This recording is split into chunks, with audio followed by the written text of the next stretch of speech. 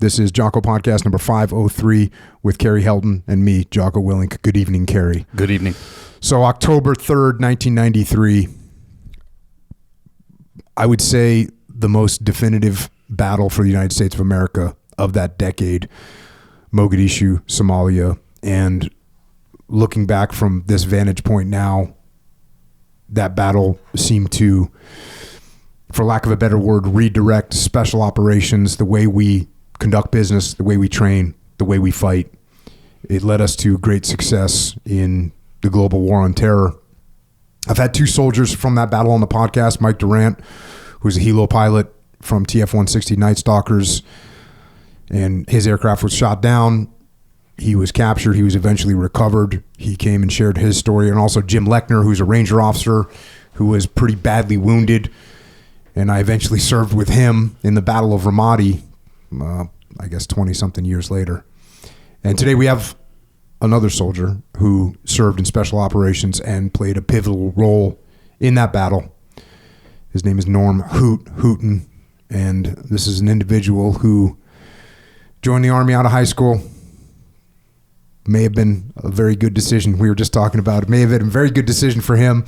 Became a Special Forces soldier, eventually spent over a decade at the Army's Special Operations Tier 1 unit. And it's an honor to have him with us here tonight to share his experiences and lessons learned. Norm, thanks for joining us, man. Hey, it's an honor to be here with both you guys. I'm a huge fan, so thanks for having me here. Well, I appreciate it. Yeah, and we just talked for, I think, over an hour just before we even I will record. do that. So just give me the hook if I go off on a tangent. No, it's awesome. It's so cool to hear your perspective and what you lived through and the things that you saw. You know, I was in the Navy in the 90s, so you know that we have some overlapping time in service. And as I told Mike Durant, you know, when that was going on in Somalia, I was at SEAL Team 1, and I'm watching as that stuff's going down, and there's nothing you can do. You know, you're sitting back here and there's nothing you can do. But watching it unfold was crazy. And then to sit here with you guys that lived through that it's kind of a very strange thing to have happen, that I literally was watching you guys on the news as a young SEAL, and now here we are sitting here getting a solid debrief on all that, which we'll get to.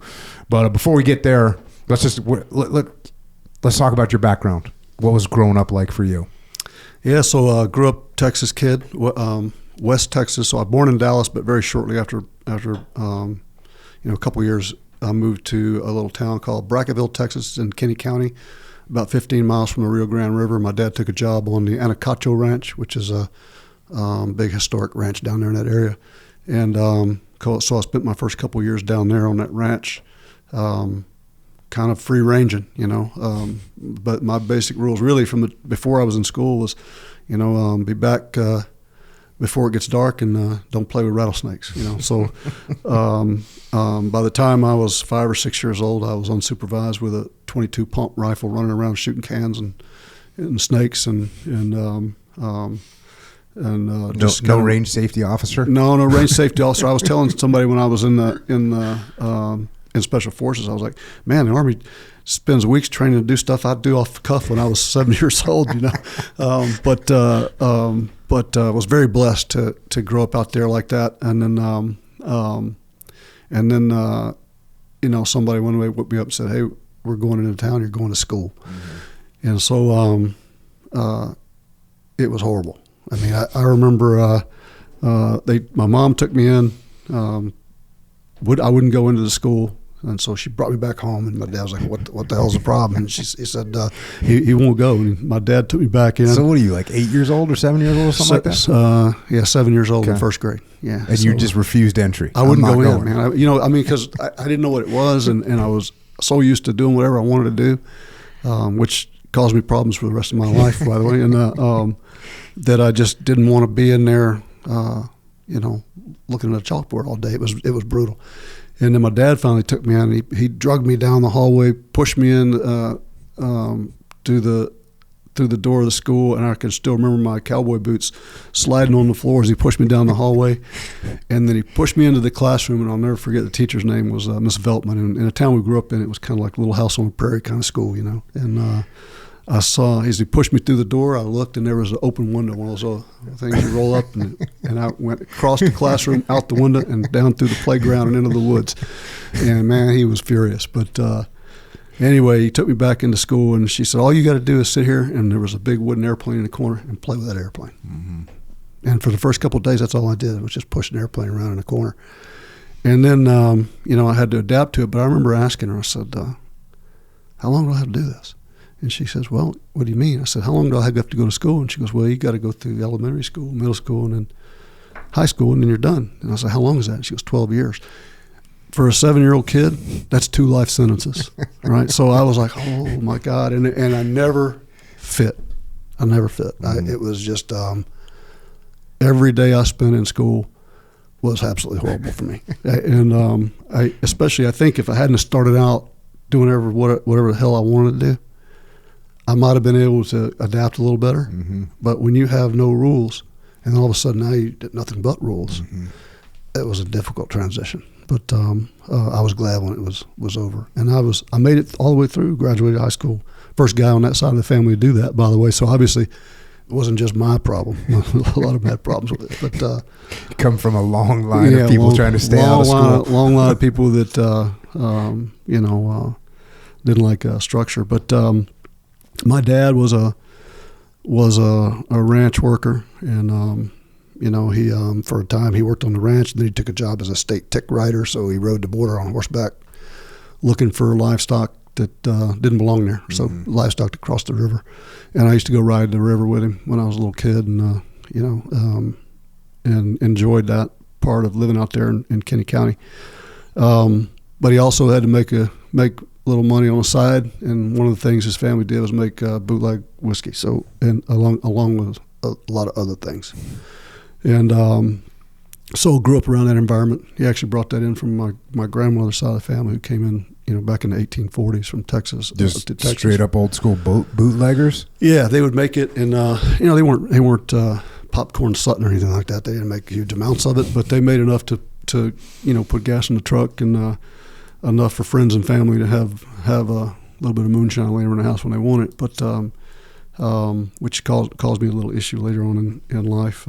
But yeah, he was and in and out of jail. Man, that's the if you want to talk about my childhood, that's what I remember most about it. What was he getting rolled up for? Everything from bootleg whiskey to barroom brawling to homicide. He went to jail for a homicide, and when I was about 10. And I didn't see him for a few years there. He was never convicted of a felony. He beat it, but we just couldn't bond him out. So he was in, and I'm doing this off memory best I can as a kid. But he was in Meridian, Mississippi, and something to do related with probably bootleg whiskey. And he killed 2 guys in a parking lot. And I remember when I was a little kid, the sheriff came to the house and told my mother. And I remember her dropping down to her knees and crying because what do you do? But that was kind of the story of his life. I mean, if it wasn't that, he was down in Laredo, Texas, getting in a knife fight or something. I can remember early on, seeing that violence in that side of the family, and the violence doesn't scare me because I got used to seeing it, but the consequences do, because I know what it did to my family, my sisters and me. But that's just the way they handle things. I remember, when I was in first grade, again, hating school, I can remember the first time I got my ass kicked in school. I was a first grader and got in a fight with a kid named Jesse Cannon, and he was a big, tough kid, and got punched in the nose. That's the first time I ever got, I think, knocked out. I definitely got knocked down, and all I saw was stars, and the nose was bleeding, mouth was bleeding, and I went home crying, And my mom met me at the front door. She said, "Oh, my God, what happened? What happened?" And my dad was in the bathroom sitting on the toilet. And he said, "Shut up and get your ass in here." And he said, "What's going on?" And I said, "Jesse punched me in the nose." And he goes, "Whose fault is that?" I said, "It's Jesse's fault." And he goes, "No." He goes, "That's your fault. Move your nose next time." Right? So you're accountable for it, right? So, and then he gave me a spanking for crying. And the next day, he had a ball bat in the back of his truck. It was sawed in half, and it had a lanyard on it. And he said, "Take this to school with you today and take care of business." And I was like, 6-year-old, 7-year-old kid. I was like, this is serious. So I went to school. I didn't do it. And I came back home, and he goes, did you do what I told you to do? And I said, no, sir. And he goes, why? And I was like, I don't want to hurt him. And he said, then you got no business fighting. He goes, and don't come home crying about it again. And that was my first lesson of that, you know. But, you know, I saw a lot of it growing up with him and his buddies and his cousins and stuff like that. I can remember being in a place called Kaiser's, and my friends down in Brackettville, Texas. If you've been there long enough, you'll know what Kaiser's is. It was the local honky-tonk. And owned by a buddy of his named Johnny Fritter, whose dad's name had been Kai's Fritter, you know, and notorious little town honky-tonk. And I think we were down there for my birthday or something, and a bunch of guys came in from outside of town, and that's always a bad combination. And I can remember it started getting a little heated, and my dad grabbed me, pushed me up against the jukebox, and said, "Stay here, don't move." And then knives and guns came out, and within a period of 30 seconds, there were dudes laying all over that place, shot and stabbed and everything else. And seeing that at an early age, you know, and really the sad part about it is you get used to seeing it after a while. But it taught me a couple things, you know. One is I never feared the actual act of the violence, but I saw what it did to us as a family, and that really scared me. You know, so as I grew up, I like to think I had a little more sense, you know, because there was times where I would be put in that situation, and I would go, hey, there's got to be another way out of this, because I know it's going to happen, right? And I know what happened to me as a kid and my sisters as a kid, and I don't want that to happen to my kids. You know, I want to. So it's always best to try to move out of that thing diplomatically if you can. You exhaust every means, you know. But and then if you can't, then you have to really do something really, really quick. But the thing that stood out to me was that there was always some sort of weapon involved in it. Always on the street, always some sort of object involved in it. We talked a little bit about how important hand-to-hand and or combatives is to us. You know, we both have some common roots in it. But I learned a lot of lessons watching that early on. And so grew up there. And so what was your plan? You know, you're growing up in this kind of chaotic violence. What was your plan? Did you have a plan? Did you you're looking for a path to follow? You see what your dad's doing. There's a lot of kids that just follow their dad's path. Your dad's out there getting in trouble, causing chaos, but you looked at that path and said, I don't know if that's for me. Yeah, well, or how'd it work? I didn't have a plan. I was really surviving day to day. You know, we didn't have a lot of money. We were you know, by most standards, impoverished kids. You know, we didn't have a lot of money. Of course, especially when your dad's, you know, in jail for a couple of years and he's not there, and my mom's a single mom at the time, you know, basically, and you think, well, she knows everything. And I look back on it now, she had me when she was 18 years old. And so she was in her late 20s, mid to late 20s, and you think she knows everything. But now look back on it now, I got a daughter that's 22, and I'm thinking, man, you know, that was my mom, you know. But and my dad was young; he was 17 when I was born. So again, you think they got all the answers when you're a kid, but then you look back now as a 65-year-old man, and you realize, man, they had a lot of responsibility on them. But I had no plan. I worked odd jobs out there in Kenny County, worked on the ranches, and drove delivery trucks, did whatever I could. Went out, we used to call it dove picking. We'd go out, and hunters would come in from all over the world to hunt white-winged dove out there, and me and my buddies would go out and clean the dove, get the dove. We were like human retrievers, really. And and you wouldn't believe how many times I've been shot being a bird boy. But anything you could to make money, you know, with no trajectory to anything different. Did you have any military in the family, any grandparents or anything that you knew about? I did, yeah. I did. My grandfather was in the Army in the South Pacific in World War II. So he was in Guam, Philippines, and New Guinea. Regular soldier, you know, did his thing. Never talked about it, but he never got out of high school. Came back to Texas and after the war and had a family and went from there. My dad was in the Navy.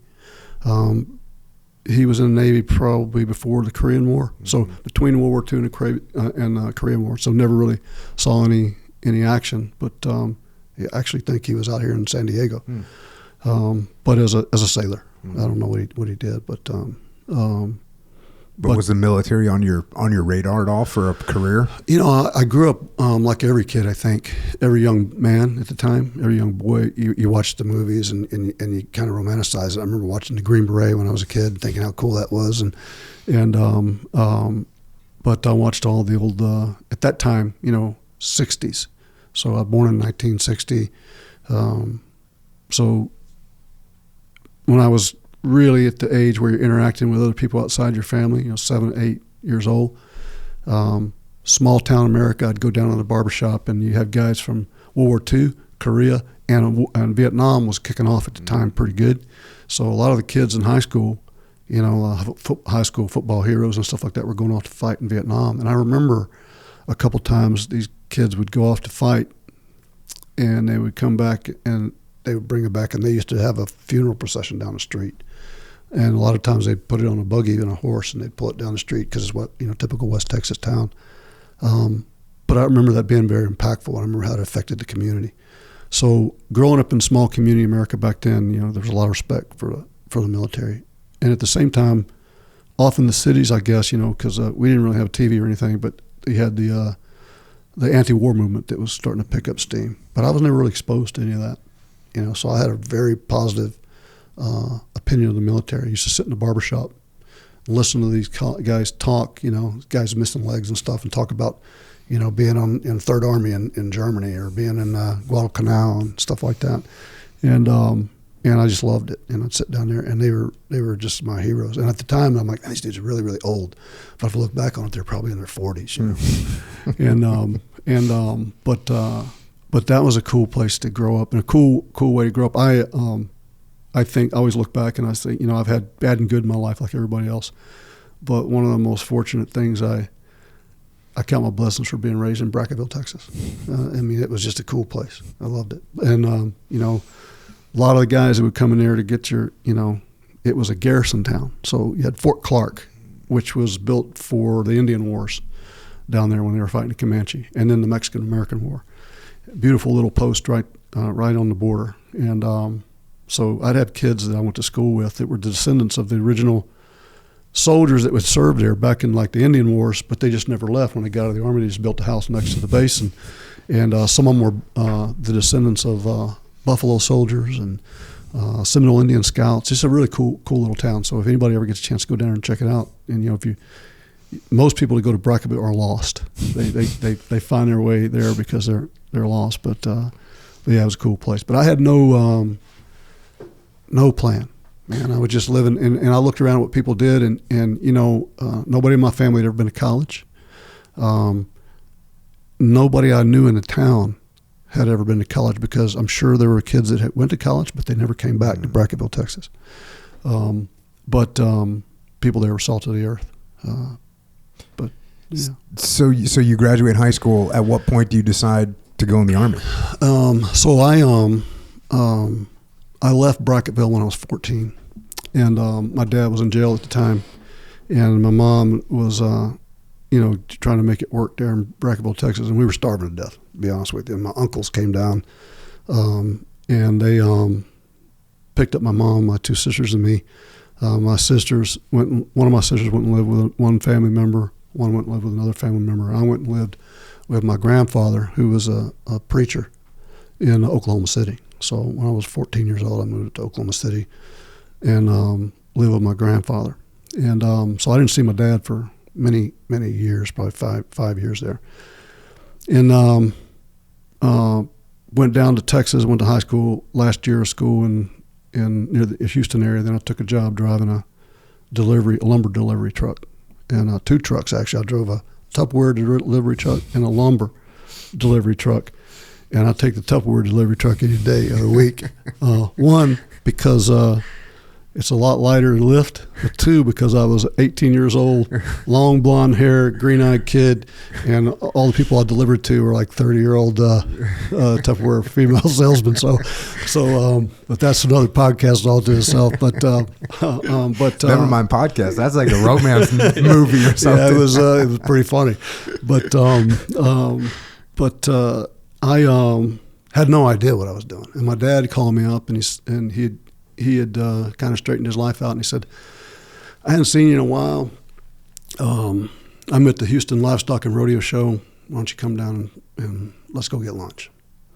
And I remember going down there to get lunch with him, and he took me to a place called Angelo's Fisherman's Wharf right there in near Houston. And when we got the bill, it bounced. He couldn't pay the bill. So I said, that's all right, I got it. So his credit card didn't work, but that should have been a clue. Yeah, should have been a clue. But he said, "Come down to Brackett and spend some time with me," because he was still down in Kinney County. And so I went down there, and I knew he made whiskey and all this other stuff, dog fighting, chicken fighting, man fighting, any kind of fighting was his thing. But so I went down there and spent a couple of weeks with him down there, and really good to reconnect with him. I don't judge my dad. He was a product of where he grew up. And I had to go back to work. I was like, I'm running out of money. I got to go back and get back in a Tupperware truck. So he said, hey, if you're going up that way, can you carry some whiskey up to some buddies in Houston, and then a buddy of mine named Floyd Boudreau over in Louisiana. I was like, sure, I'm glad to do it, And, when you're that age, you first of all, an adult, especially your dad, asks you to do something. You don't really think about it. You just, yeah, I can do it. I'm going that way. Why not? And his name was Norman Hooten. So was mine. Mm-hmm. And so I went and saw a guy named Bobby Hall in Houston, gave him some whiskey. Then I was headed to Louisiana, and got stopped on a traffic stop. Back then we didn't have GPS, and so I got lost. Ended up going down a wrong way street in East Texas. I pulled over, get something to drink, and got stopped. And nice guy pulled me over, and as soon as I pulled my license out, he said, "You related to Norman Hooten down in Kinney County?" And I said, "Yes, sir, I am." And he said, "What's in the back of the pickup truck?" And and one thing led to another, and there I was, standing in front of a magistrate, and they was like, "You seem like a really, really good kid," And I was just a hardworking, honest West Texas kid, and very respectful of law enforcement. Had a genuine respect for people in law enforcement, and he said, "What's your long-term plans?" Kind of like what you just asked me. And I didn't even know what that was. I was like, I don't know. You mean for Friday night? Yeah, right. And so I'm going to be out serving some Tupperware, ladies. Yeah, right. But I didn't really know how to answer. I don't really know. And I had actually a couple of buddies of mine when we graduated high school had joined the military. A couple of them went to the Marine Corps. I had one of them that went to the Navy and was a rescue swimmer, I think, in the Navy. Another one that ended up being a Navy diver. And we were all talking about it together, And but I was kind of the last one sitting on the fence. I'd gone down to the recruiter. Actually, I was telling Carrie earlier, I said, I went down. The first guy I talked to was a Marine recruiter, and talked to them. But I was kind of like, I don't know. This Tupperware gig's a pretty good gig. And so I told him, I said, I've been thinking about joining the military. And the guy said, man, today would be a good day for you to think about that a hell of a lot harder, And so so I did. I went back and I joined the delayed entry program. And the other thing that was triggering it was that, there were a couple of things triangulated. The Eagle Claw had just happened, and it was all over the news, And so every young guy was like, we're gonna go kick some ass. And so, not knowing that, probably just going to join and go to, Fort Campbell, Kentucky, and sit there, and shoot with blanket adapters. But anyway, at the time, we're going to war, And so, it was a good time, But I remember going back to, I joined the delayed entry program and went back to my mom, and I told her what I'd done, and she had always been saying, don't join the Army, because it was right on the heels of Vietnam. The military didn't have a great reputation in the community, in the country at large, and she was, Mom's always thinking, you're going to go off and get hurt, so don't do that, but when that happened, having known my dad's background and his trajectory in life, she's like, son, whatever you got to do to get the hell out of Texas, you need to do it. And if that's the way out, then take it, And I went to my dad, and my dad said, man, why'd you do that? Why'd you join the damn Army? And I said, I kind of had to. And he said, oh, man. He goes, you would have got 2 years max. And he said, you probably would have done less than a year. And he goes, Army's that's 4 years, man. And I was like, that was the way he thought, Dang. And but I went in and immediately loved it. I was like, man, this is really cool. Got to do things, and left the state of Texas. I flew from Fort Sill, Oklahoma to Atlanta, Georgia on an airplane. First time I ever been on an airplane. So I got to do things. To me, it was like, that's what rich and famous people get to do,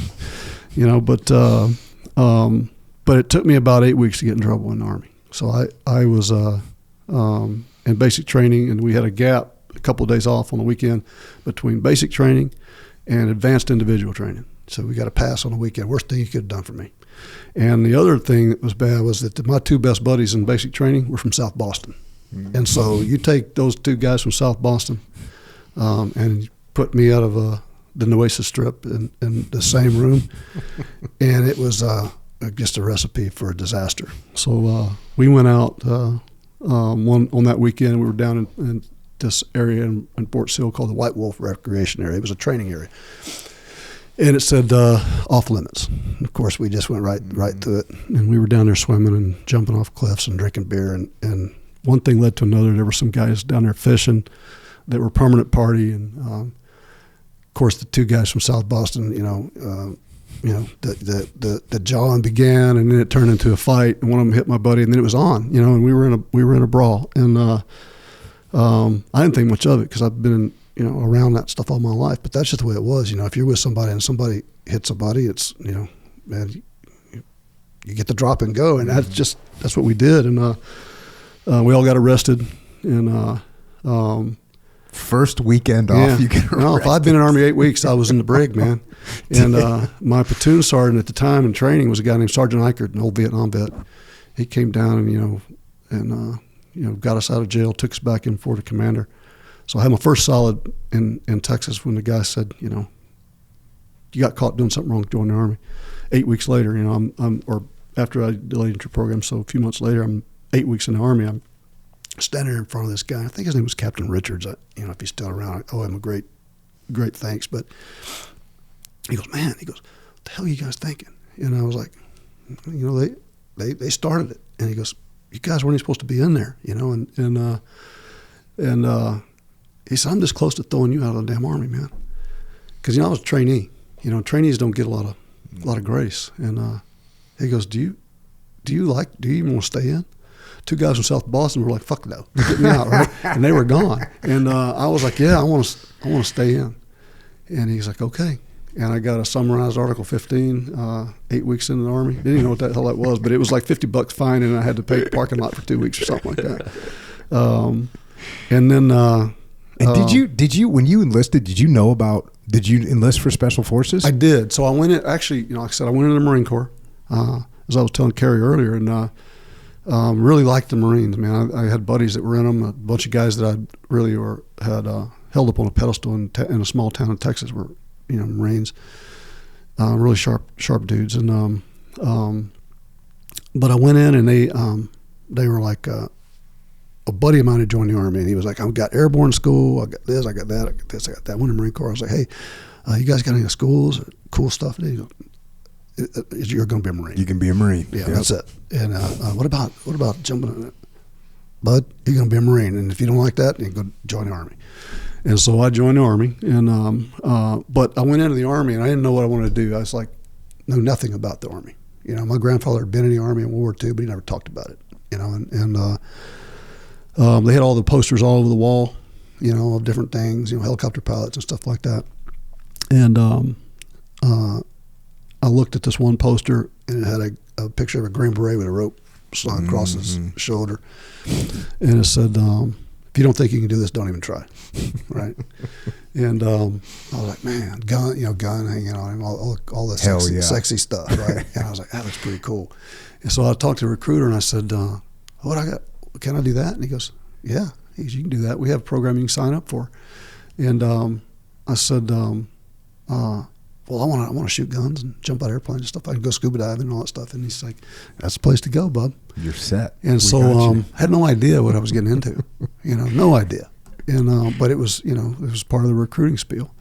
And I didn't know the difference between different MOSs or anything. I didn't know that, I thought Green Beret was a Green Beret. I didn't know you had riflemen, weapons guys, commo guys, demo guys. So I said, "Well, I want to be a big guy with guns. I want to shoot. I'm a good shot. I like shooting guns. Been doing it since I was a kid." He goes, "Well, you can do it, but you're going to go in as they need a commo guy, and that's the only slots we have open." So I went in initially as a commo guy. I went to Fort Sill, Oklahoma for my basic training, but had no idea what was coming my way. Nothing. I mean, and basic training, was so easy. And we talked about this earlier. I was like, man, they would plan for weeks to do shit that I was doing when I was 6 years old. And I was like, guys in my family used to rob convenience stores with less, the time in the Army takes a month, and they go and do it and like, oh, we've got 5 minutes to go do, let's go hit this place, right? So, but basic was easy. And my grandfather told me, one thing he did tell me when I went in, he said, "Those paratroopers are bad dudes." He goes, and his frame of reference was World War II, and they were bad dudes, right?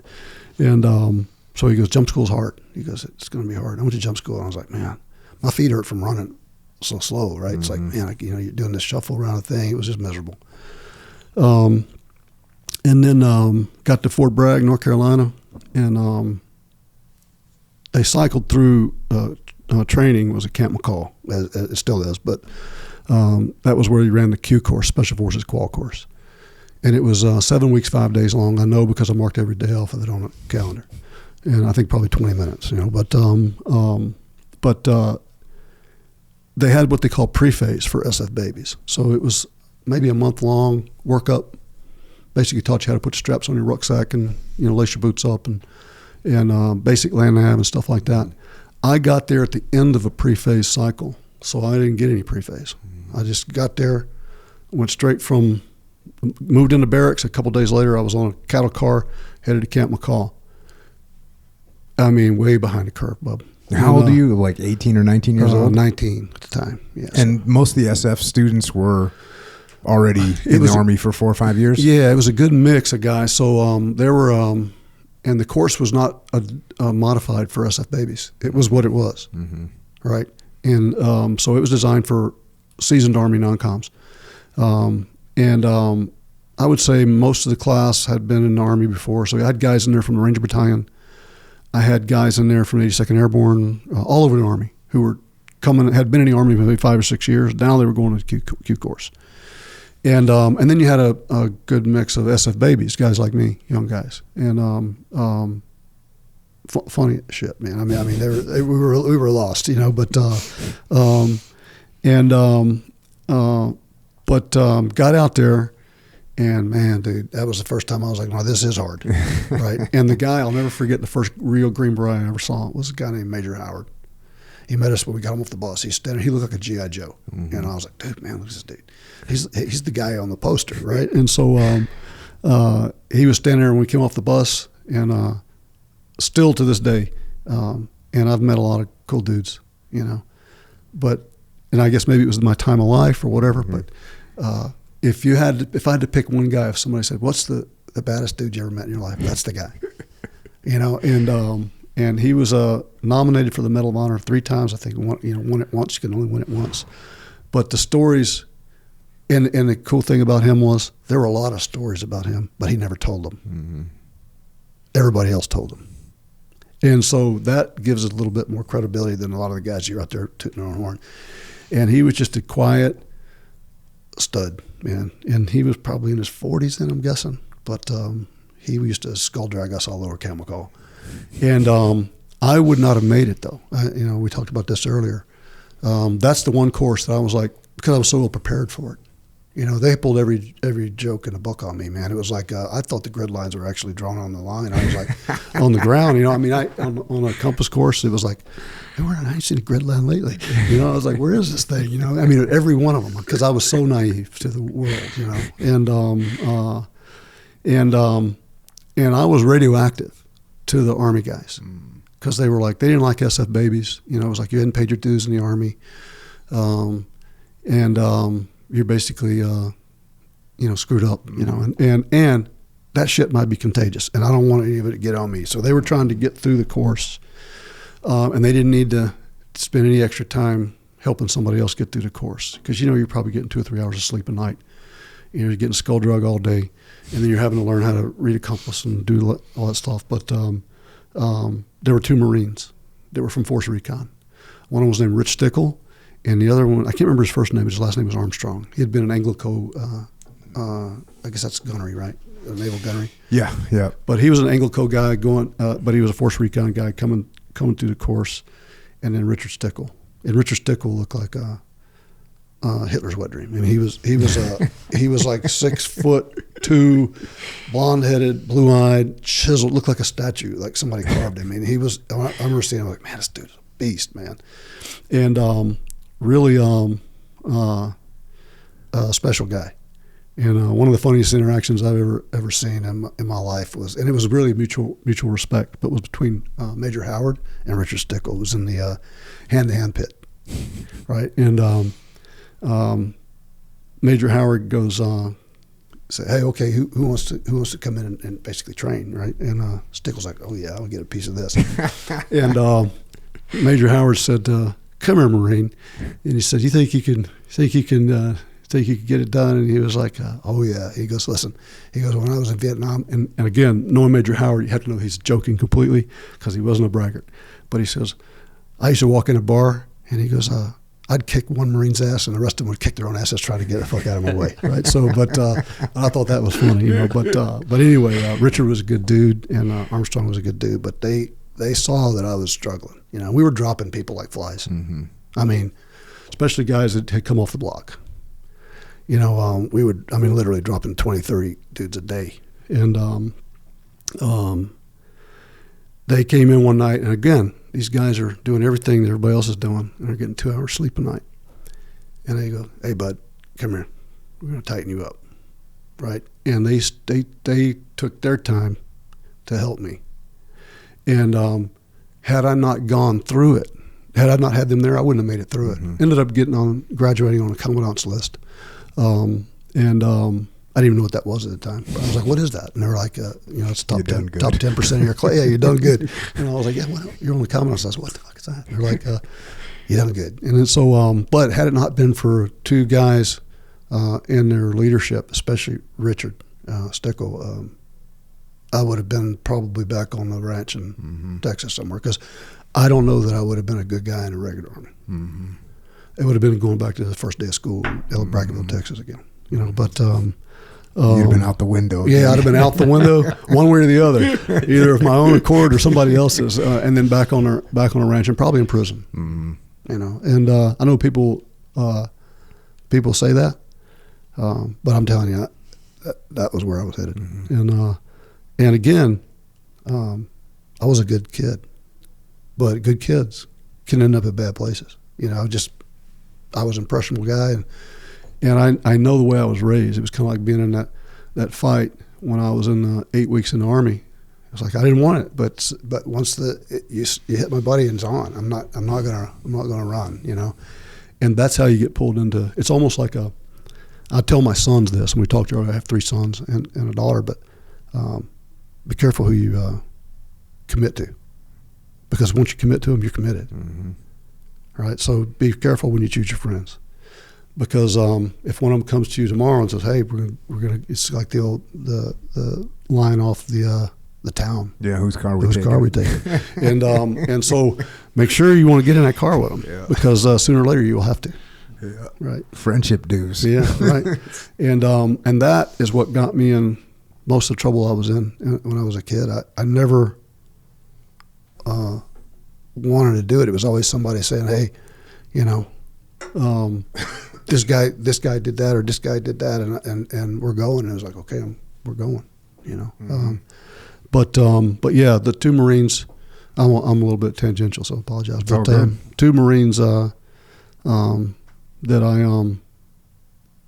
one, respect them as people, but learned a lot about leadership from two Marines that were just awesome men. So you get through the Q course, and then you become 18 Echo. You go to comm school. I did. So I went to comm school, and back then it was Morse code. Mm-hmm. You know, nowadays I can't even imagine what these guys are using nowadays. But back then, believe it or not, Morse code. Well, HF is coming back. Really? And I had to learn Morse code too. As a young SEAL comm guy, I had to learn Morse code and sat there with headphones on, writing groups out. Yeah, no, groups or whatever. Yeah, the old Diana pad with the trigraph. Yeah, there you go. Yeah, all day.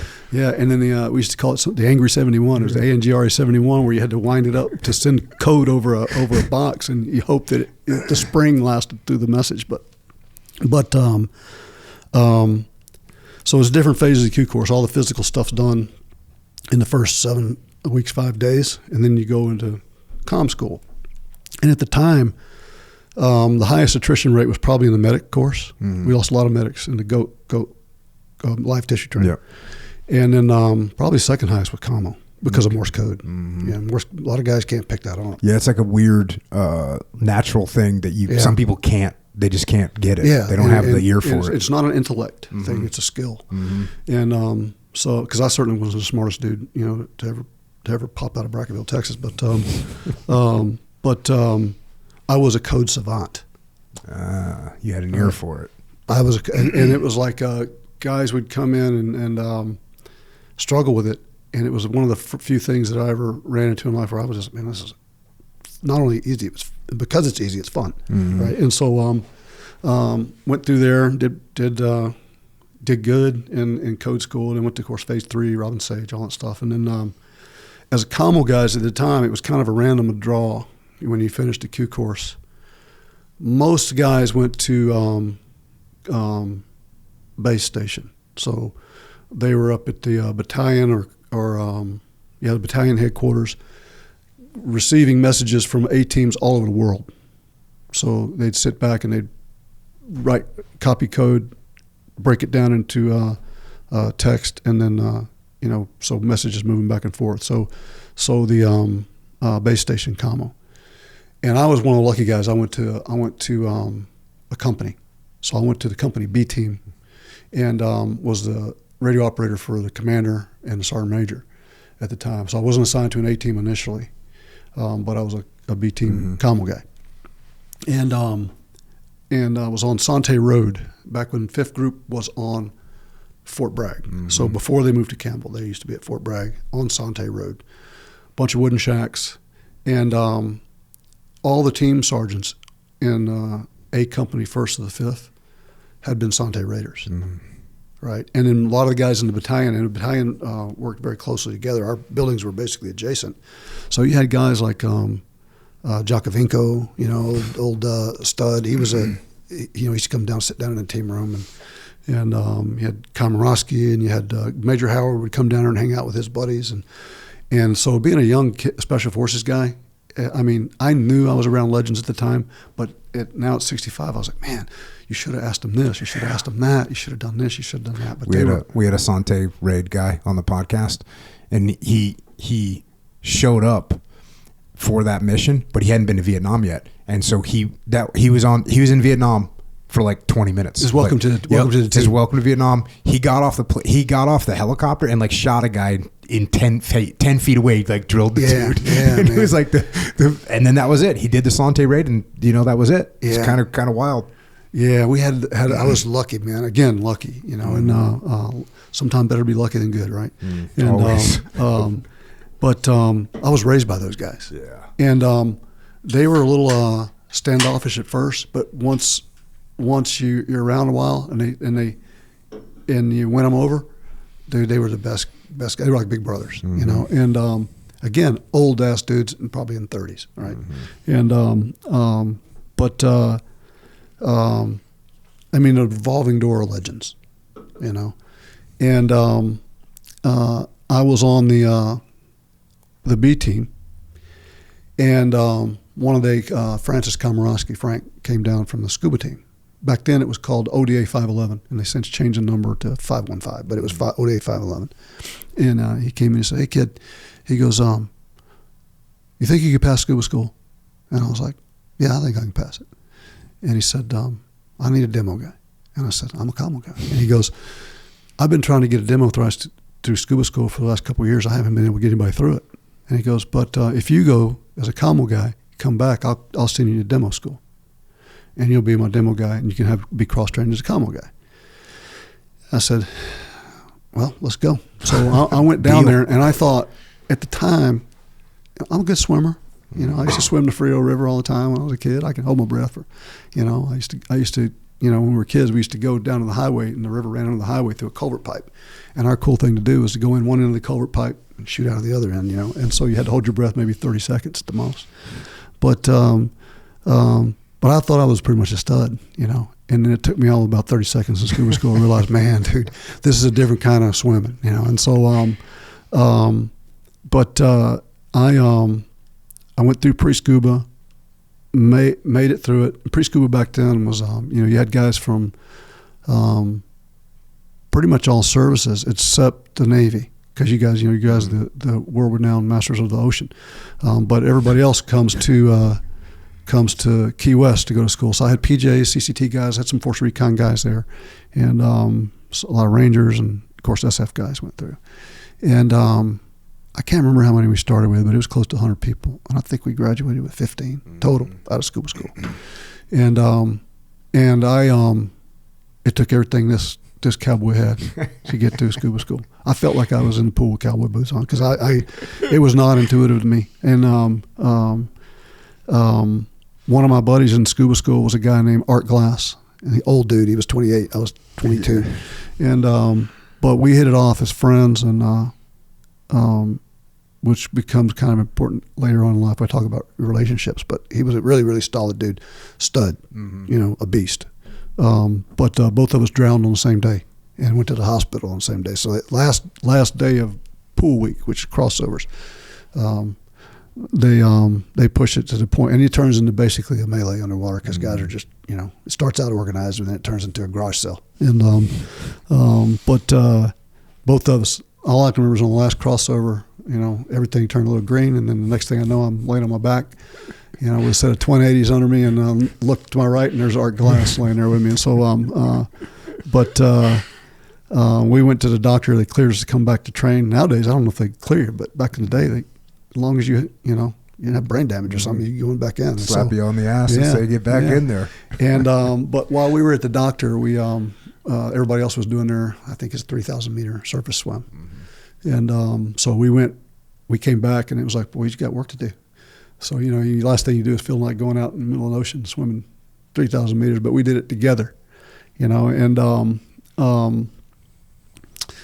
became friends. And then I went back to, you know, and funny, going back a little bit. So trouble again, right? So I go to, while I'm in pre-scuba at Fort Bragg, Tucker Field House. I was married at the time to my first wife, and we're driving down the road. Not without going into any detail, I had a disagreement with the road guard from the 82nd Airborne. And he basically dropped trowel and pressed his ass up against the window when my wife was sitting there. And I was like, oh, okay, you're a tough guy. So I pulled the truck in. And again, it's 4 o'clock in the morning, pitch black, pulled the truck in, you know, and parked in, and I told my wife, sit here, I'll be right back. And I take off running, and I found that road guard, and he was oblivious at what was coming. And I blindsided the hell out of him, you know, and it started, and it was 50th Signal Group. And of course, you know, you're not thinking at the time. You're just like, this is the dude. And then you don't realize he's got, 50 dudes behind him in a formation. And it turned into basically, I'm going to drag Norm Hooten up and down Ardennes Road. And finally, if it hadn't been for their company commander, they probably would have killed me. But so I go back to pre-scuba, and he took my name, and he called the boss. And my boss at the time was Jack Curtis Penny, J.C. Penny, been in Vietnam. And so I'm in pre-scuba, and I'm in there training, all beat to shit. And guy comes over and goes, hey, your commander called. You need to go back to the company. I was like, all right. So I'm back to the company. I walked in, and he started laughing. He goes, what are you doing? And I was like, I told him what happened. He goes, man, you can't do that shit. He goes, go back to training. Mm-hmm. In today's Army, I guarantee you wouldn't be there. But anyway, I ended up on the dive team as a demo guy. And so what year is it now? So I got out of the Q course in February of 1982, and then I forgot to tell you I went to DLI for a year. So I got. Oh damn! I took what language? Turkish. So I took the D-Lab test, and I didn't know at the time that the plan was if you wanted to stay on an A team and go right to a team, you had to fail that thing. Nobody told me that. I didn't get the memo, so I just took it. And they came in and said, "You're going to language school." I said, "I don't want to do that. I want to go to a company."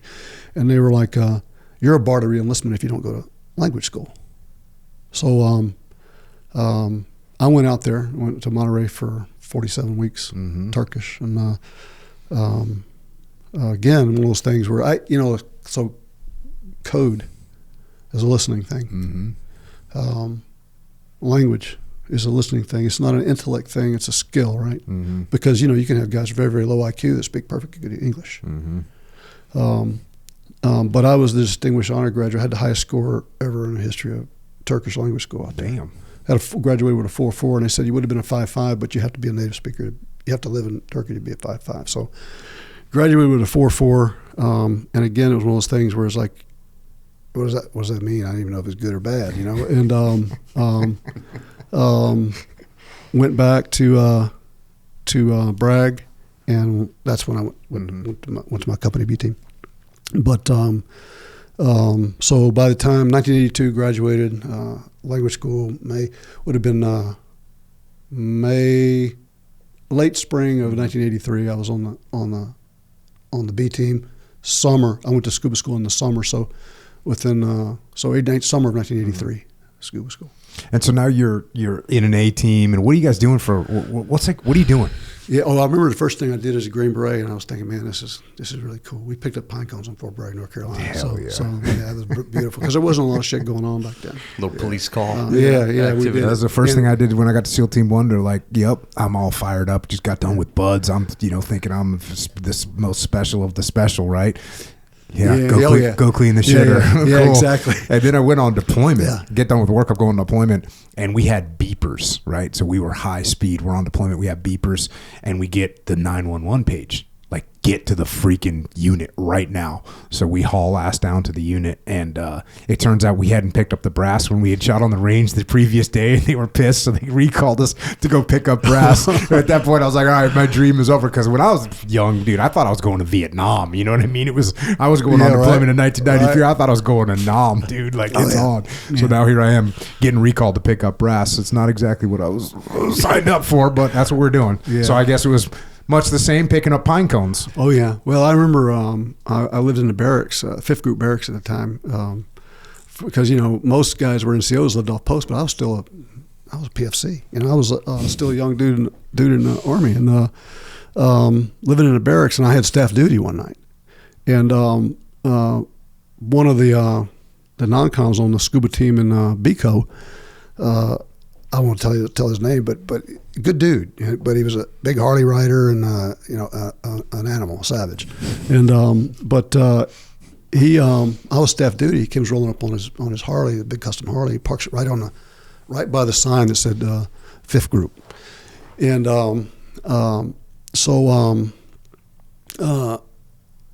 he comes walking. He goes, "Hey, Hoot, can you wash my bike?" I said, yeah, no problem. And back then, you got to remember, Army was way different. Mm-hmm. So 5th Group barracks, we actually had strippers living in one of the rooms in the barracks, and it was just like a zoo. Mm-hmm. And crazy shit was going on there. And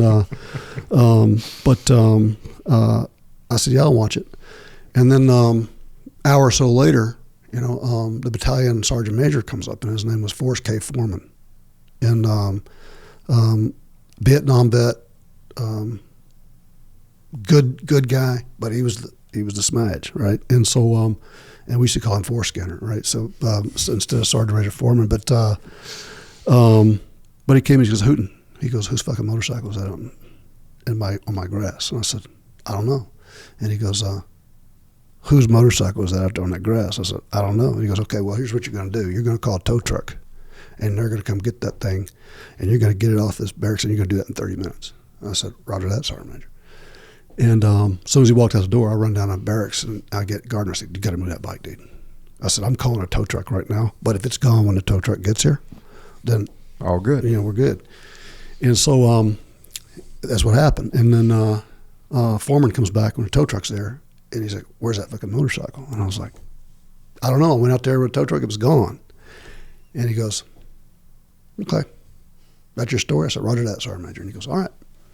So I went and did my staff duty tour, and staff duty ended, I think, at 6 o'clock in the morning, and then at the end of staff duty, you had post police call.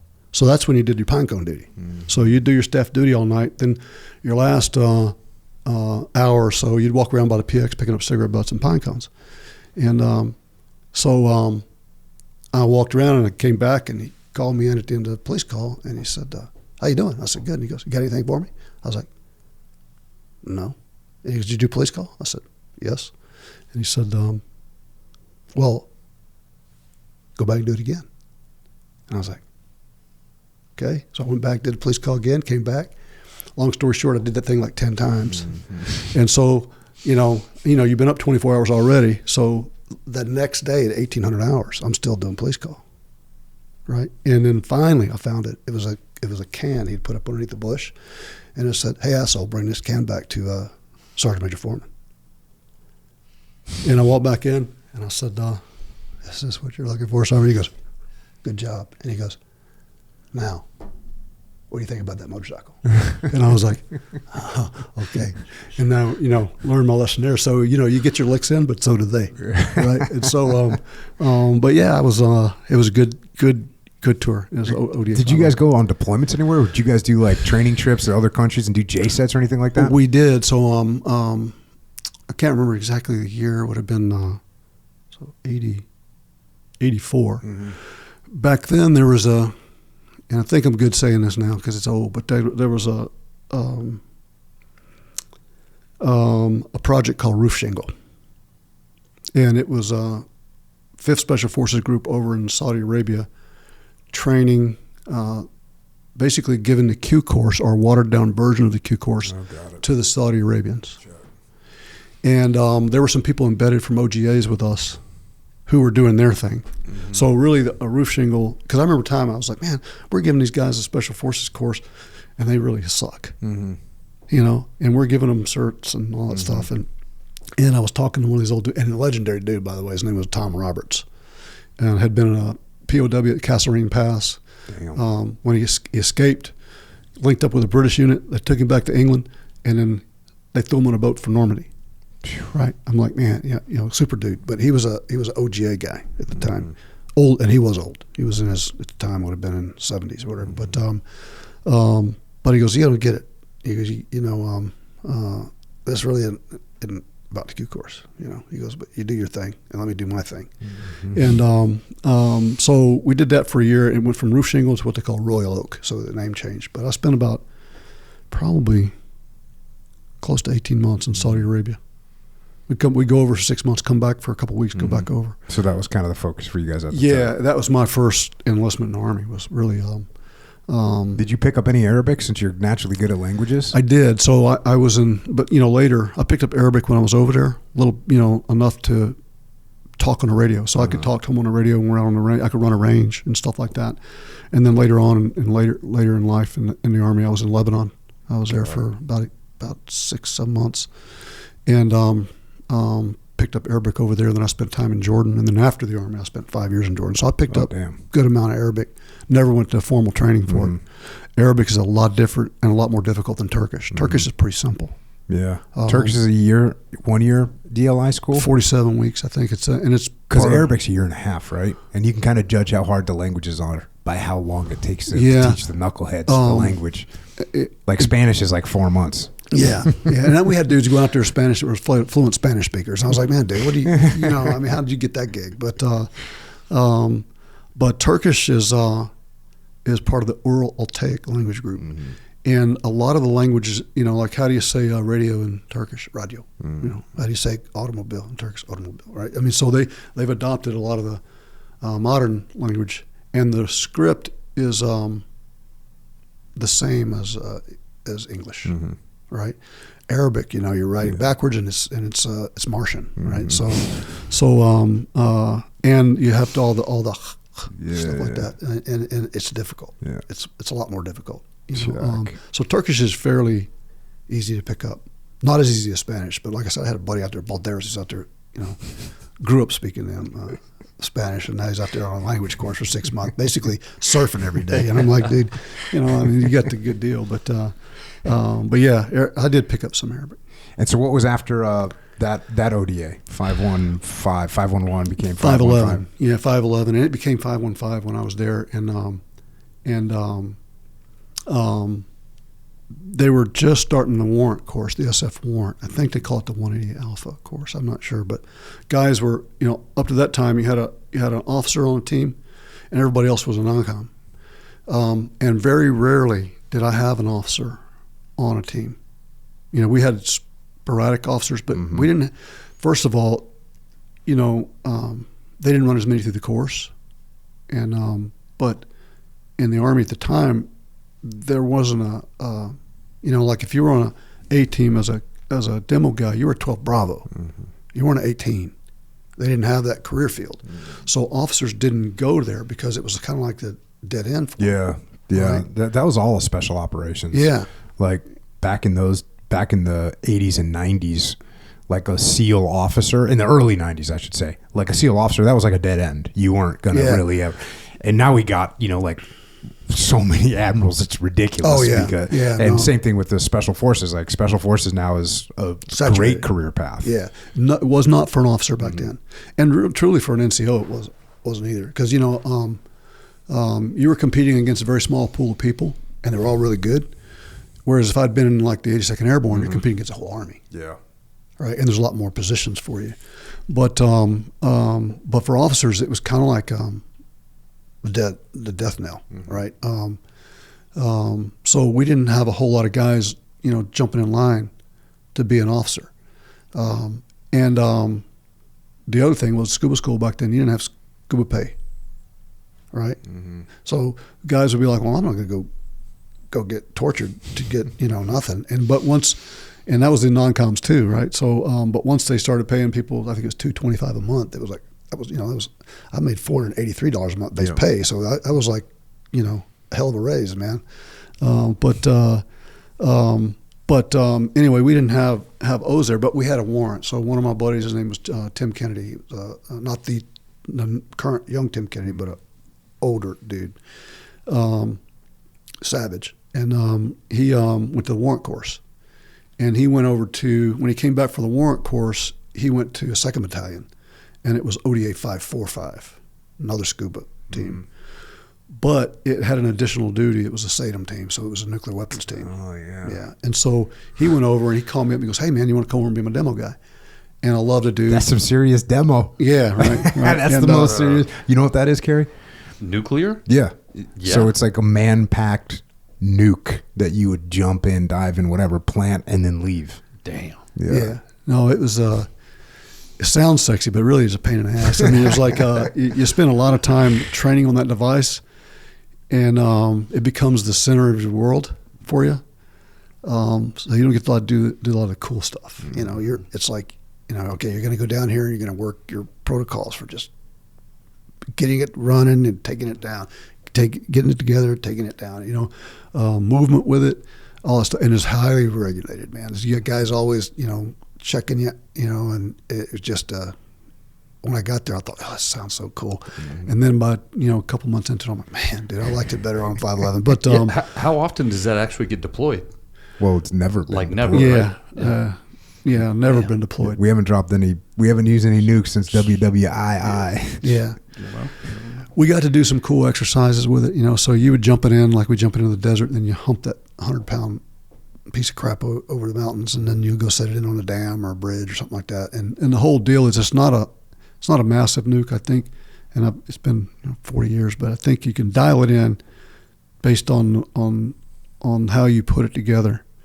It can either be 1 kiloton or 0.1 kiloton, and my memory fades a little bit. I'm sure there's somebody out there right now sharpshooting the shit out of me, but all I know is that thing was heavy. And I remember when I got to the team, nobody wanted to jump it. And I was like, I'll do it. And so we jumped it out of a Chinook at Mott Lake in a water jump. So we were going to do a capabilities exercise where we were going to jump it out of a Chinook, hit the bottom of Mott Lake, which was like 3 foot deep, and then bump stomps all the way to the stands where the guys were watching. And so you've got twin 80s on your back, parachute on the back of that. You've got a 100-pound nuclear device between your legs, and you've got your fins strapped to your side of your legs, and you've got your mask rubber banded to the top of your reserve parachute, and then you can't even stand up. That is freaking ridiculous. So you sit there, and your buddies grab you by the arm, and you sit watching the jump master, and he's getting you up, and then they pick you up, and you waddle to the ramp, and then you just fall out, and I fell out. Was it static line? Static line. Okay. Yeah. I think we're 1,200 feet. Yeah, I get and so. I never haloed that thing, but I did static line it a few times, and then you just fall out. And I remember probably after a couple of flips, I looked up and I didn't see a lake anywhere, and all I saw was pine trees, and by that time I think I was a couple hundred foot off the deck, and crashed into trees, and of course then the ambulance comes over. I didn't get hurt, but I missed the lake, and because I was just dead weight. Basically, I was a bundle with with a bunch of shit on me. But then we got we did it a few more times and got better at it. But it was cool. I cannot imagine a freaking land landing with twin 80s, a parachute, and a 100-pound rucksack between legs and fins. That's freaking ridiculous. And it felt ridiculous, right? But I was ashamed of myself. A wrecking ball. But in my defense, it wasn't like you could drive that thing. Yeah. I mean, you just that's crazy. You could see the higher ups, some brilliant general like, I know what we can do. Yeah, I'm sure they were over there going, oh, and over here we have the vehicle, right? God, that's nuts. But yeah, it was so. But I look back on it, it wasn't as sexy as I thought it was going to be. But those are the things that I look back on and laugh. And we still get together and laugh our asses off. I'm laughing right now. But yeah, good. And the guys were awesome guys. Mm-hmm. So, and it was kind of at that point we started having guys that were my age that just started to really kind of become more common on the teams. Mm-hmm. So they were my counterparts, and a lot of the older Vietnam guys by that point were starting to retire, mm-hmm. And move on. So I don't want to say they were Gen 2. We were probably Gen 3 mm-hmm. Green Berets, So the guys that hadn't been to Vietnam.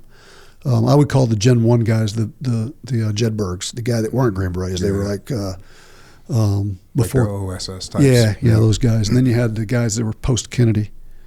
So after was 63, they got mm-hmm. the beret, and then you had the new guys, mm-hmm. the frat boys, and that was one of those guys. But yeah, cool. I loved being on the teams. Mm-hmm. Loved it. It was fun. And when you were on the scuba teams, there's something about the water that's a separator of guys. Mm-hmm. And I got respect for all the guys on the company and stuff like that, but there was nobody who could hang with those scuba teams.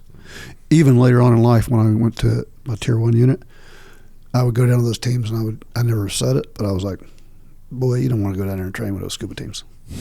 Not physically. Mm-hmm. I mean, there's some studs over there, but those dive teams were tough. Yeah, the water's tough to do. It's a tough environment, man. It's just it's a tough environment. Makes everything harder. Yeah. Now, my son, when he was going through training to do his job now in the Marine Corps, they did a lot of water training, a lot. You know, probably obviously not near as much as probably the SEAL teams, but a hell of a lot more than Army SF training. And it's not just the dive teams; it's all of them. So it's just because of virtue of their environment they live in. Yeah. That it was so. You go to the Q course, you don't see the water unless you're on a scuba team, other than maybe a confidence swim or something. But even in the Green Beret community, you would have guys that would be studs on the other teams, and they would go to that scuba school or pre-scuba, and water sorts that shit out real quick, But Marine Corps now, in their special operations unit, all those guys are getting skull drug in the water. Because I remember he used to call me every day and go, "Holy, this sucked." And I go, "Well, go back in the next morning." And he would tell me this. I know the feeling. I know you probably do as well. But when I went to scuba school, it was like the easiest gentleman's course in the Army. I mean, it was like, "Hey, dude, let's go for a run." And it just happened to be a 5 mile run, or let's go swimming. Only thing is you're going to be underwater the whole time. It was like, and you got off every day at 5, and you could go do whatever you wanted to do, but nobody did because I used to sit there all night. It's one of the courses I've been in where I'd sit there all night thinking, "Oh my God, in 8 more hours, I'm going to be fighting for my life," right? And then you get that nervousness, and you sit there all night and you can't sleep because you're worried about the next day. And so my son was going through that, and I was like, "Man, dude, you just got to gut it out." But water makes a difference. Yeah, water. That lack of oxygen can get to you real quick. Yeah, you can't fake that, right? You can't just walk around with your head, up your ass. You got to be fighting. And then after that is when you tried to go over to the Tier 1 unit? Yeah, so I spent probably a little over a year on that team. So by this point, I've got about 5 years in the Army, maybe a little less. And I remember, I told you about the guy I trained with in scuba school, a guy named Mark Glass. So I got a letter. It was kind of a standard recruiting letter back then. And back in the day, that unit really, they started in 77, so the Tier 1 unit. Nobody knew anything about them. You knew they were out there, but, they hadn't been around long enough for you to really understand anything about them. And I had a couple of guys who had gone to their recruiting brief and then ultimately went to selection, and they were guys off the dive team and other teams in the company, and savages, and they came back, very quickly from the selection process. And they would never tell you anything. First of all, they hadn't been there long enough to learn anything about it. But whatever they told them back then, I know what they told them, but they put the fear of God in them. You don't go talk about this to anybody, because you'd ask them what happened. They go, "I used to make it. What was it like?" Can't tell you. I mean, and whatever they did a good job of scaring the shit out of them. And so the word on the street was, nothing.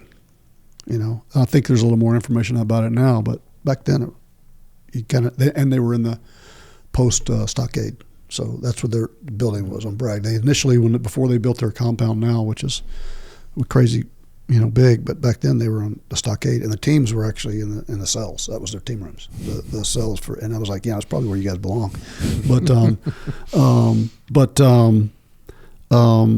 I got a letter, said, "Hey, look, you're been identified as a potential candidate." Didn't say what. We're having a briefing this time, this place in Post Theater, Fort Bragg Post Theater. Went there, and the guy that I went to scuba school with was there, Art Glass. And so he said, "Hey, how you doing?" I said, "Good." And he goes, gave me the spiel and said, "You should do it," And so I went, and I was probably 19. That would have been 1980. Spring of 86, so spring of 87. So April 87 is when I went to the course, and reported to the gun teams on in November 1987. So it wasn't too long after. So Panama was 89. Yeah. So I had been there. You know, you get there and you go through West Virginia and you go through the training part of it, and you go through. You're still, you know, selection never ends. They tell you when you get there, selection is a never-ending process. But your first 18 months in the building, you're on probation, and they're continually evaluating you. But they're now not. You're out of the training unit, and now you're on an active team. So you're under. There are certain things they do. They send you out by yourself. I went to Beirut, so about a year in it. Went over there, actually flew over there. It was December of '88 because I flew over, landed in Athens and stayed in Cyprus waiting to go into Beirut. And I got a call, said, "Hey, we lost a guy." And if you remember back what was going on in Beirut back in the 80s, you had the bombing of the embassy, you had the bombing of the Marine barracks, and then you had the kidnapping and assassination of Bill Buckley, who was the station chief, and he had been a former Green Beret. So it was personal, right? And so we were over there, you know, around the heels of that. And Beirut was a mess back then. I think it's stabilized a little bit, still probably a mess, but back then it was a real mess. But when I landed, my counterpart, the guy that had been over there before me, was on his way home. And he was booked on the flight, is it 103 that crashed in Lockerbie? Mm-hmm. He was on that flight. So he was supposed to be on that flight. Yeah, he was booked on that flight with a State Department guy, and so we're thinking that he was on the crash. But at some point when he got to, I think it was Frankfurt, and again it could be, you know, Berlin. I don't know. But he got on another plane. He probably met some girl or something. I don't know. But he got on another plane and wasn't on that plane. But the State Department guy was on it. And he died in Lockerbie.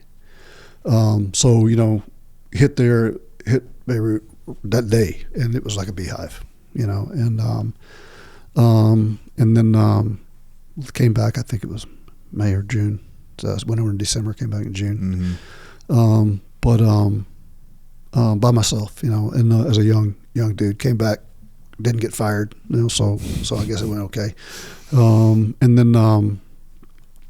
Next thing at the time would have been probably Panama. Mm-hmm. And, how far out did you know Panama was going down? A long time.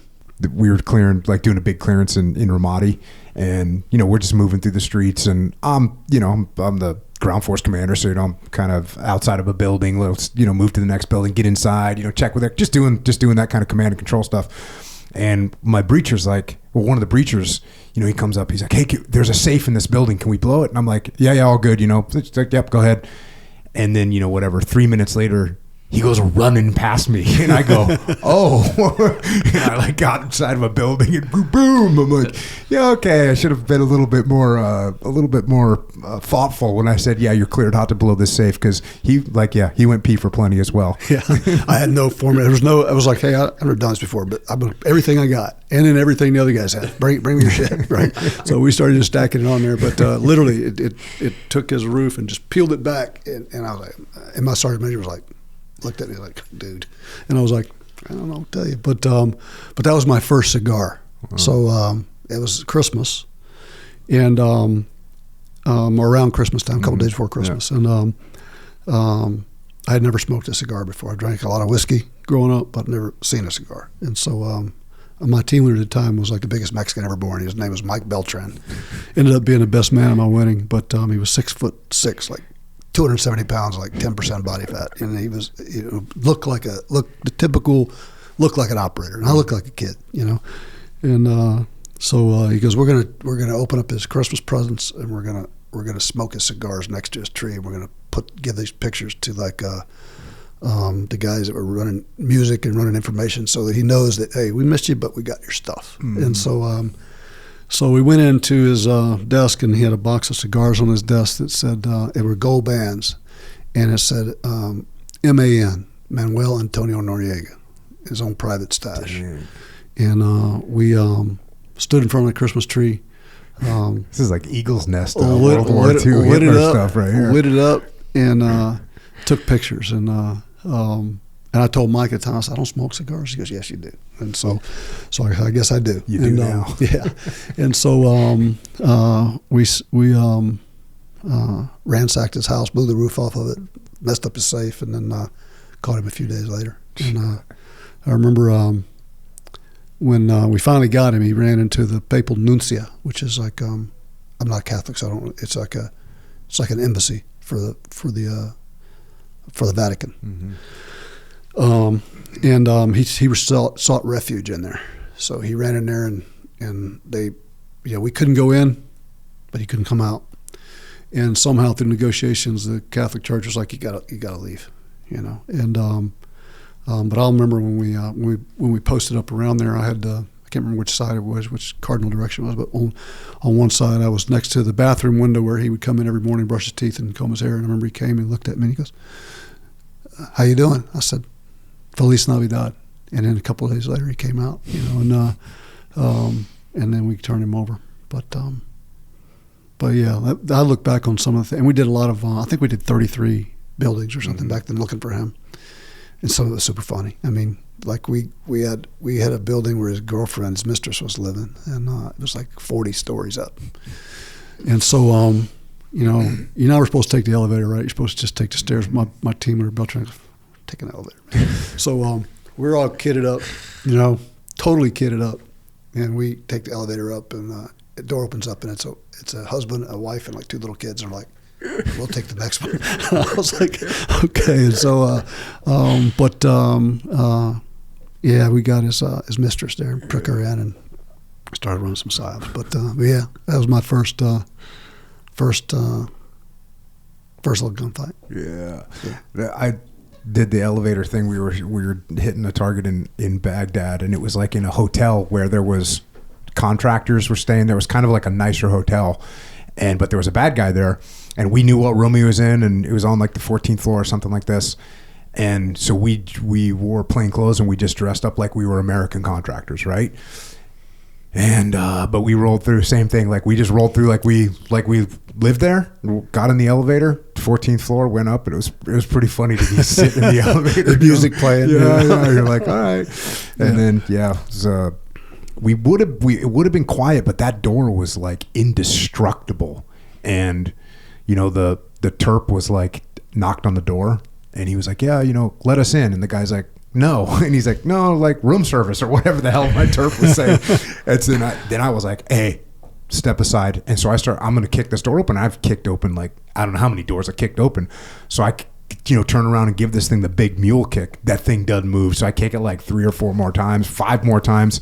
And my breacher, he had gotten out a little extendable hammer that he had in his gear. And he's like, hammer, hammer, hammer. And then I got out of the way, and he started hammering this door. And he actually hammered through the door. Like it didn't come off his hinges. Dude, when we finally got in there, I was like, what the hell was that? And it had a big giant metal like post that went down the entire door to lock it into the floor. And it was like there was no way that thing was coming open. Yeah, we had a similar thing on that mission in Panama. And when we went up to Vicky's house, was his mistress's name, and we used every door charge. And the thing is, our charges are all made for doors that are made to code. Mm-hmm. There's no codes in these third countries, man. They can build whatever they want. And we had a similar thing, and we used every one of them. And we would run up the stairs and go, got a charge. And then because the door was at the top of a landing, and so and there was no place to take cover, so you'd have to run down, the charge would blow, you'd run up, and we're like, give me another charge. Then you run down. We was done like 10 times, and finally there was a little door that looked like a closet door, and we're sitting there, hammering away at this door, and the door opens, and it's a maid, and she goes, what are you guys doing? We're like, trying to get in. She goes, come in. And so we're like, oh shit. So we went in, but they usually learn, man. But for all the badass videos there are of operators clearing, CQC kill houses. It'd be really cool if you had, the bloopers, just the blooper reel. Oh man, the blooper reels would be classic. Yeah. No, we had when we went into Noriega's house the first time we were using helos, but after we lost the element of surprise, we rolled in on the back of 113s because we used 113s, I think from Task Force Gator, I think was what it's called, to go recovered a helo that he crashed. So we go rolling into Altus to Golf second time with on APCs, you know, and that's the first time I'd ever been on an APC. But anyway, I was looking forward, you know, sitting on the front of the vehicle looking forward.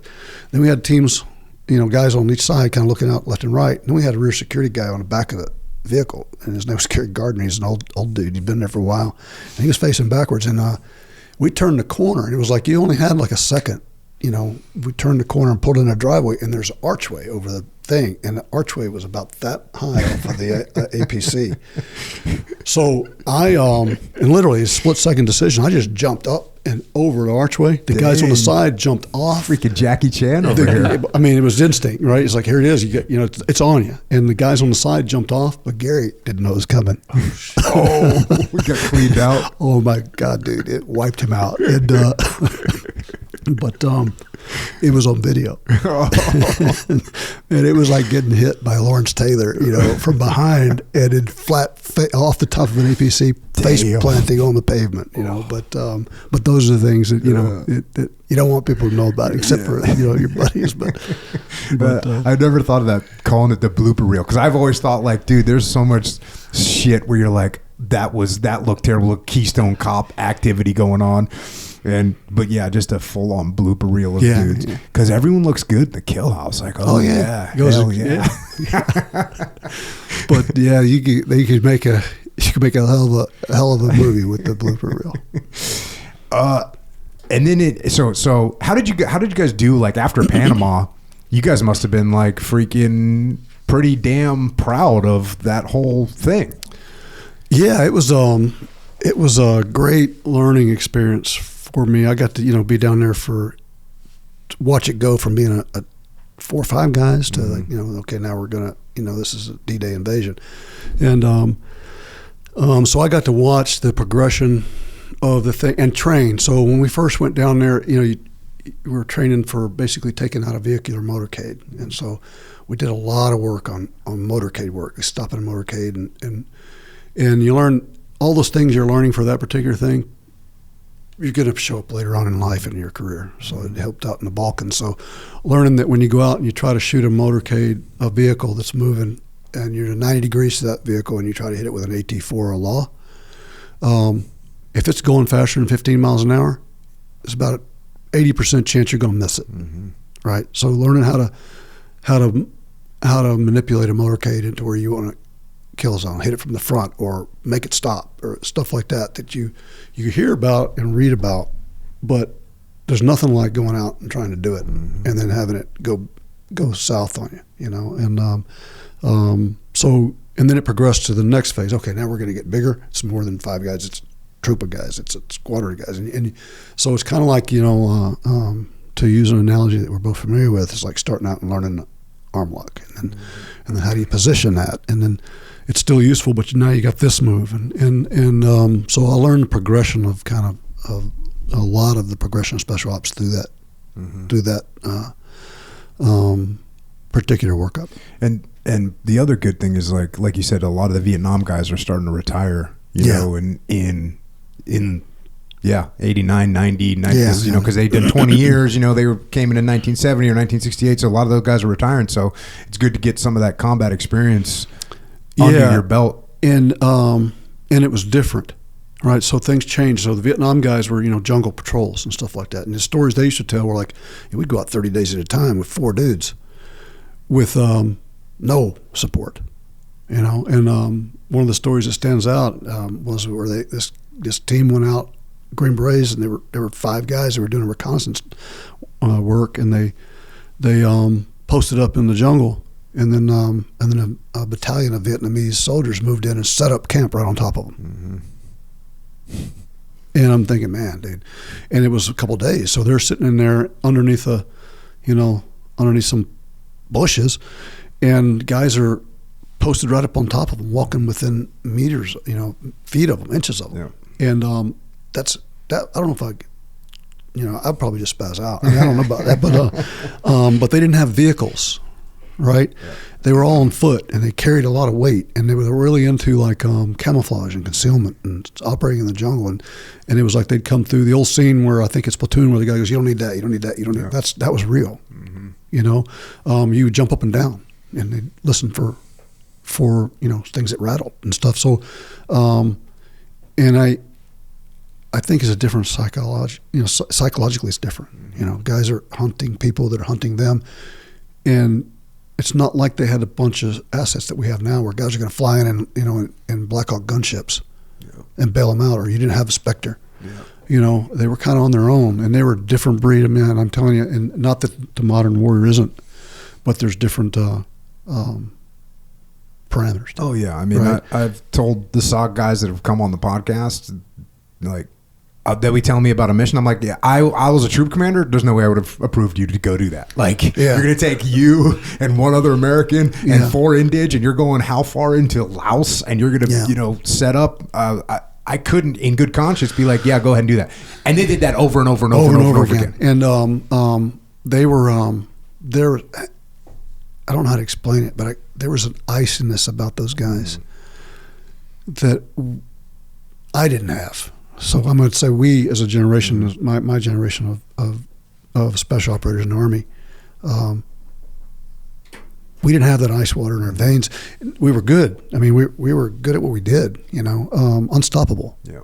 But there's something different about those guys. And part of it, too, is like, when I think about like those operations, I say I wouldn't approve them. But like I had one of my buddies who was one of the platoon chiefs named Tony Efrati. He's a great dude. He's just a stud. But one time he came to me, he said, "Hey, I want to go down here with like by myself, and I want to set up a thing over here." And I'm like, "Yeah, dude, I love you. You can't do that. Like, it's not happening. You can't do that." Yeah. But the reality is, he probably would have been perfectly safe going to do that. And my comparison is my first deployment to Iraq. We had guys going out and doing like low vis operations where they would go out and do reconnaissance, right? Go out because we'd take cars off a target, like we go catch a bad guy, we'd take his car, right? And then we'd take his car and we'd rig it up with cameras and stuff like this.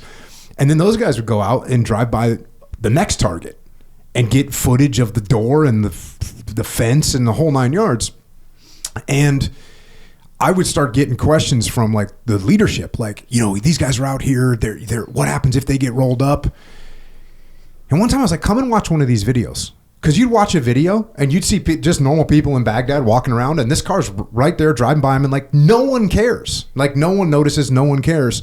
And so even though it seemed like it was less safe, the reality was it was actually kind of more safe to do that. Yeah. And it just a little bit of perspective, because, you talk to the SOG guys and like it seems so crazy to do what they did, which is 20 miles insert into Laos, right, or Cambodia or North Vietnam, and you're like, what's your support? Well, hopefully if the weather's good, we'll have aircraft overhead, and if it's not, then we'll suck it up for a day until the weather gets good. And it seems like we would just never take that risk, but at the same time it's like those guys were freaking good at it. They were good at it, and they had limited resources. They didn't have the capability with like Task Force 160th or I when I got to 5th Group, there weren't very many vehicles in the group. I mean, I think the battalion had a couple of Jeeps. Yeah. And when we would go jump at Sicily drop zone, it's 12 miles.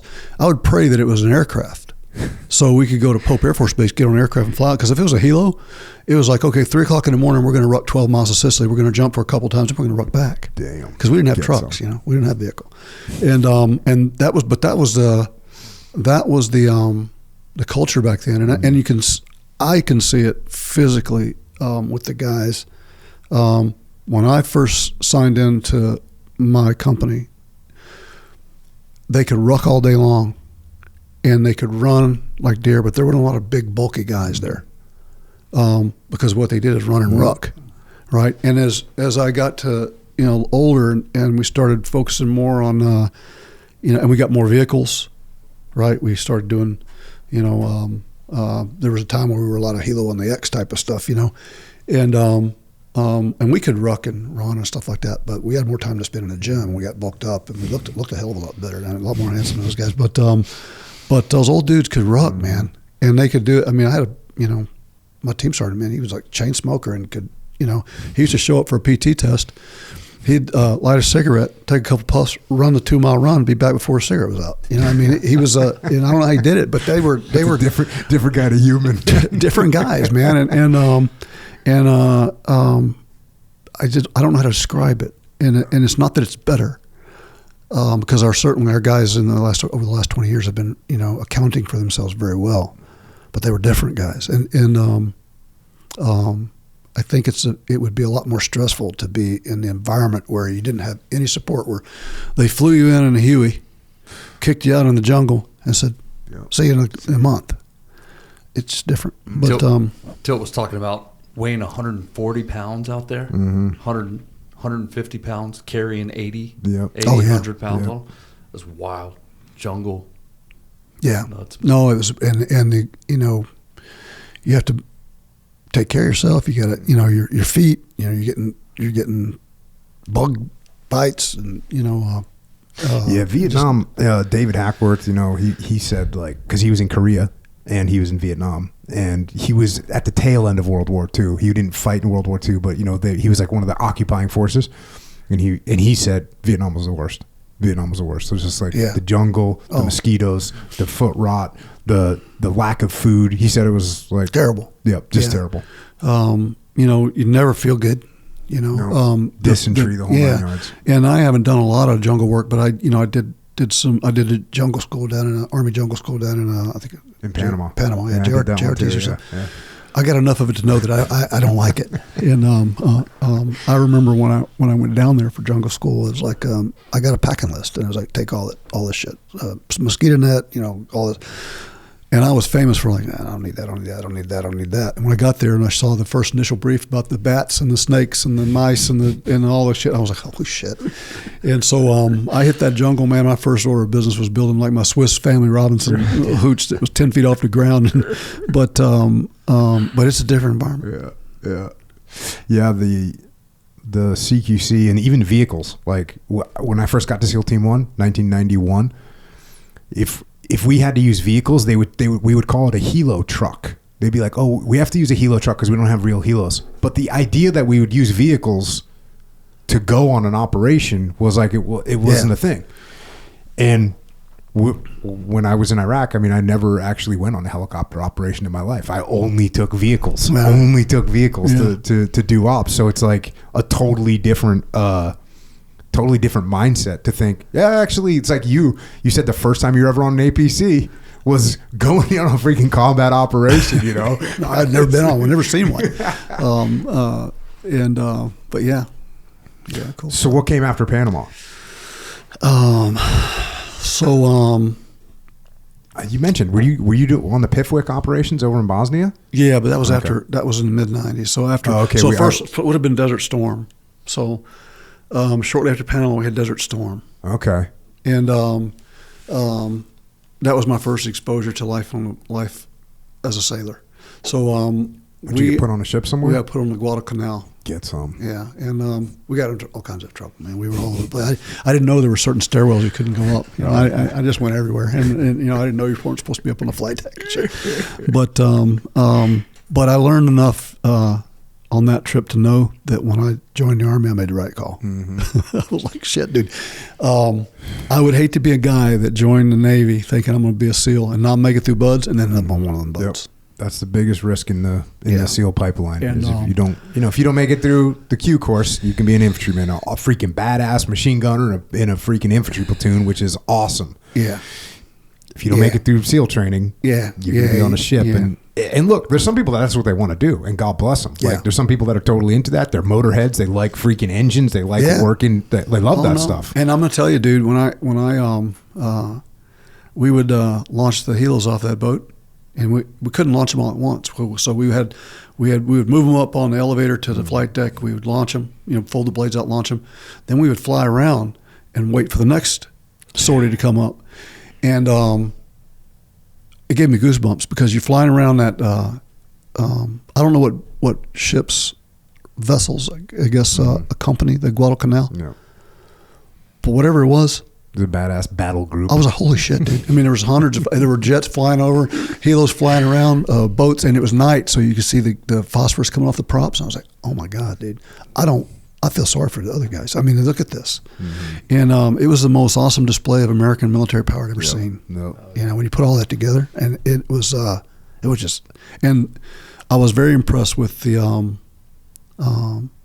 way that ship operates. Mm-hmm. It's a machine. Yep. The guys are a machine. It's like, I mean, they're, doing whatever it is they do. Did you ever see them do a replenishment underway replenishment where they're getting supplies from another ship? That's when you see that stuff. There's like a big giant supply ship that pulls alongside in a sea state. There's freaking lines getting passed back and forth. It's total chaos, and it's freaking dangerous as hell. And they do that, whatever. Every 3 weeks, they're doing these massive resupplies. Yeah, it's impressive. It was really impressive. I mean, not that I'd want to live that lifestyle, but man, dude. Yeah, I literally still gives me goosebumps. I was on a ship and we were getting ready. It was like 2:00 in the morning. There's a freaking massive storm going through. It's raining. There's big waves coming through the bottom of the ship, and we're launching our boats off the back of the ship. And there's a bosun's mate. This black dude, he's a bosun's mate, and he's up there making things happen. And we're getting ready to launch, waves coming in, and he looks at me and he goes, damn, I'm glad I don't have your job. And I look back and I said, well, dude, I'm glad I don't have yours, so we're even. And we fist bumped and rolled out. But that's the thing, that's what he's into. That's a badass job for him, and that wasn't a job for me, but, put me out in the water and I'm going to go get it. Yeah, for sure. And I would take your job of it. But and there's all kinds of... it's almost a class system on the boat. It's like you got little dudes that were in different colors and different rules. And I remember I was at E7, so I made E7 in 7 years in the Army. Damn. Yeah, and but that's not uncommon in special operations. But E7 and 7, E8 and 12. Nice. Yeah, and but I was it seems like the mess hall's always open in the Navy. I mean, it's like never shuts down. There's like 10 meals a day or something. But so we're on the Guadalcanal, and I'm standing in this long line, getting ready to go through the mess line, and I see this sign that says Chief's Mess, E7s and above. Mm-hmm. I'm like, well, fuck, I'm in E7. I was 26, and that's a young looking chief, man. And I was young looking anyway. I mean, I didn't even have whiskers, and I look like a kid. I was 165 pounds, 5'8", baby-faced kid, and no rank, Yeah. And so I'm 87. I walked in there, and there was a bunch of these old dudes that were like 150 years old sitting in there, and they were like, and it wasn't big. It wasn't much bigger than this room. Yeah. But the food was a lot better. Hell yeah. And I was like, and they looked at me. I sat down, and guys, giving me the stink eye, and he walks over and he goes, "Hey, this is E7s and above." And I said, "Well, I'm an E7." And I pulled my ID card, and he goes, "No way." And he goes, "Come over here. Look at this dude." He goes, "You're E7." I said, "Yeah." And I said, "Not only that, all my buddies are E7s too." And he goes, and finally they had to make a rule: no more Army guys in the Chief's mess. Damn, but you blew it for everyone. You should have kept your mouth shut. Just freaking gone in there and got that good chief chow. It was cool. I remember walking up a stairway one time. There was some rain, and standing at the top. It was like the boss's stairway or something. I was like, I have a clue, but I was all over. I was exploring. I was doing what I did in Brackenville, Texas. I was all over the place. So what missions did you do in the first Gulf War there? So actually worked a lot with Red Team on this one. We didn't do the mission, but it was called Pacific Wind. So if you remember when the Iraqis rolled into Kuwait City, they didn't physically take the embassy, but they surrounded the embassy. So they posted up on the walls around the embassy. And so before we were going to do anything, it was kind of like the Kurt Muse situation. We don't want to do something and have them kill the guys in the embassy. And I want to say there was 27 staff remaining in the embassy. I might be wrong about that. I think it's close though, because I remember we did our workup for how we're going to load them up, mm-hmm. and then what happens if we lose all the birds and we only have one. And we put 32 people on a Blackhawk and trained it. Damn. 32. And we put them in standing up, and we had them all sit down at the same time. And I was like, there's no way you get 32 dudes on a Blackhawk. We did. So we were trying to figure out. That's freaking amazing. Yeah, we were trying to figure out, hey, if we lose a helo, how are we going to split them up? If we lose 2 helos, how are we going to split them up? What if we only have 1 helo? Can we do it? And we're like, and the pilot's like, you can carry the weight. The cube is the problem, right? You're not gonna overload it. You're gonna cube it. And so we're like, well, how can we get them all in there? And so we took a bunch of role players, put them in the helo standing up, and then had them all sit down and basically sitting on each other's laps, but without the aux tanks.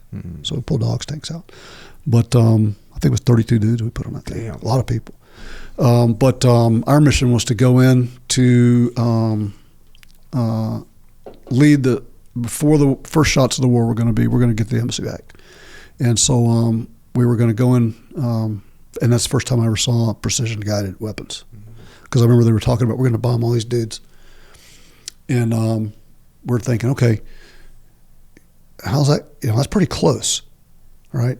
And, we're comfortable with it. And they started explaining the capabilities. And I was like, okay, we'll see if it works. But we were doing it in training. We were running, live fire training with ordnance and everything. And we would have to, it would throw the debris so high in the air, we would have to pause the helos because the falling debris would knock a helo out. So, and we worked with your counterparts in the Navy. Plan was to go in by helo and then fly out by helo, but then they were going to come in, secure the beach, and as an exfil, alternate exfil, we were going to get on boats and go out. And they integrated with the mission on the ground as well. So it was really, really cool. And that's about the time we started working more closely with the Navy counterparts. Because up to that time, if you look back at the original gangsters of Tier 1 units, you had Marchenko, and then you had Charlie Beckwith. And they evolved differently. I can't remember which one came first, but about the same time, they started developing their capability. And it took guys like that to get that going, especially in the Army, because, like I told you earlier, the big Army is not necessarily friends with special operations. They see us as, renegades.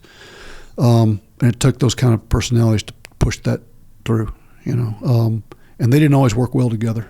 And consequently, the organization didn't work well together. Yeah. Guys were the same kind of guys, just guys. But that's the first time I started working very closely with my Navy counterparts in Tier 1 unit in the Navy. Met some really good guys there, Art Tolke, Fitz, all those guys, and became yarded in with Red Team. That's never forget it. They fed me chicken. We did it underway, and I got back for the hot wash, and they said, "Hey, you want anything to eat?" And I said, "Yeah." And they had some chicken there, and I ate I must ate like a bucket of Kentucky Fried Chicken, and nobody else was eating. Right. I was going to say, was it better coming up or going down? You know where I'm going. But they brought in this big buffalo hat and a trash can and a big beer bong. And they called me up and yarded me in, and it went down, and it came up with chicken, man. And I wondered why they pulled the trash can. I had no clue what was going on. They pulled the trash can up, and I was like, it took me about 3 seconds to realize what that trash can was for. But it's like when you're about to get dusted by the mafia, and you walk into the living room, and there's plastic out on the floor. You're like, damn, I screwed up. Yeah, but we focused primarily on that one. That was my section's mission, without going into too much detail. So that was our mission. It was the primary mission. And then the other guys in the unit at the time were hunting scuds, right? We never, because our mission was the focal point, we never got in a scud hunting business. So we sat there on that one. At some point, the Iraqis pulled away from it, and it went away. Right. We never did anything with it. But we sat there on standby to do it. But another great training workup where I learned a lot, but really significantly for me is that's the very first time we started working closely with Red Team. And then shortly after that came something called the JORT cycle. I don't know if you've ever heard of that. It's called the Joint Operational Readiness Training Cycle. These were like big giant exercises? Yes, but it was somebody, whoever came up with it, super smart. Okay. Right, because it was, we started working more closely with our naval counterparts. Always worked with Task Force 160th, and so did the Navy. Working, and Rangers started, because Downing was, I can't remember if he was the JSOC commander at the time, but he started integrating the Rangers more, because we used to kind of work in a silo. When I was in a Tier 1 unit in the Army, we didn't really work with other guys. If we needed more guys, we called another squadron. And so, but we didn't reach outside of our own little silo for numbers.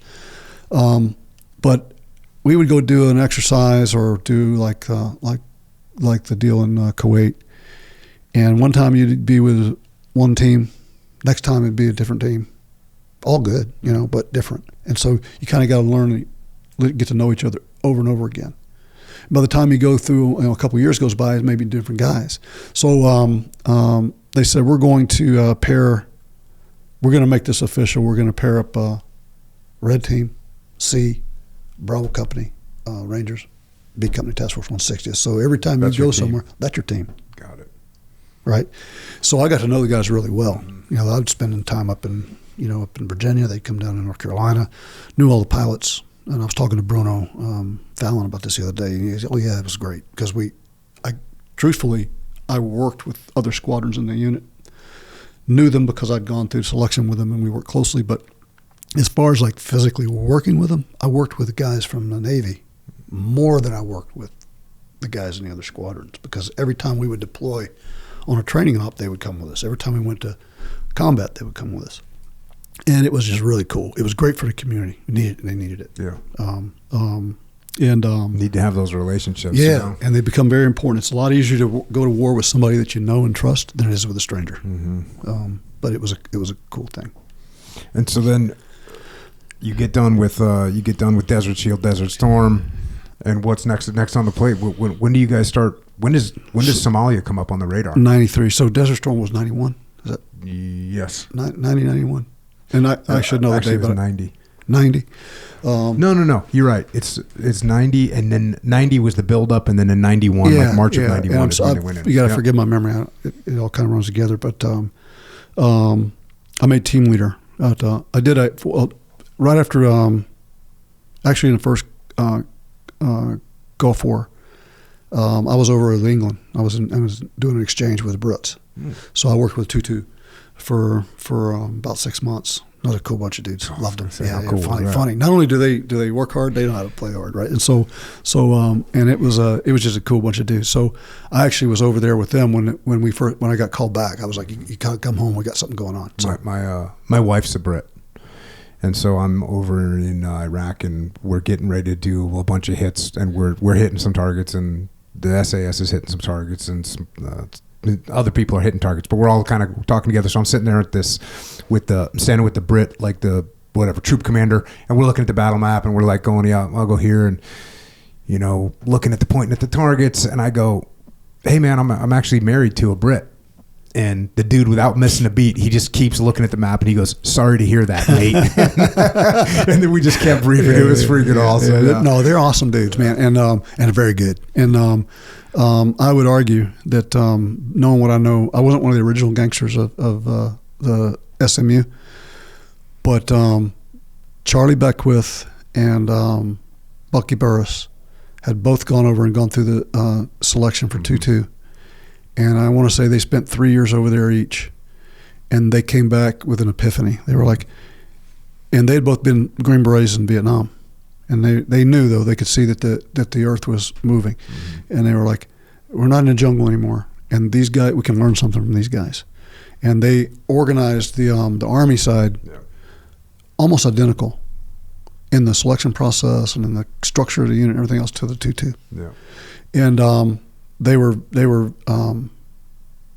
were very, very instrumental in getting the Army SMU on the right track early on. And so did you do like a full pet billet 2 years over there or something like that? No, I did a short look. So they had the long look, which was a 2-year billet, and a short look, which was 6 months. Nice. And I did a 6-month short look, and was on the end of that when the Gulf thing kicked off. And then they would send guys over with us and do the short look. And I worked with B Squadron primarily, which was the guys who were.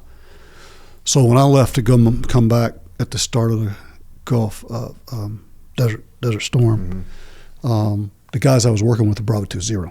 Got it. Right. So I knew the guys that ran out of their hide site and ran off into the desert, and I think only one of them survived. His name was Colin Armstrong, but super dudes. I still talk to them today. You make those friendships that last a lifetime. But I learned a lot from them, and I think that again, I've been out for a while, but I think both on the Navy, our Navy side, and on the Army side, they work a lot closer with them now. Mm-hmm. I think you guys did a lot of work with them. Yeah. But, the Brits are pros, man. Oh yeah, they're dude. pros. Solid. They've been doing that shit for thousands of years, man. They you know, they've been sneaking up on dudes for a long time, and they're really good at it. So when did you start hearing about Somalia? So I got back from Gulf War, and I made team leader. So I'd been in about 5 years, maybe 4.5, 5 years. Young dude as a TL, mm-hmm. and there was a couple things going on at the time that were big things. So yeah, the other two squadrons, A and B, had been around longer. There was a big mission that everybody was working on, and they were the ones that were kind of in the queue to get it. Mm-hmm. And C squadron was kind of left hanging, and this kind of weird mission came up in Somalia that was more like a peacekeeping mission. And it started out, it was going to be a team of guys, but we looked at it as kind of almost like they're just throwing this at us to keep us busy. And then it started growing, and then the other one went away. So now you guys had lead. So now we're the only mission that's going down, and it's Somalia. And but now they're not going to pull it from us because we've been doing a workup on it. And again, we were on the Jort, so we're working with Red Team, Bravo Company from the Rangers, and then B Company Task Force 160th. And then we had Rick Kaiser, mm-hmm. Howard Wasden, Homer Nearpass, and there was one more guy, I can't remember his name, but John Gay? Might be, yeah, it might be. But he was they were down there with us, and we were doing the workup, and it grew to a squadron size thing. And then of course everybody knows the story on how it played out. But we went over, got there in I want to say June of '93. Mm-hmm. Again, my memory fails me. It may have been July, it may have been mm-hmm. May, I don't know. But summer of '93, we went over, and we of course the mission was kill or capture one guy, mm-hmm. Mohammed Aidid, and then disrupt his infrastructure if you could. And then as soon as we got there, the day we got there, we got hit with a mortar, and no casualties. But then we started going out and doing missions. And the word on the street was that he was gone, that he left the country. We didn't know for sure, but nobody had seen him for a while. So we're like, he's probably gone. So we focused on his team. So like Osman Otto, mm-hmm. Omar Salad, and those guys started rolling up his staff. And we did a lot of missions, but most of them didn't amount to anything. But there were 7 significant ones, including October 3rd, mm-hmm. which was the rolling up the whole staff. How did you feel? So you guys, you start doing these hits out there. Did you feel like you guys had a pretty, I don't want to say cookie cutter, but I want to say cookie cutter. Like when I was in Baghdad, like we got to a point where we could just roll out. Template. 15 minutes, boom, like template. Tell us where, yeah. You guys got in that mode? We did, and we had to, as probably you had to as well. So we would get these. It wasn't like traditionally you get to look at a target and you can take as long as you want to work up on it, mm-hmm. right? Some of these guys may only show up for 5 minutes, mm-hmm. and you may get, hey, there they are. Yep. And so you couldn't go into the talk and put everybody in there and go through a planning cycle. You had to have that plan in a library, yep. right, to pick from. You had to go, it's a motorcade, it's a building, it's a series of buildings. Mm-hmm. So, single building, single structure, multi-structure, motorcade, stuff like that. We had those things, kind of a couple of courses of action for each one of those. Standard operating procedure. Template plan, cookie cutter, as you said. My commanding officer was like halfway through my first deployment to Iraq, and he's like, hey, I want to brief. How much time do you guys need to be able to launch on a mission? Like, how much time do you need? And I go, 15 minutes.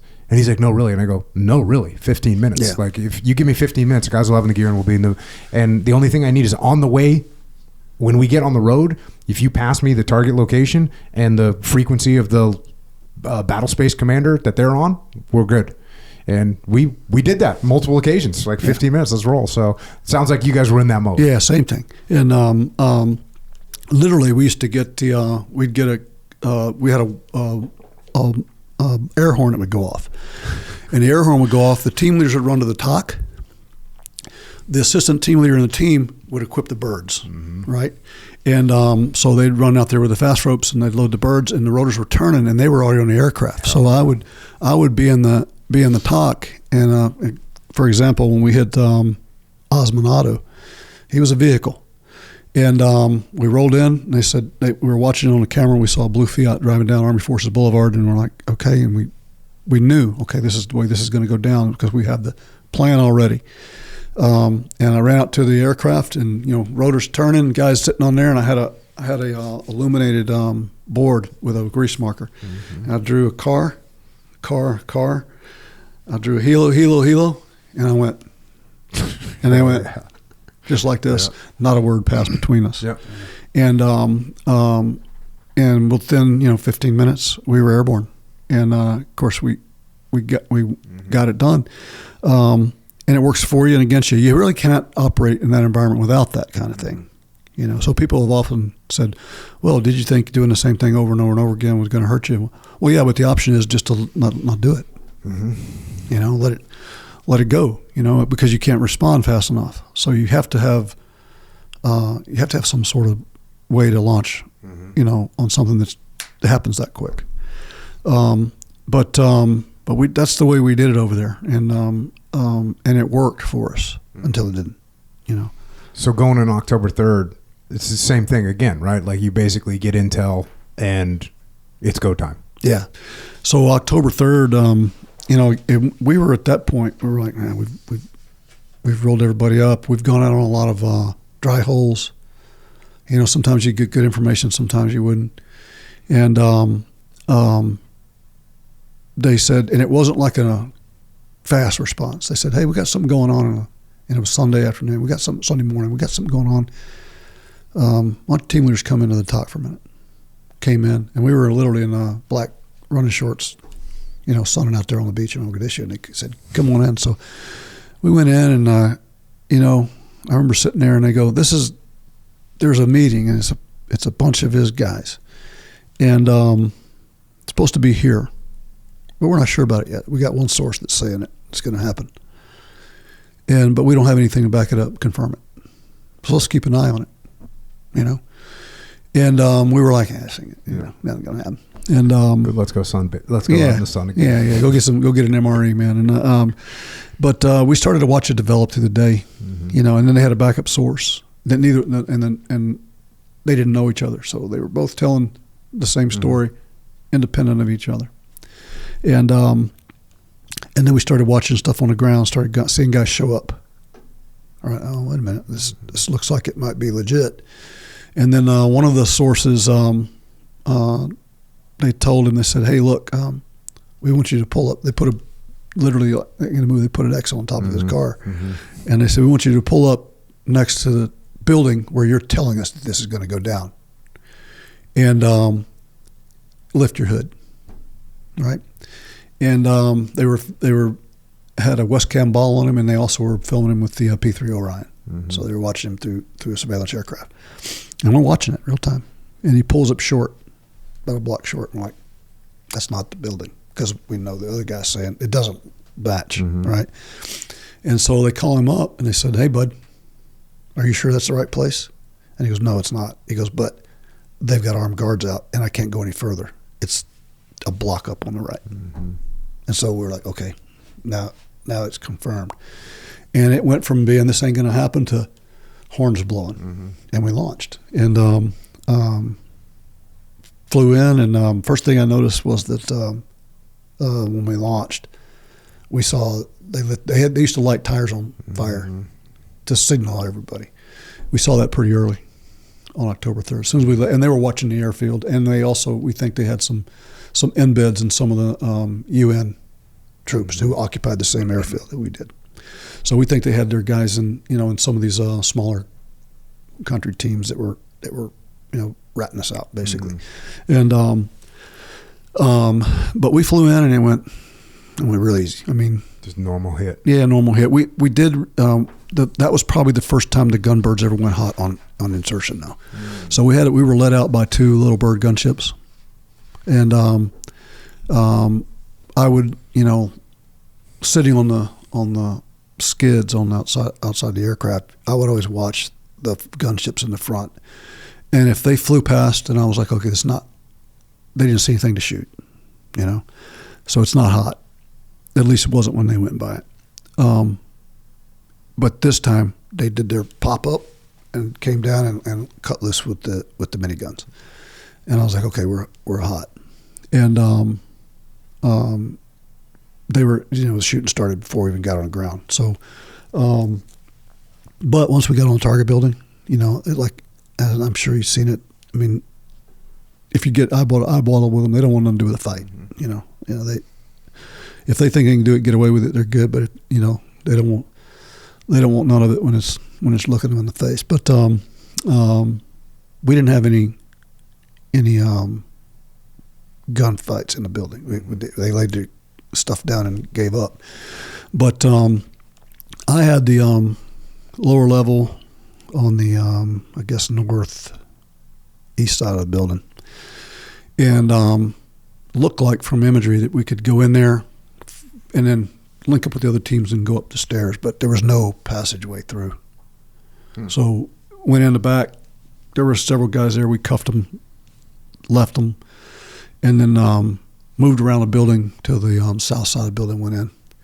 And then by that time, the other teams had already gone up cleared the first level on their side, and then gone up to the second level and captured the dude. There was a meeting. I think it was 15 guys or something like that. I can't remember the number, but they were all sitting down on the rug with tea, having their meeting, and it was everybody we thought it was going to be. And but it was quick. It was literally, when you got up there, they were already cuffed. Yeah, they were already cuffing them. Yeah. Right, they were already working it, and then we were standing there, kind of, with nothing to do, and so I said, "Let's move to the roof and pull security," waiting for the aircraft to come get us, and they'd already called Lori, which was our exfil. Mm-hmm. And so did you already? Now the Ranger had already fallen out of the bird at this point, right? Ranger. So that's a little bit of a. Well, it's an major issue for him, but it's an issue to the operation. Yeah, for sure it is. And you're tracking that at this point? Yeah, we were. And so, and I forgot to mention that. We went in, did our clearing on the northeast side of that building, and then we came out, they were already working at Kazovac. Mm-hmm. And he had fallen like 90 feet off a fast rope, really a bad fall, young kid. But now we're packaging him for medevac. And so our medics are working on the issue, and I find out, Jocko, I find out more about this thing every day because there was so much stuff going on around us. I was talking to Scott Miller a couple weeks ago, and he told me one of his problems when calling exfil was that when our medic, went over to help the Ranger medics with the Kazovac, nobody counted him, so they didn't know where he was. So when they're doing head count, they're going, "Where is he? Where is he?" Mm-hmm. So there was a loss of accountability, not blaming anybody, but that's the shit that happens, right? And so he can't really truly call for exfil until he has his guys, and we're missing a guy. And I never knew that. It's something that was at his level. But I knew the medic was there. If anybody had asked me, "Hey, where's Bart Bullock?" I was like, "We're working on a casualty," but they're trying to do head counts, and they're getting a man short. Yeah. Where's this fucker? And but anyway, while they were cuffing these guys up, getting ready to move them, I took myself to go to the roof. So we went up to the roof, and as I got to the roof, a buddy of mine named Tony Copper, super dude, another just super operator, he was saying, "Hey, we're getting keep your head down. We're getting the fire's increasing. So we got small arms fire coming in. So keep your head down." And a couple of RPGs had gone over the building and stuff like that. But still nothing to It's not like D-Day. It was just kind of a sporadic. Just looking at. Yeah, but so you're not really feeling a huge escalation yet. We're feeling it. And there's this. It's kind of like my analogy. I've never played quarterback in football. I played football, but I never saw the ball. But my analogy would be a guy standing in the pocket. If you've been standing there a while, you're kind of like, okay, I don't see anything yet, but I need to get rid of this ball. But something needs to happen pretty quick because I've been here a while. Yeah. It's like a clock that starts ticking, and that's the best analogy I can give you. No, that makes sense. But I started to get that feeling. It's like, oh man, we got to get out of here. We've been here a lot longer than all the other things, that we've done. And I know we got a casualty. And as I'm talking to Tony, we see the helo get hit. And I was like, and going back to what I said before, I try to shoot a vehicle with an AT-4 or a Law going 15 miles an hour at 20 meters, and I miss half the time. That has to be just a miracle shot, right? I mean, I can't, because I know I couldn't do it. I was like, holy shit, and we both looked at each other and we watched it, and it literally looked like it was going in slow motion, and it just, of course, it spun faster and faster and faster. Then we saw it go down behind the buildings, maybe a little less than a mile away. Mm-hmm. And, still hard for me to judge the distance on it, but all I saw was debris, a debris field and dirt. And I was like, well, we got a bird down. And of course, that changes everything. Mm-hmm. Now it's another mission. You've done one mission, which is the target building, but now you've got a search and rescue mission and recovery. And so, and we had a problem. We had prisoners, and we had rangers that had pulled up to transport prisoners that were sitting there in vehicles, because the plan was to load them on vehicles and get them out. Mm-hmm. And now these vehicles have been exposed for a long time because we got a casualty, right? And so it's never just one thing. It's starting to compound. Yeah, it's never one thing. It's always, a couple things that line up. And so Miller calls us down. He said, hey, here's what we're going to do. I need one team to go with the prisoners, with the Rangers on the motorcade. And that was Matt Ryerson's team, C team, I think he had at the time. Super guy. And rest of you guys, you need to move to the crash site and handle that problem, get the survivors, take casualties if we got them, and get them ready for movement. And, when I got down off the building, things look a lot different on the ground than they do from 4 stories up looking down. It's kind of like we talked about, if you're looking at a football game from above, it's really easy to see the field. But once we got on the ground, even though I knew the general place where the helo had gone down, we were like, okay, we're headed in the right direction generally, but things weren't. It's not like in America where streets, have street signs and stuff. You're like, we're going to move east, and then we're going to got to move a little bit north, but then where is it? It's an alleyway and a dead end alleyway, and now it's busy because now all these guys had come in to surround the building and shoot at the building, the bad guys. Now you're pushing out through them, so you're actually kind of they had what I call a loose perimeter around that building that was out several blocks. So now you're not only fighting to the aircraft, you're fighting out of the perimeter that the enemy's starting to accidentally assemble, right? I mean, they didn't do it on purpose, but they were just coming in from all directions. Just like mob mentality. Yeah. And so we started getting a lot of fire on the ground, and usually at the intersections. So you'd hit an intersection and it, left and right, it'd come at you. And it's you, and you got a bunch of Rangers with you too. Yeah, so it's a couple of assault teams. And in one of the Ranger blocking positions that had been, we positioned blocking positions around the target building, roughly 4 corners, and about maybe a half a block out. Right, so they weren't right on the building, but they were maybe a half a block out on the 4 corners. And as we started moving down that road, we just moved into a blocking position. They were already there, so they were blocking. And we said, come with us. So they just picked up and came with us, right? So now, we had, would have been three teams, 3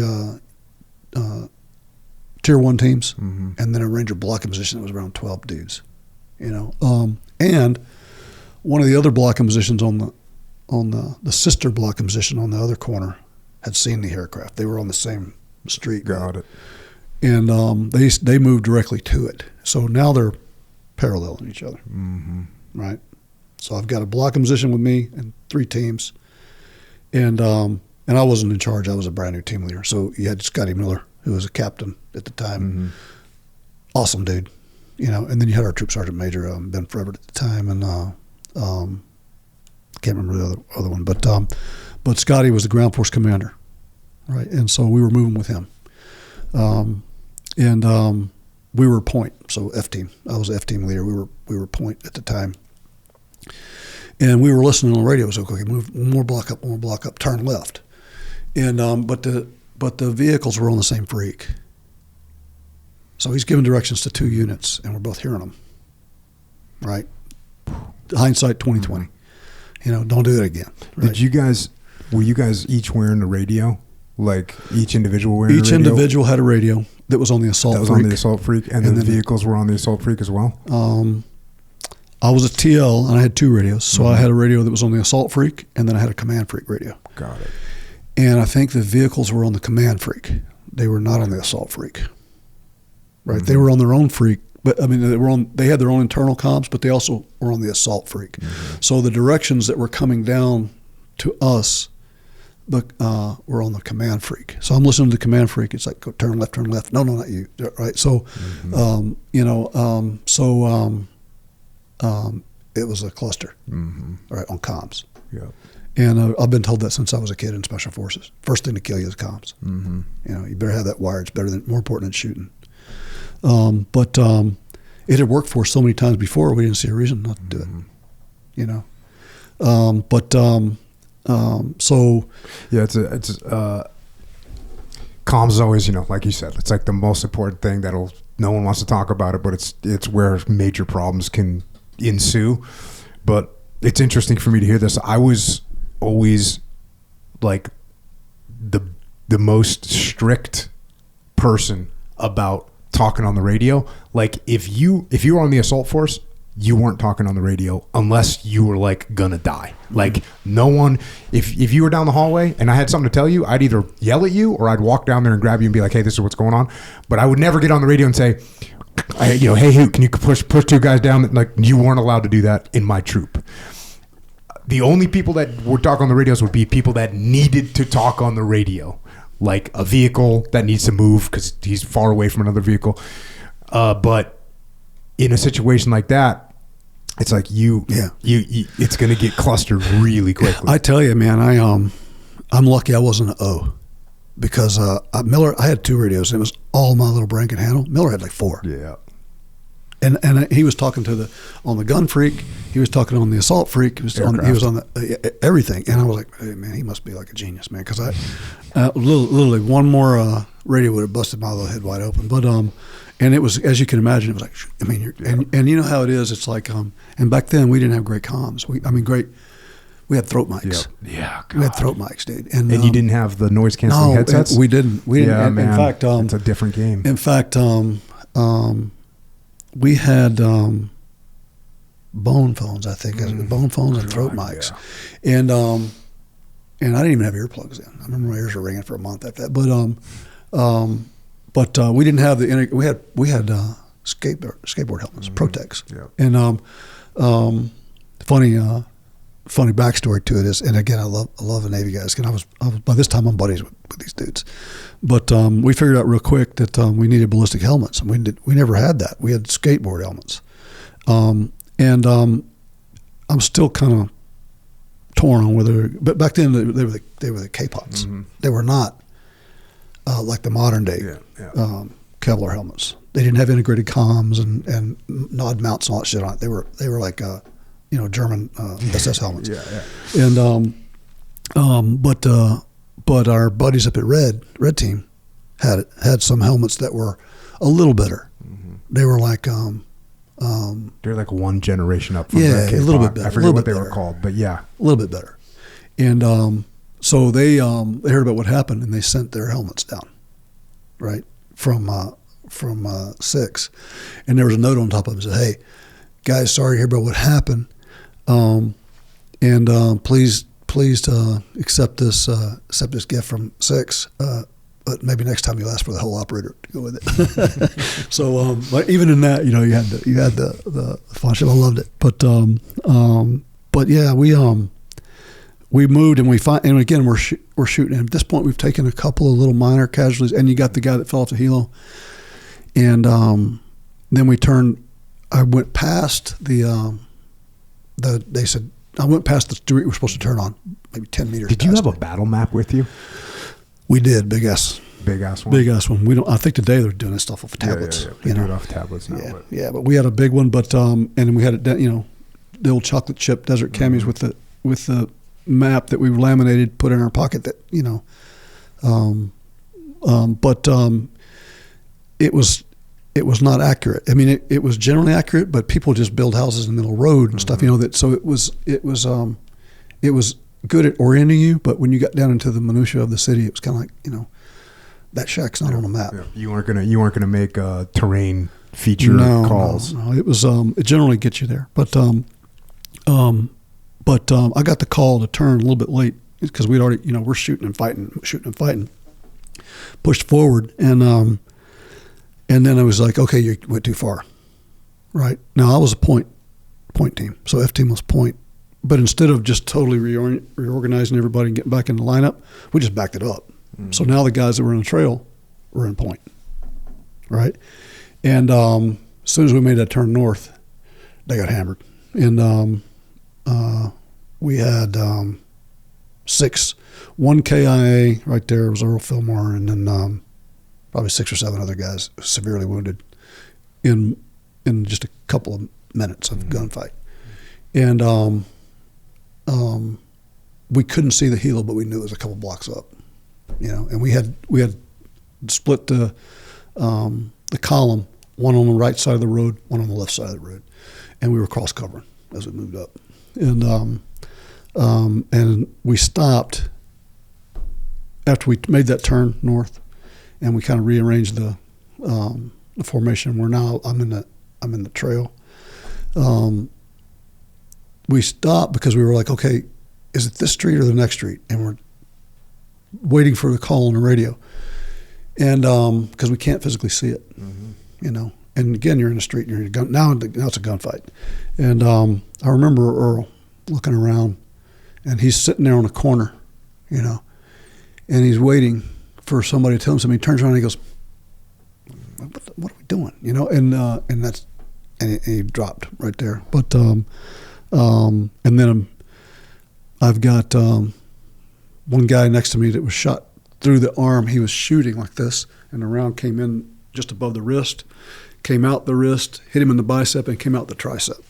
And he just looked at me, goes, and he yelled, and he rolled over his bed, goes, "God," he goes, "that fucking hurt," And I remember thinking, I was like, yeah, I bet it did, And then as we were picking him up, I had him like kind of lifted him up. We're going to walk him in the building, and my buddy was with us. We were all kind of together behind a pile of rubble, and he got hit in the back, and he dropped. And man, he was, of course, letting everybody know he'd been hit because it was hurt. But then I was laying on top of him, and I was trying to find the wound, and going through your mind, you must stuff gauze, whatever I'm going to do, and I couldn't find it. And then I felt something hot on the back of my hand, and the round had gone all the way through the Kevlar, and the tip of it was sticking out. And so all he felt was a blood trauma, but it was hot, and it burned a big blister on his back. But it hit him right in the kidney, and but it didn't go in him. So, but it messed him up. His whole back turned black. His groin turned just black all the way down both legs, black. So he had some internal bleeding. But yeah, we took a lot of hits right there in that corner. And then Rangers took some hits there on the corner, and the same corner. And because I remember we were kind of like in an L, and we had fire coming from this way, and we had a little wall, and maybe it was at the most 10 meters from us. And they would stick their guns up over the wall and shoot, and we were throwing hand grenades over the wall and hitting it with 203. And the Rangers, that blocking position that we'd gone through, was now behind us. And they came up and they sat down at that same spot. And that's where Jim Lechner was. Mm-hmm. Right. And Jim came up with Captain Steele, and he knelt down at that same spot. And I looked out the door and I said, "Guys," I said, "not there, come in." And in that short verbal exchange, they got hit, and that's where Jim got hit in the leg. And one of the worst leg wounds I've seen. Lucky he has his leg. Yeah, that's crazy. Yeah. And we got him off the street, and then we held a casualty collection point there, and we were pretty busy. And across the street, guys had been hit too, and they had a young guy that was bleeding out over there, and so we were running IVs back and forth across the street. But then we sat there for a bit, and then the Starbird had come in on the crash site Stan Gelato's aircraft. Really cool dude. If you ever talk to Dan, he's an awesome dude. But they all roped in, and within a short period of time, they were all wounded. And our squadron sergeant major was on that bird. It was Tommy Corbett. He was wounded there. None of them were killed, but they were all wounded. And so there was nobody on the crash site working the problem. You had a bunch of wounded guys, doing their best to fight guys off, but nobody there that could solve it. And so Miller calls over and said, "Hey, I need you to move up to my position, move up to the aircraft." And I said, "I can't see it. Where is it?" And he goes, Come to me, and I'll show you where it's at." And so I went across the street to Miller with my team, and then then he said, "There's the tail right there of the aircraft." And I was like, "Okay." So we went over, worked the aircraft, and we got there, and they had the Starbird had a quickie saw, some manual tools that they were using stuff in. But I'm telling you, if you ever try to get in a Blackhawk with a quickie saw, it's tough. And we went through several blades, and couldn't even budget. And when I got there, I was like, I don't see anybody in the aircraft. And they'd already gotten one of the pilots out, and looking through the rubble, and it was the hot spot on the battlefield. There was, they were shooting into the aircraft, and it had laid up against a wall, and they were throwing hand grenades over the wall into the aircraft, but they weren't pulling the shipping bales off of them. So they were pulling the pins, but when they pulled them out of the shipping, it must have been brand new, because they still had the shipping bales on them. So there were a bunch of them laying on the ground that with the pins out, but no, they didn't go off because the shipping bales were off. Thank God, But sometimes better to be lucky than good, right? So, So did you leave the casualty collection point? Were those guys still there, and you pushed up to the helos by yourself? Well, with the rest of your team? With F team, yeah, right. F team and Bravo team. So a guy named John Boswell, who's a good friend of mine. But we pulled up to the right, but we left the casualties there. There were some young Rangers there that were pulling security for the casualty collection point. It was like a block or two? A block south. Okay. About a block south. And so when we were moving up from Miller's site to the crash site, we were going to move across the street, occupy the corner building, and then bound building to building to the crash site. And I remember looking across the street, and we were going to. We didn't have anybody in the building, so I was like, "We got any friendlies in that building?" And so we just assumed it was occupied by enemy, by bad guys. And so I got my 2 or 3 gunners up, a couple 2 or 3 gunners up from the teams, and we said, "Okay, well, here's what we're going to do. We're gonna do a countdown, and we're gonna hit all the windows with 2 or 3 rounds, and then we're gonna enter." All right, and so we're gonna again prep it with 2 or 3, and then as you're shooting, we're running across the street, we're kicking the door and going. And we got everybody up. We're like 5, 4, 3, 2, and I saw like a flash of light. And my boss says, "I thought I saw a gun light." And I go, I saw it. Is that a gun?" He goes, "I think that was a gun light." And I went, "Okay." We called and says, "Do you have anybody in the building on this corner?" Negative. We have nobody. He goes, "Okay." 5, 4, 3, 2, gun light. I'm like, it looked like somebody was clearing, And I was like, "Okay, wait a minute. Let's make another call." And while we were making that radio call, the door opened up and a green chem light came out. I was like, "Shit, dude." And it was literally like 2 seconds off of blue on blue. And it was some of the guys from the SAR team, some of the wounded guys were ambulatory, but they were clearing their way back because that on the other side of that building was the crash site, and that's where the SAR team had hunkered down. And they were like, "Well, we got to clear this because we don't know what's in it." So they cleared their way back, and it just happened to be a really good kid that I went to Ranger School with. His name was John Bellman. I was like an old dude when I went to Ranger School, and he was like a brand new guy to high school. And he looks across the street, and he says, "Hoot." I said, "John." He goes, "What are you doing?" He goes, "Yeah, this is the way through." So we followed them back through the crash site. And but literally, I think back on that. We talked about blue and blue earlier. Yeah. Second,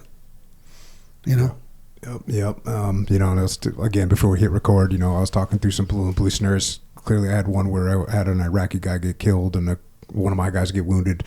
And then, but there was a couple other ones. There was one that I didn't tell you about. It's in the book, Extreme Ownership. But the Army, Chris Kyle is on he's a sniper. He's on his weapon and he's looking and he goes, "Hey man, I see some guys in a scope weapon, like in and out of the shadows in this building." And he talks to the platoon commander, Leif, and goes, "Leif, like, hey, is there any Army dudes in there? Because, like, I see a guy with a scope weapon." Leif calls, "Hey, we see a guy with a scope weapon. Do you have anyone in this building?" Whatever the building number was. The guys are like, "Nope, we don't have anyone there." And the Army guys, who we had all lost people from snipers, they were like, "Take him, take the shot, take him out." Like, really encouraging Leif to get Chris to take the shot. Chris didn't feel, he's like, I can't PID. And Leif finally goes, "Hey, we're not taking the shot. Can you send someone to clear that building?" And the Army guys are okay. Like, they were pissed.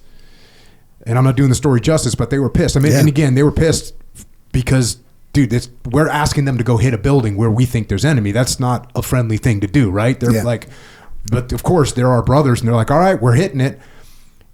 Stand by." And a minute goes by, and Leif sees the guys exit that building to go and hit a different building because there was confusion about what number building it was. So it was like, again, a millisecond of decision making. Yeah, and it's luck. Yeah, right. And I'm thankful.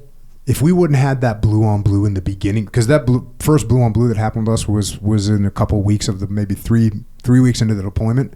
If we wouldn't have had that, we would have had a much worse one later. Yeah. Because everyone became so paranoid about it that, I mean, you would just be so like paranoid. Is there anything worse you can do? I know the feeling. Yeah.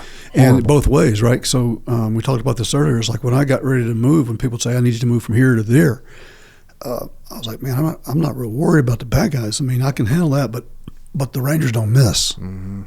I mean, or an assault team. If they light you up with a from an assault team or a Ranger squad, you're done. I mean, was it dark?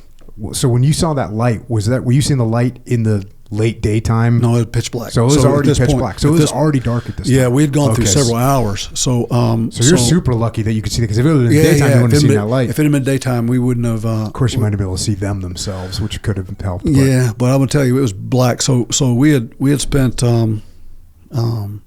I lose track of the timeline, but around I think we launched around 3 in the afternoon. How many mags did you have with you? 210 rounds. So and we burned through every one of them. And they were flying over and kicking rucksacks out with preloaded magazines in them. But we went through a lot more than that.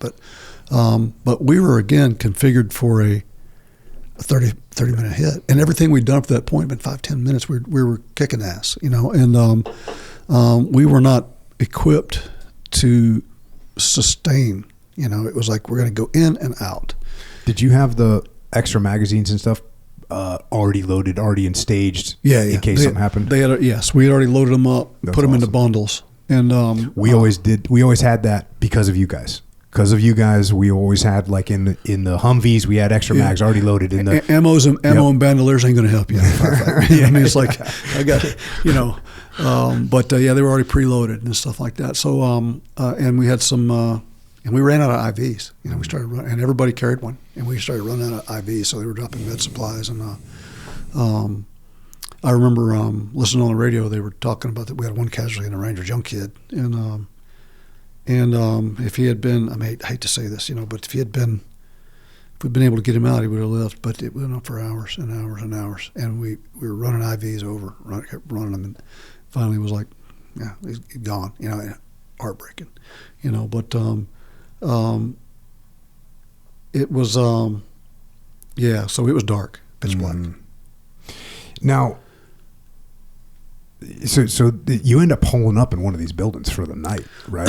At the crash site. So when we moved from our initial point where we got hit, we moved across to Scotty Miller, and then we went to the crash site from there. F team did. We posted a team. So there were a couple of teams that moved up. F team was one of them. And I could get them mixed up because it's been a long time. The Bravo team, I think, went. We didn't have anybody on the north side of the perimeter for on the crash site. We had a SARB team on there, and we had moved up from the south. So Miller and couple of guys were on the west side of the crash. When I say west side, you're talking half a block, maybe less. And then we had the position that we had just vacated was occupied by you had the casualties, but you had a ranger blocking position there too that had some guys who were capable of fighting and they had ammo. So they kind of had the southern side of it. But nobody was really to the east of the crash site or to the north of it. So when we pushed over there, when we left Miller's position, we pushed a team on the north side, which was Boz's team, and that little courtyard where all the grenades were coming over, he cleared that out and occupied there. So we didn't have to worry about that anymore. And then the F team, my team, moved through the crash site to the east of it, and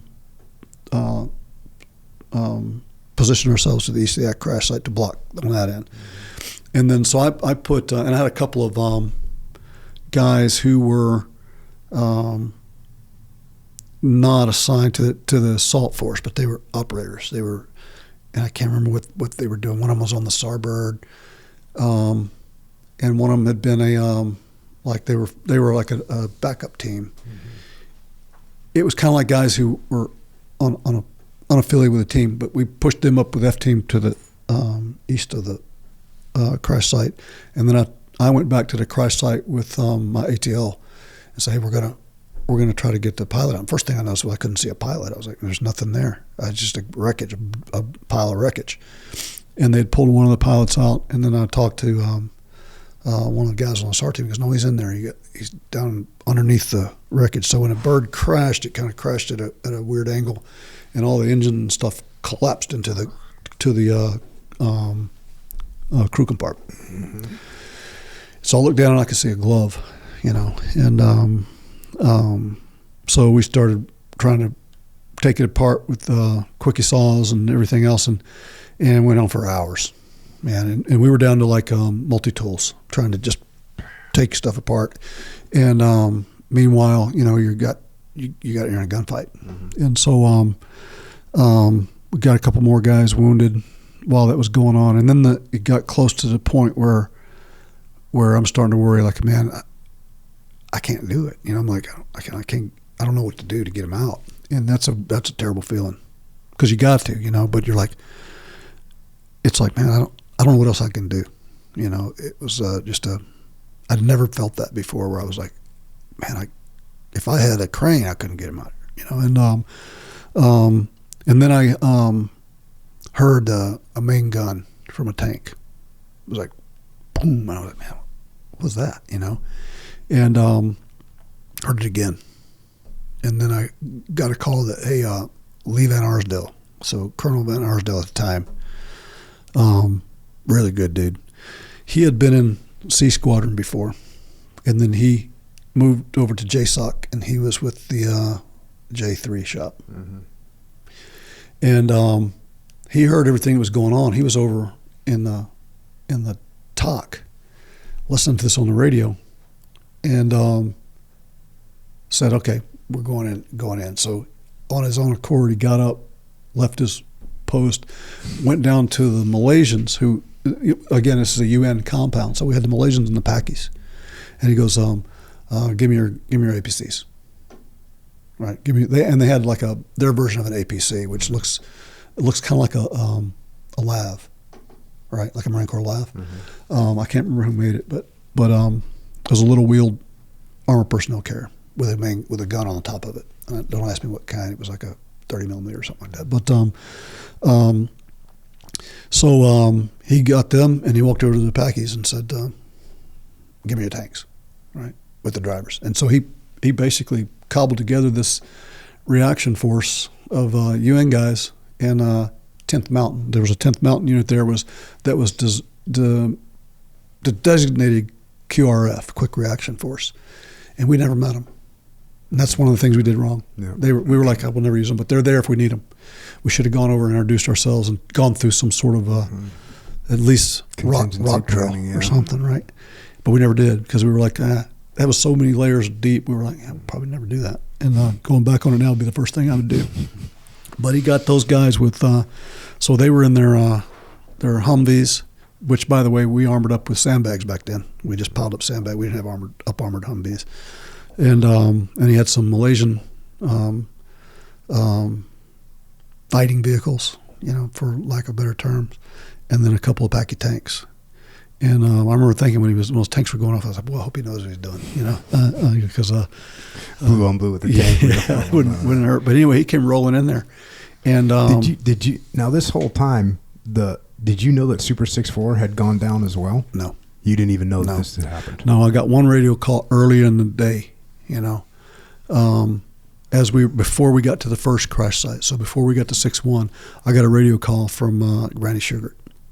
He said, he was on the assault net, and or the command net, sorry, and I got this weird call. It was like, hey, I was Fox 1 at the time. What's your location? I said, we're en route to the crash site. And he goes, how long? And at the time, you're thinking, I'll be there in a minute. I said, 5 mics. And he said, hurry. And that was the last I heard of him. But I didn't know. So when I got to the crash site, I'm thinking he's there at the first crash site. Yeah. And I remember thinking when I got there, I wonder where he's at. But, you're thinking he's out on a perimeter or something. And never gave it a second thought. But no idea that it went down. Yeah. And, we were and everything was invested into the first one. Mm-hmm. But so the APCs make it to you? Make it there. Well, they make it up there. On we had some Humvees that came in and they made it to the crash site, physically to the crash site, and a couple of APCs that were about maybe 100 meters away, and a tank. But that doesn't make you feel better because they wiped out a bunch of Packy tanks before we got there, right? But it's good to now at least we got something going, and so we pulled the vehicles around and we used the vehicles. We used fast ropes and these heavy duty tow straps to basically yank the vehicle apart until we could get access, and that went pretty quick, and I'm glad it did because the sun started to come up, and we didn't have our MVGs. We had a couple of pairs that we had scavenged off the aircraft, but we went in, in the afternoon thinking we're going to be back. And we should have carried them with us. That's another lesson we took from you guys. Like we never went anywhere. Never go anywhere without them. Never go anywhere without those things. We might not wear them, but we'd have them in a pouch. If you think about it, though, it just doesn't make sense not to. Because what if you go in a building, you're in a basement, it's dark, right? I mean, you never know when it can get dark, and you may not be planning to stay there until it gets dark, but you might be there. And I would never do. That's one of the biggest mistakes I ever made, and I made a lot of them, but that's one of the biggest ones. But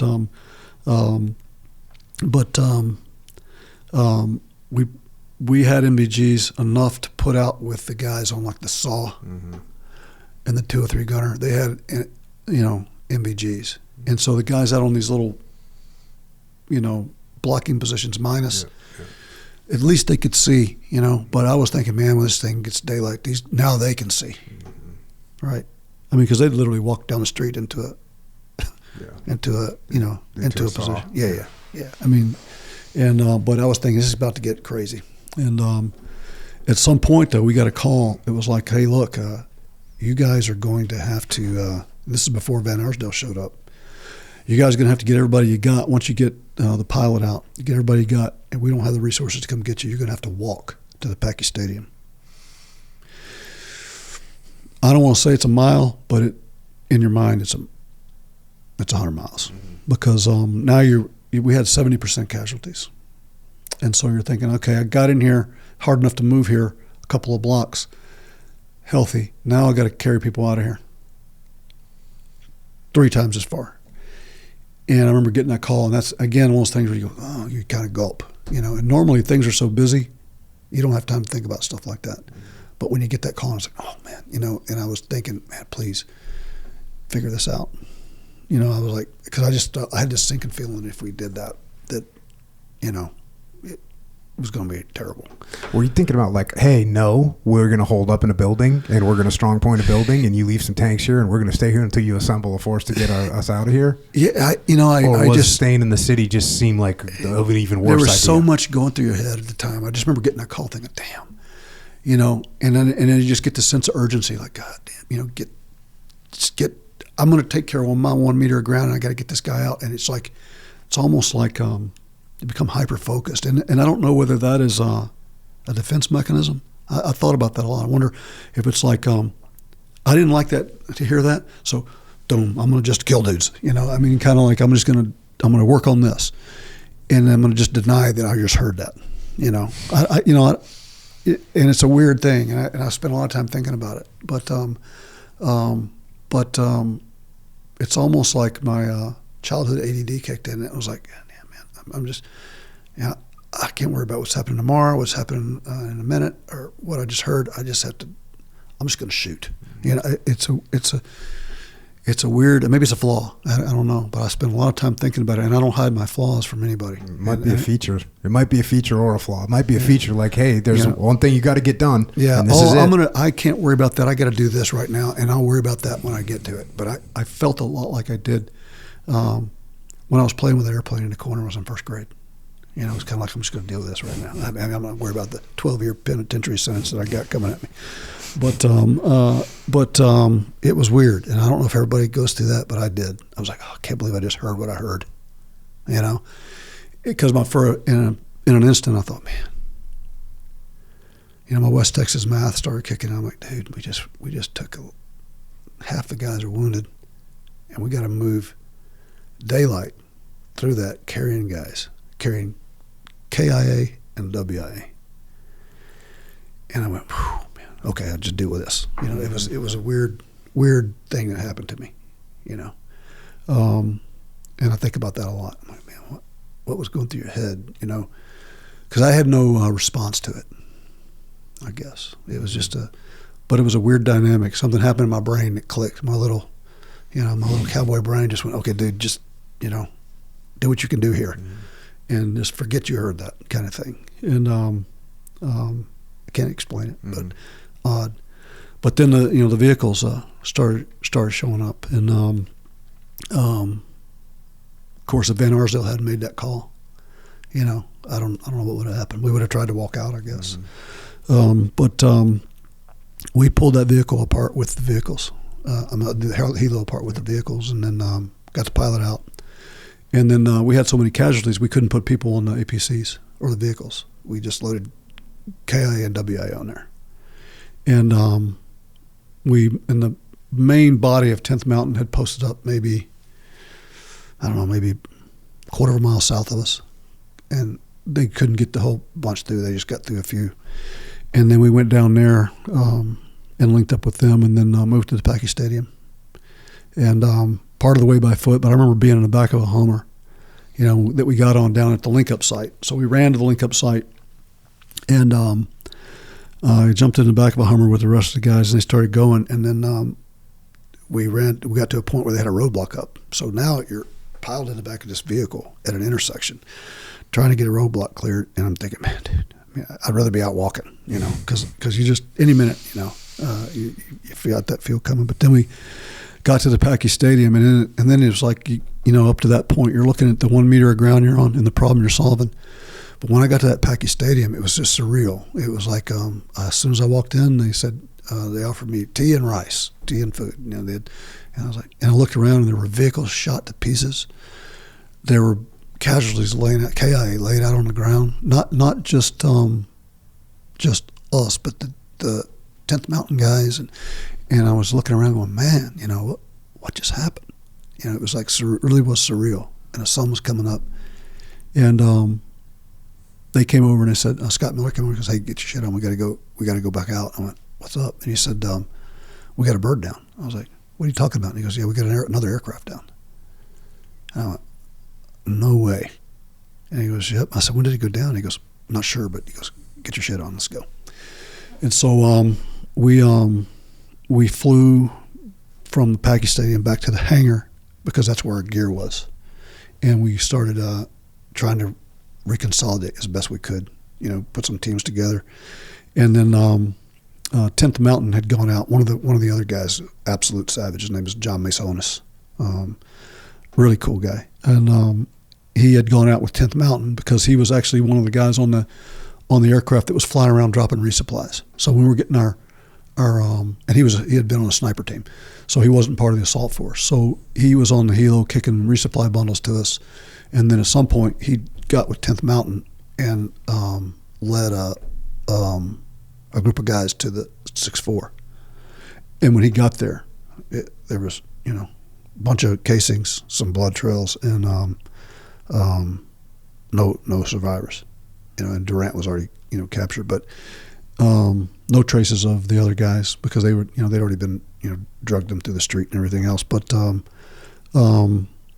we estimate that battle probably lasted about half an hour. And this is second-hand information. I wasn't privy to it until the next day, but we think it was probably 30 minutes total that they fought it out.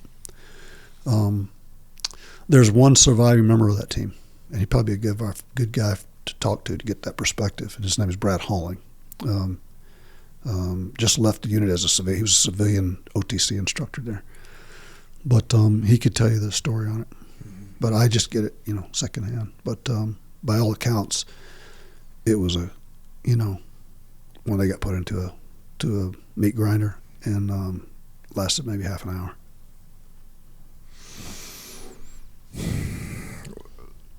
So you're reconsolidating gear and getting ready to go back? Getting ready to go back out. And we still didn't really know what we're looking at. I mean, what went down, And but we got reports back from the guys who had been there, and I believe it was just Mace, if I'm not mistaken.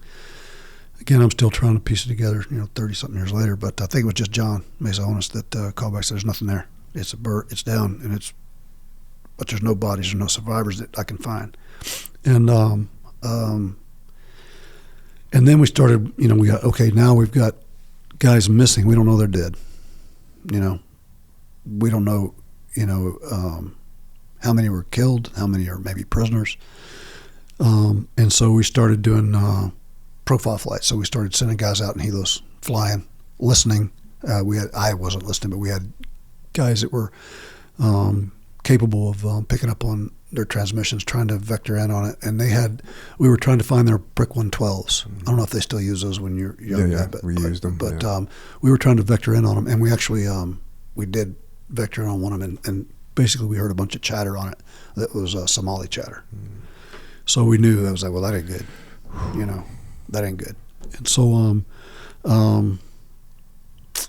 kind of lose track of what happened after that. But at the end of the day, they negotiated their way out of it. So we were going to, and of course, I'm going to tell you right now, if they had turned us loose in that city in any capacity, the mine was different. And I go back and forth on whether they should have or shouldn't have, but it's probably good for us that they didn't, because it would have been a different ballgame. It was personal, as you know. Guys in special operations in any unit, but especially guys in spec ops, you spend a lot of time with each other. It's not like guys come in for a year or two and leave. You know them, their kids, their wives, their mom, their dad, and so it was personal. So it may have been a good idea that we didn't go back out in it. But basically, they came in. I can't remember the guy they sent in. He was a State Department guy, and he went to him and said, "Look, right now you're dealing with me, and you need to return the remains of anybody that was killed, and you need to release any survivors. Tomorrow you're going to be dealing with a different group of guys, and I'm not responsible for what they do." And they released Mike Durant. How much longer did you stay on the ground there? We actually, and again, I trying to remember, but a couple of weeks, maybe a month. But on October 6th, we were, and I should know this, but you get when you get old, I can't remember if they released Mike Durant before or after October 6th. But October 6th, we're standing around, and the JSOC guys had come over from the headquarters. So we had General Downing, who was the JSOC commander at the time. We had Jesse Lay, who was a CSM of JSOC, I believe, and I could be wrong. And I'm sure there's some guy out there that'll sharpshoot the shit out of it, but that's the way I remember it. But we were standing around doing a hot wash.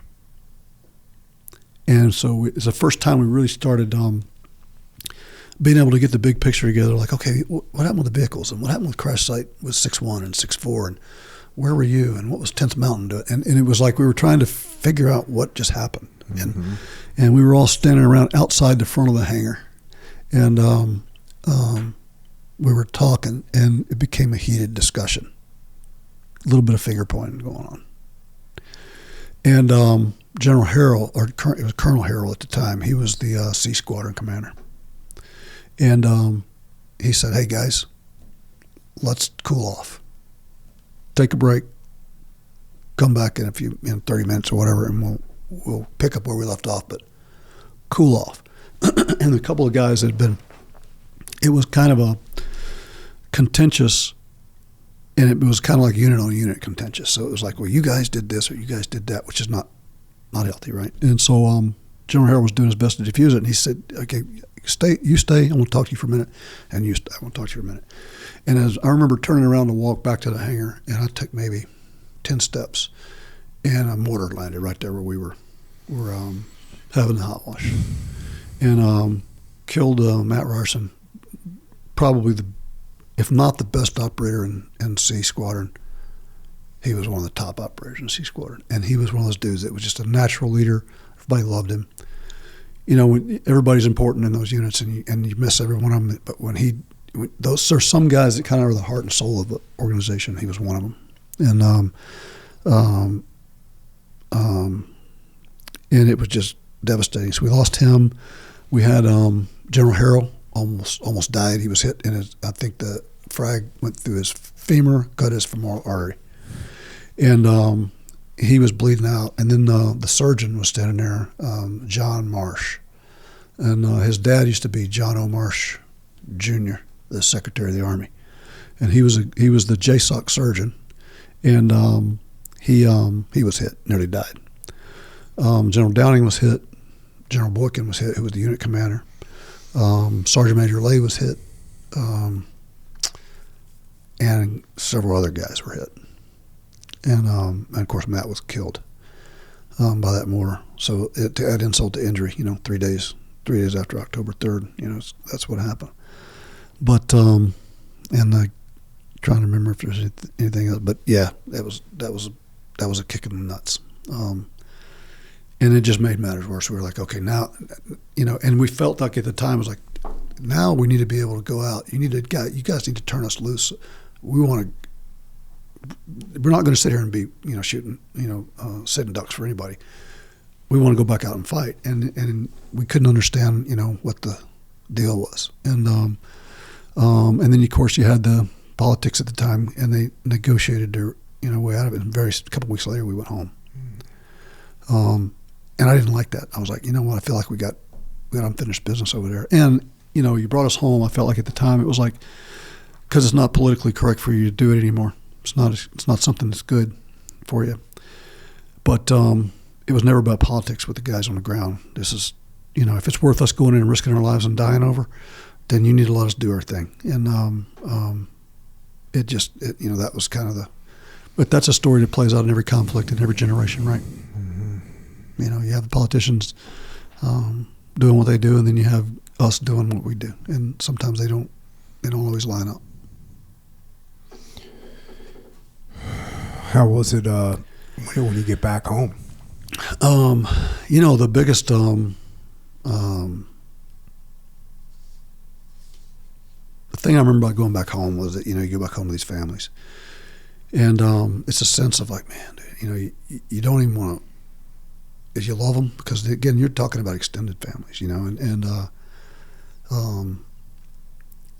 you see these kids and your wives, and that, wait a minute, I lost something pretty special when I lost a mate, but this is going to change the trajectory of your family, not just for this generation, but for generations to come. And I was married a second time, had been married maybe about a year. And my wife's name is Bonnie. When she came on board, it was a bunch of young guys and their wives, young families, and it was fun. You'd hang out at team parties. And you were like this big extended family. And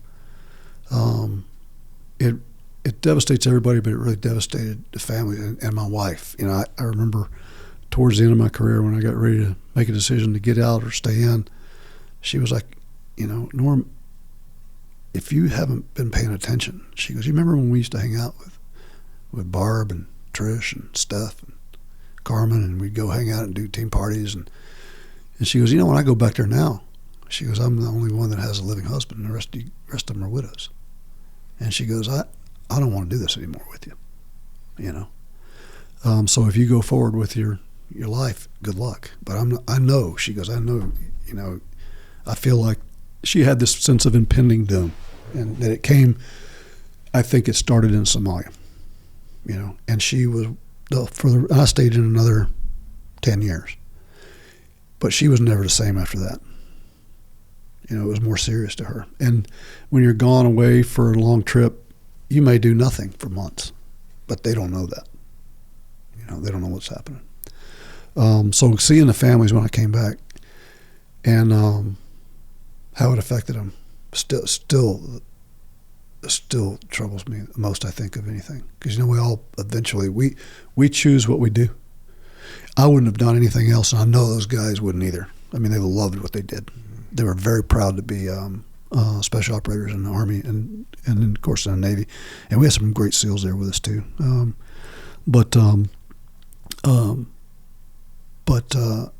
if any one of them had been left off the mission, I guarantee you they would have been raising hell back home.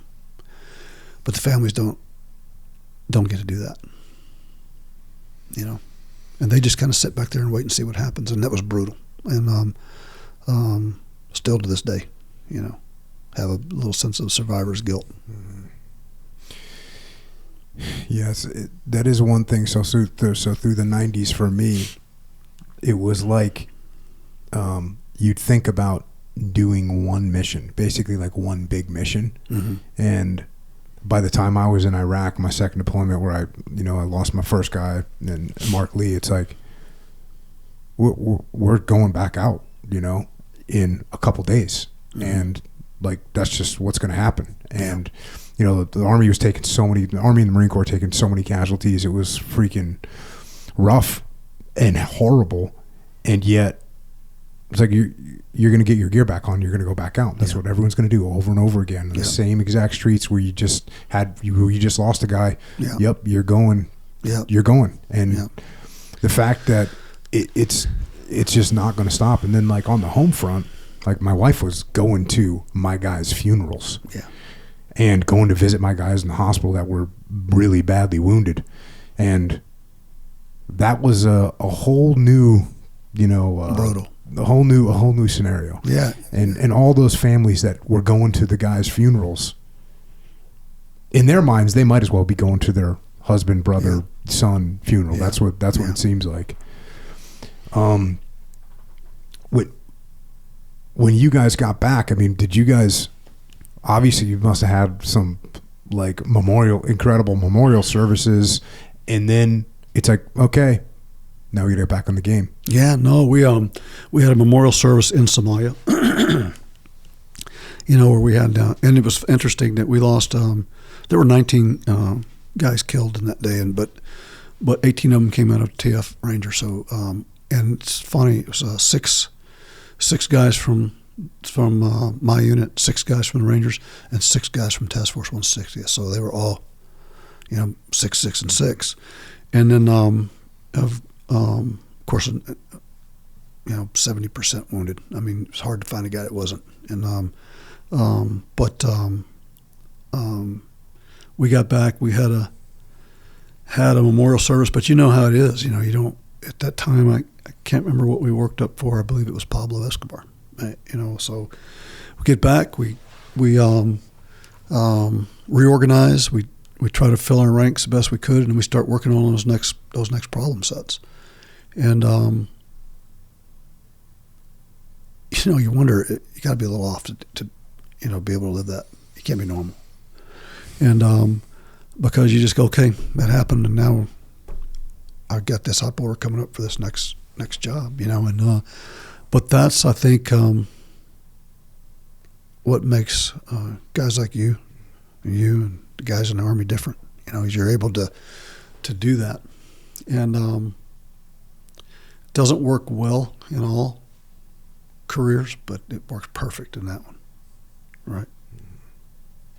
But yeah, you just get ready for the next one, and that's something that soldiers have done forever, right? Oh yeah. You just sharpen your sword and move on. What kind of changes did you see in training? So, the silver lining to Somalia was that, in the Army they used to say we're always fighting the last war. So when they went into Korea, they fought like they had in World War II. When they went into World War II, they fought kind of like they remembered fighting in World War I. But there's been enough time between those conflicts to where nobody had ever really done it. They just knew what was written down. Somebody else wrote in a book. Mm-hmm. And so not only did the procedures and the tactics, techniques, procedures, and equipment not apply anymore, they had no context because they just read what somebody else wrote. Mm-hmm. But what Somalia did, and it was unforeseen, was that first thing that we noticed when we got back, and I remember talking to General Boykin, I said, I looked back over the history of the unit, and we crashed a helo in Grenada, and we had to go in on the ground and get it out. We crashed a helo in Panama. We had to go in and get it on the ground and get it out. We crashed helos in Somalia, had to go to the ground and get it out. In Desert Storm, we crashed a helo, had to go by ground on vehicle, get it out.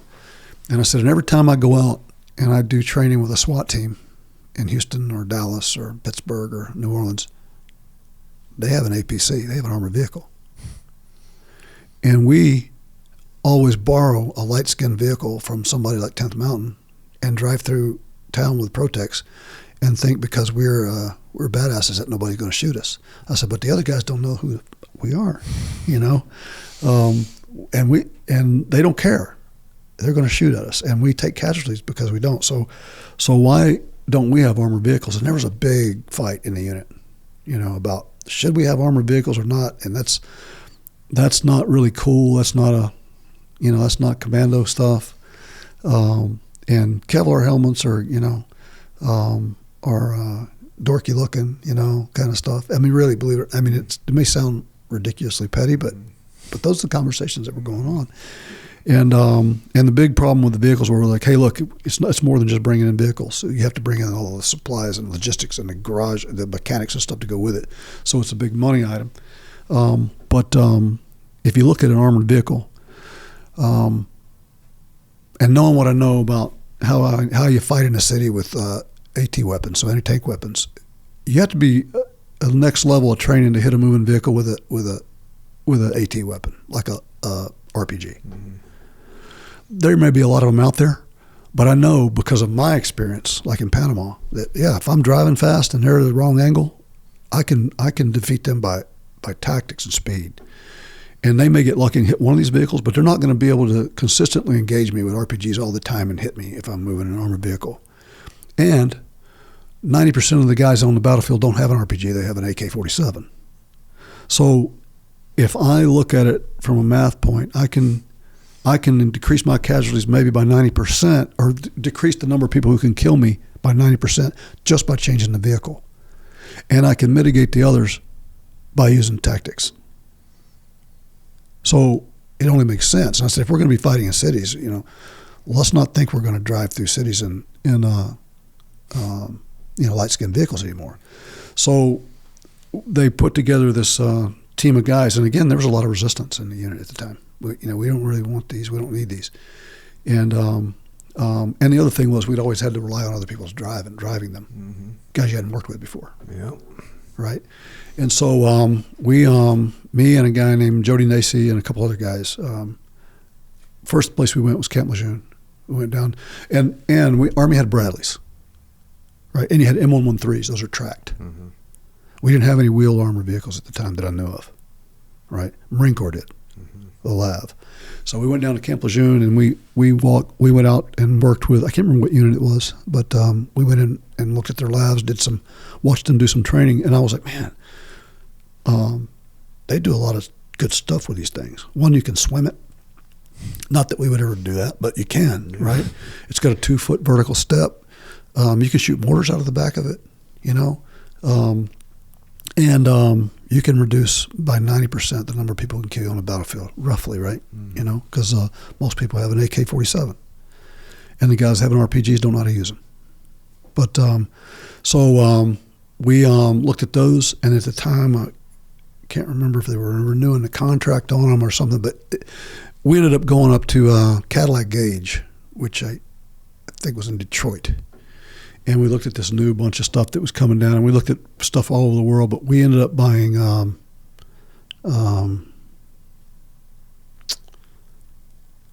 what was it? It was a the Penzauers? We had a Penzauer. It was a light skin vehicle, but I want to say it was a Pander. Oh, Pander, yeah, it's Pander. So we bought the Pander, and of course, you know, Tier 1 guys use different money, but and we started using them, and there were a lot of guys with eyes down, you know, but I think at the end of it, and I was gone by the time they really started coming into their own, but guys were calling me, going, oh yeah, everybody's calling you at Barnum now, but I'll never forget Shinseki. General Shinseki was Chairman of Joint Chiefs, I think, at the time. Yeah, he came in for a capabilities exercise, and he was an armored dude. Oh yeah, right. He was an armored dude. He was either really excited or really pissed. Which one was it? Yeah, he was pissed at first. So, okay. But he got excited about it. But he kept. We come rolling in Panthers. He goes, "Hey," he goes, "Where'd you get those?" And I wasn't the guy that was explaining it. I think it was a General Harrell at the time, but he was pissed that we went outside the Army procurement system to get them. And then it became, tell me why you're doing that and not using the Bradley, or you're not using what we have. And then when we went through and I didn't do it, so obviously the guys above my level did it. They explained to him why we made that choice.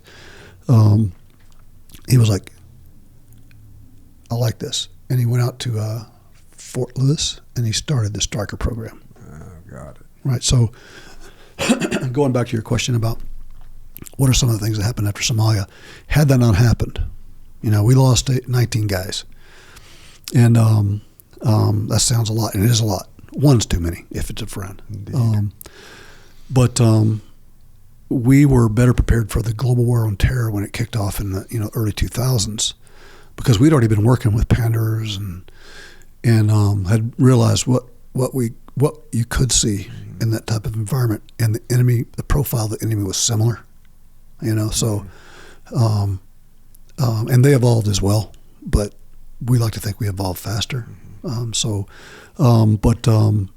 we started integrating, the services started working closer together, right? So you started seeing, we were working close anyway, but guys started becoming more familiar with each other, because we realized, hey man, this is a heavy lift, and you can't work in a silo, because you're going to be working with other people, and you're going to need them, right? And so we started working very closely with Navy Special Warfare, working with the Air Force guys, and then our equipment evolved, And so I like to think that because of Somalia, when we started the global war on terror, we weren't fighting the last war. Yeah. We were better prepared for the war they were in. Yeah. And yeah, like I was saying, I think that what you guys did, and we got debriefs, and of course, like you said, it's still 30 years later, or however many years later, people are still figuring out what happened. But we had SEALs that were there come and debrief us on what happened and what to watch out for and what to be careful of, and it's like we were paying attention. We were listening. We were trying to take whatever lessons we could from that. And even it's interesting. We were using MP5s, in the early 90s. Love them, man. And I love the MP5, and it's, I always, when people ask me what should they get for a home defense weapon, I'm like, MP5 all day. Your 8-year-old kid can freaking drive nails with that thing. Love it, man. Cool. Accurate.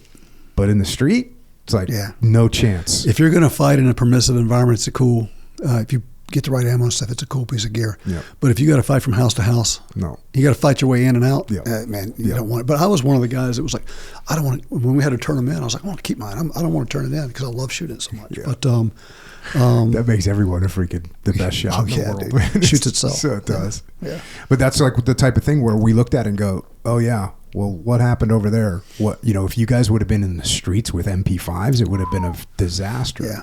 Bad business.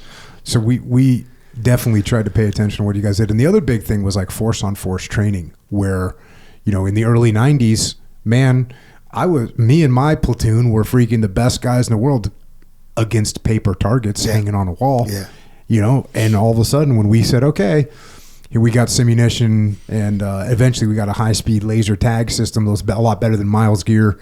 But that stuff really lets you, it's like jiu-jitsu, right? In jiu-jitsu, one of the best things about jiu-jitsu is you and I can train and we can try and kill each other. And if you want to, you just tap and okay, we start again. You can't do that with live fire. You can't go force on force with live fire. But and live fire takes away the two things that the enemy is going to do.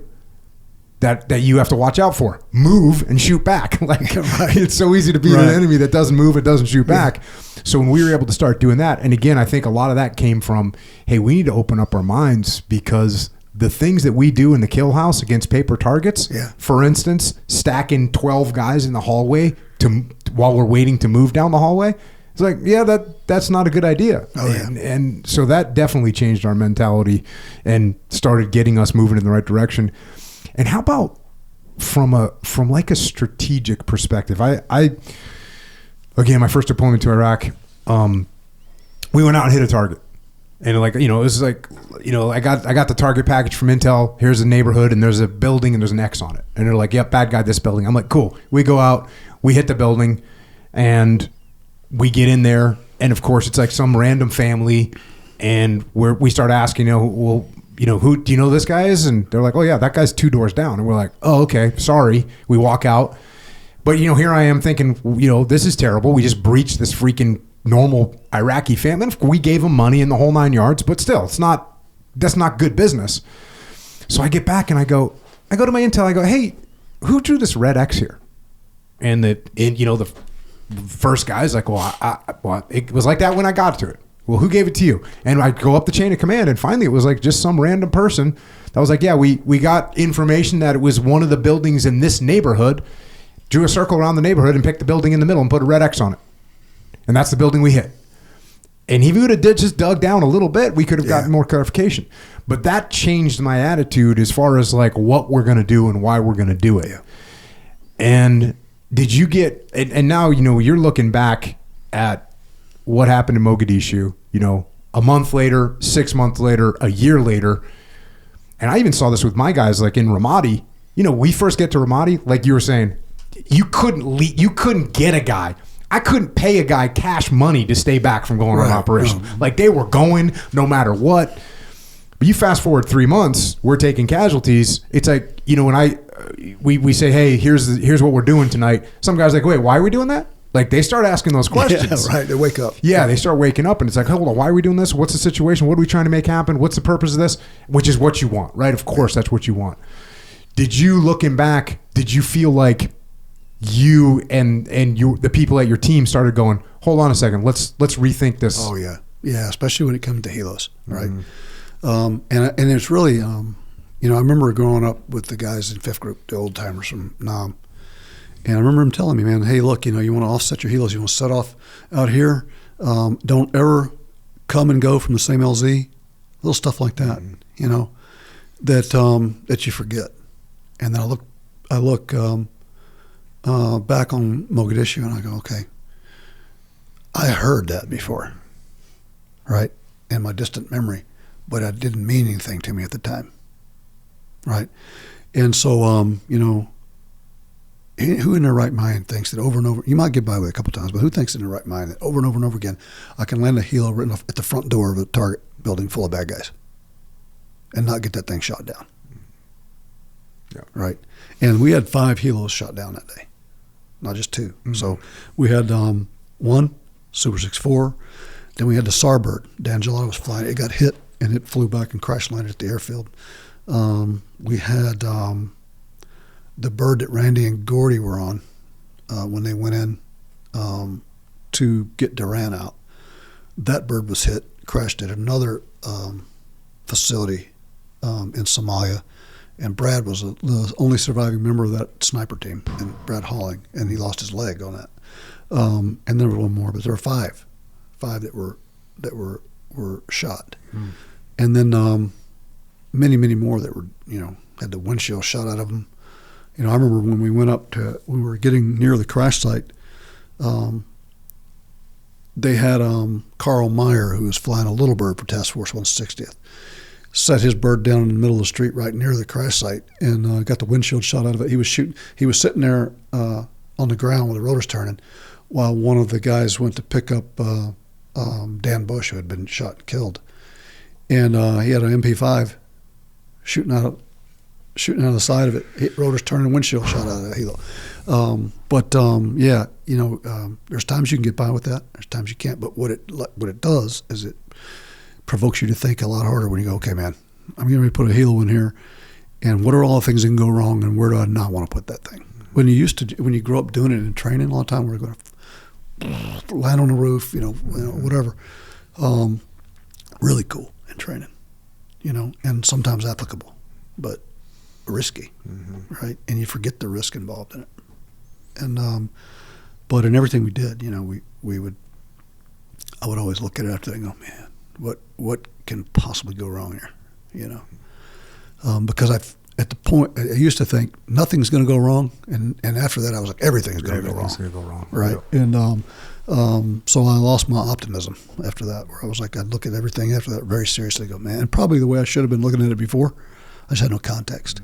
And we had done things before, but we had been so successful and lucky on the things we'd done before. It builds a sense of confidence in you. There's probably a false sense of confidence. Yeah.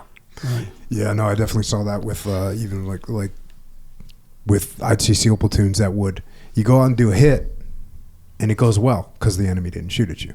And so you start going, well, we can do a little bit faster. Guys got really aggressive with like surrounding the whole target. And I'm like, what if somebody starts shooting from inside that target building? Now you're on all, this is not going to work out the way. And for me, it was the old Vietnam guys that were like, there's only two ways to assault the target. Either you go online or you do an L at the most. Absolutely, right. He goes, don't put yourself downrange. Yeah, don't put yourself downrange. Yeah, don't put yourself downrange. But those lessons, man, they get faded out by training, because if you make training too easy and you win every time, it gets you bad habits and you start doing the wrong things. Yeah, and there's some things that don't change. Men don't change. We're all the same as we probably were a couple thousand years ago. But gear changes, weapons change, stuff like that, and so you got to be able to stay relevant, and that's hard to do if you don't have work. And we used to say that you ever heard of the 5 monkey experiment? 5 monkeys? 5 monkey experiment. Let's hear it. So, and I don't know whether this is real or whether it's a made up story. It's probably made up. But they were doing a study, and they took 5 monkeys and they put them in a room, and they had a ladder in there, and every day they'd put a banana on top of the ladder, and monkey would go up and go for the banana. And they'd come in and they'd haul the monkeys down with a fire hose, and then they would do that every day, right? And then they'd take one of the monkeys out. Once the monkeys stopped going figured out that, hey, that's not the right thing to do. They'd take one of them out and put a new guy in, right? Well, what's the new guy do when he gets there? First thing, right? He goes for the banana, and they hose everybody down, right? And then they move one monkey out. Once he figures it out, they move another new guy in, right? And then it gets to the point where the monkeys jump on the monkey. They're like, hey, don't do that, because we're about to all get skull drug for this. And at some point, there are none of the original monkeys in there, right? And everybody's jumping on the new guy when he goes for the banana. And he's like, why are you jumping on me? And he goes, that's just the way we do things around here. Yeah. Right? So nobody had any context. Yeah. But they're just remember that, hey, look, they stopped hosing them down a long time ago. Yeah. They just learned, hey, look, jump on the new guy when he comes in, with a new idea, right? And why? Well, that's just the way we do it. Yeah.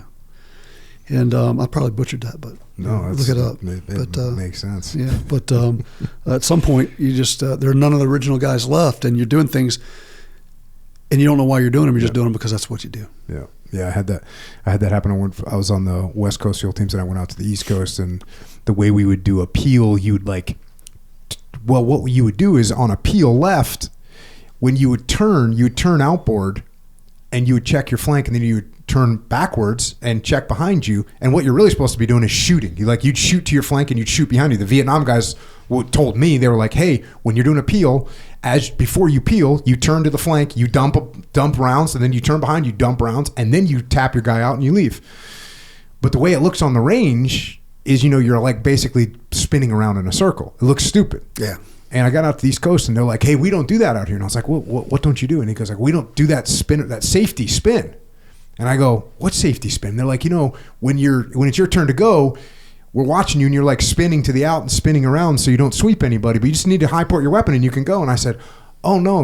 Like, this is why that happens. Yeah. Like, I'm the one monkey, right? Yeah, one monkey left. I was like, hey, this is why. Because when you're in a firefight, you want to turn to the flank, dump rounds in case somebody's trying to flank you, and then turn behind you, dump rounds in case someone's trying to, come up your ass, and then you can tap the guy out. And it was like one of those connections where it had just got lost in the translation. Yeah. No one knew why they were doing it, and they eventually said, why are we doing this anymore? And there you go. 5 monkeys. Yeah. It's like, it's just the way we do things. Right? But look it up. You've probably better explained on the internet than I can explain it. But yeah, I look back to, when I first got to group, we used to laugh, young guys, we, had this one old guy, and he was like, you know what, you're carrying 300 pounds of lightweight gear, we used to say, right? Because everything's lightweight, but you're gonna carry it. So when you add it up, it's 300 fucking pounds of gear.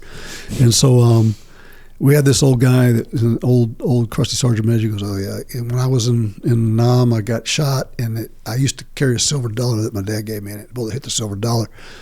And so I carry a silver dollar everywhere I go now. And one guy was a Bible, and we used to, the young guys go, yeah, man, sure, I got a silver dollar, I got a Bible, I got my wallet. I mean, by the time I get to carry all this stuff that stops bullets, I got 500 pounds of crap, So you evolve, and not everything's applicable. And that's why it's so important that you try to train realistically, because sometimes you don't have work. And I think we're going to go through a phase, hopefully, God willing, we're going to go through a phase where some of these young guys have the ability to get back in shape and train and have some peacetime training, but they got to be relevant, right? And they can't lose sight of the lessons they've learned, because 20 years of war, man, a long time, and 20 years of combat, and I differentiate between the two. So I look at what goes on in war, and I see Russia and Ukraine. What we were doing, what I did, I can't speak for what you guys did, but I can say that I got pretty good at combat operations. Yeah. I don't know if I'd be good at war, but I was blessed to be around guys that I got to participate in a lot of combat operations. I got to learn from some of the best soldiers of their generation and the generation before. I don't know if I'm ready for warfare. I watch what's going on over there, where these guys are in their trenches, and that's a different game. It is a different game. So then, post Somalia, what's the next thing that comes up for you guys? Is it the PIFWIC stuff? Yeah. So the Balkans were kicking off, and I think everybody was doing it. I think the Navy was doing their part of it. We were doing it. A couple other organizations were doing it, but we started rotating in and out of the Balkans, I think Srebrenica must have happened in 94 or something like that. I mean, if you've ever heard of the massacre of Srebrenica, it's a nasty incident, which really kind of accelerated our involvement in the going after personnel indicted for war crimes, PIFWICs. And that went on for several years, but I mean, there were a few things that happened, but pretty much unremarkable, really. A lot of good workup, training time, application, kept enough going on to keep you relevant. And then that kind of went on until the end of the late 90s, And in that time I had moved, I can't remember my dates, but sometime around, I guess, 95, 96, I went to S&T, so selection and training. And I was an instructor cadre over selection and training for a couple of years. And then rotated back in as a troop sergeant major in C Squadron at the end. And then you say at the end, and then you're making your decision that you're gonna retire. Yeah, so I did a couple years in S&T, loved it. I didn't want to go. I went kicking and screaming at S&T. I lived in the same locker for 10 years. Right? And I was like, I ain't leaving the team room. And I could care less. Whatever it is you got for me, I don't want to do it. As long as I can stay on the team, I'm good. And that was just the way I thought. I had no ambition to be the sergeant major of the Army or anything. I just wanted to kick doors. That's what I love to do. And I was never a sniper. I was very limited in my my capacity. Mark one motto: door kicker. Yeah, that's Let's it. go. And when they wanted something done, like, hey, we got to do a special mission. Takes a special guy. We got to send over one day. I didn't get picked, but when they said we want to send a mob through a door, I did that pretty well. I enjoyed doing it. But we worked some stuff with the in South America with cartels and stuff like that, but limited. And again, I was blonde-headed, green-eyed, fair-skinned guy. So you weren't going low vis. I didn't. There. Yeah, I didn't go into Medellin, all that stuff. But S&T was a good experience for me. And I look back on it now. I really needed that. One, I got to work very closely with guys from the other squadrons. I got to. When you're doing something, a lot of times you're not thinking about it, you're just doing it. But when you're teaching it, somebody asks you a question, you got to be able to answer it. And the question can come in a lot of different ways. So you really can't just say, well, that's because that's the way we do things around here, right? You can't do the 5 monkeys. You have to be able to. So it forces you to really think, well, why do we do that? And so it really sets you up for success. And generally speaking, if you go to selection and training in the unit, usually what that is that tells you you've been selected to go over and be a troop sergeant major. But before you do that, they send you over there. We want you to go be able to understand. You're going to teach the basic firearm stuff. You're going to teach close quarters battle. You're going to work all the tactics, techniques, procedures that are associated with being in a Sabre squadron. You're going to teach it. So when you come back, and you're going to even in the same building, people evolve differently. So one squadron, after a couple of years, they may be, the times on their charges may be different. The way they make them may be different. The way they clear corners may be a little different. And if you let it go long enough, it's drastically different, dramatically different, right? And 2 different units. So when you go over to S&T, you get to hang out, and you standardize it's like a central point for consolidation of tactics, techniques, procedures. And by the way, I can't believe I didn't bring this up earlier, but you were training jiu-jitsu this whole time, right? I was, yeah. How'd that kick off with you? Yeah, so it was a life-changing thing for me, really. So we talked about how I grew up, and I saw a lot of early on. Saw a lot of very, very serious conflicts in bars and stuff, because I grew up in them. My dad owned bars, made whiskey. Saw guys getting knifed and shot in Kaisers when I was 8, 9, 10 years old. Dad was in and out of jail, so I saw it growing up. But I was never a believer in formal martial arts. I remember in high school I saw this dude square off with a dude and go into a traditional karate stance and just get his ass whipped. And back in the day, I'm a little bit older than you, but everybody got in this kung fu thing. They had a movie on TV. It was called Kung Fu, but they were all going out and going to class and learning all this weird stuff, but they were always losing the fights. And so I didn't have a lot of confidence in and we used to almost joke about it. Oh yeah, one of those guys, right? Guy just stood off and I go, oh okay, here we go. But so I didn't have a lot of respect for it. I just didn't, because I felt like it wasn't applicable to the street. And so when I was in the unit, guys, the hand-to-hand program was not formalized. It was guys doing one thing over here, one thing over in another squadron, another thing in another squadron, and they were training in silos, right? So they trained with the guys that thought like they did. And but we didn't have a formal program. And I've been training a little bit, seen stuff going around, but we we were bringing in subject matter experts. And one guy in one squadron would bring a dude in with a hood over his head, and he would, teach you how to fight by feel. Another guy would come in and teach you basically how to do a college football stiff arm, and how to. That's how you do CQB: gun in one hand, stiff arm on the other. And some guy would come in and teach something else, and it was really just kind of all over the place. And we had some tough dudes, But I was of the school that, hey, look, go work out, run. Ball your fist up, hit the bag, and swing them harder and faster than the next guy, and move your nose. That's kind of the way I grew up, and it worked for me up to that point. And so when I got into S&T, we were bringing subject matter experts in, and we were bringing these guys in and paying them a lot of money, and I was tasked with the hand-to-hand program in S&T, selection and training. And so we brought guys in, but none of them could really do what they said they could do when you put them in a scenario that they didn't control. So this is how you get out of a headlock, and with their paid assistant. And I say, hey, well, I got Joe Vega over here. He benches 400 pounds, the biggest, meanest Puerto Rican to ever walk off the island, and he's going to put a headlock on you. Let's see if you get out of that. And none of them could do it, And then you'd have guys go, oh, well, I'm not a fighter, I'm a trainer. And I heard it all. And so I had a buddy of mine. His name was Ben Flores, and he came to me. He goes, you got to check these dudes out. And now at this time, I'd already gotten disgusted with everything else I'd seen. And I thought, okay, yeah, another one of these, right? And he slides this tape across. It was like a beta tape or something like that. It was called Gracie's in Action. Gracie in Action. Hell yeah.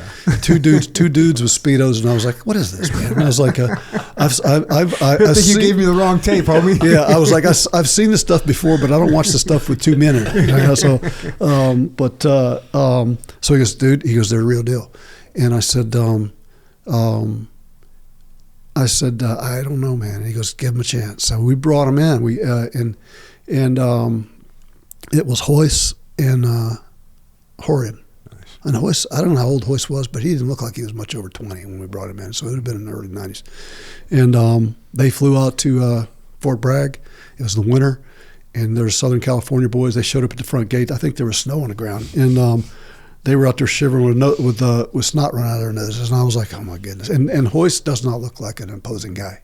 He's a pretty boy, and I was like, "Man!" And he looked young, and I was like, "Oh, these dudes are about to get it." And was this pre-UFC? Yes. Okay. Cool. Just before the first UFC, so nobody knew who they were. And I think they had the Gracie Academy on in Torrance, so Carson and Crenshaw, I think, where it was, and but. Just a year or two before that, they had been training out of the garage. This was the Gracie Challenge. Yeah, they still had that going on, and I got to watch that, and very, very cool. But their main instructor, other than Horian and Hoyce, out at Carson, at the Torrance Academy, I can't remember his name, but he was one of the guys that started. He was a heroin addict that started training with Horian in his garage. And so they were still early generation of their trainers there. And some of the guys that are world-renowned black belts now that came out of that cohort of instructors that Horian had then are now were blue belts then, blue and white belts. And so anyway, they show up at Bragg, and they go up, and I'm going to give them the same treatment that I give everybody else, but they didn't come in with the hoods and all that bullshit. They came in and they were teaching like escape from the headlock. I watched that and I go, okay. I said, well, see if you can get out of his headlock. So they, okay, put him in there, boom, into work, and they'd show us these different scenarios. And at some point, Horian said, I feel that you're skeptical. And I said, I'm a little bit. I said, because I've seen a lot of bullshit come through here. And he said, I'll tell you what. He goes, line everybody up. And he goes, I said, what are the parameters? What are the rules? He goes, there are no parameters. There are no rules. Whatever you do to me, I'm going to do to you. So if you don't want it done to you, then don't do it to me. right? So we came up with roughly the what became kind of similar to the first UFC rules. No eye gouging, no biting, no fish hooking, no maiming, you know. But other than that, it was kind of a free for all, and it didn't take long. 30 minutes, I think. It tapped everybody in the squadron, and I was like, "Holy shit! This is real." With caveats, right? So I knew what I seen on the street, and none of that stuff.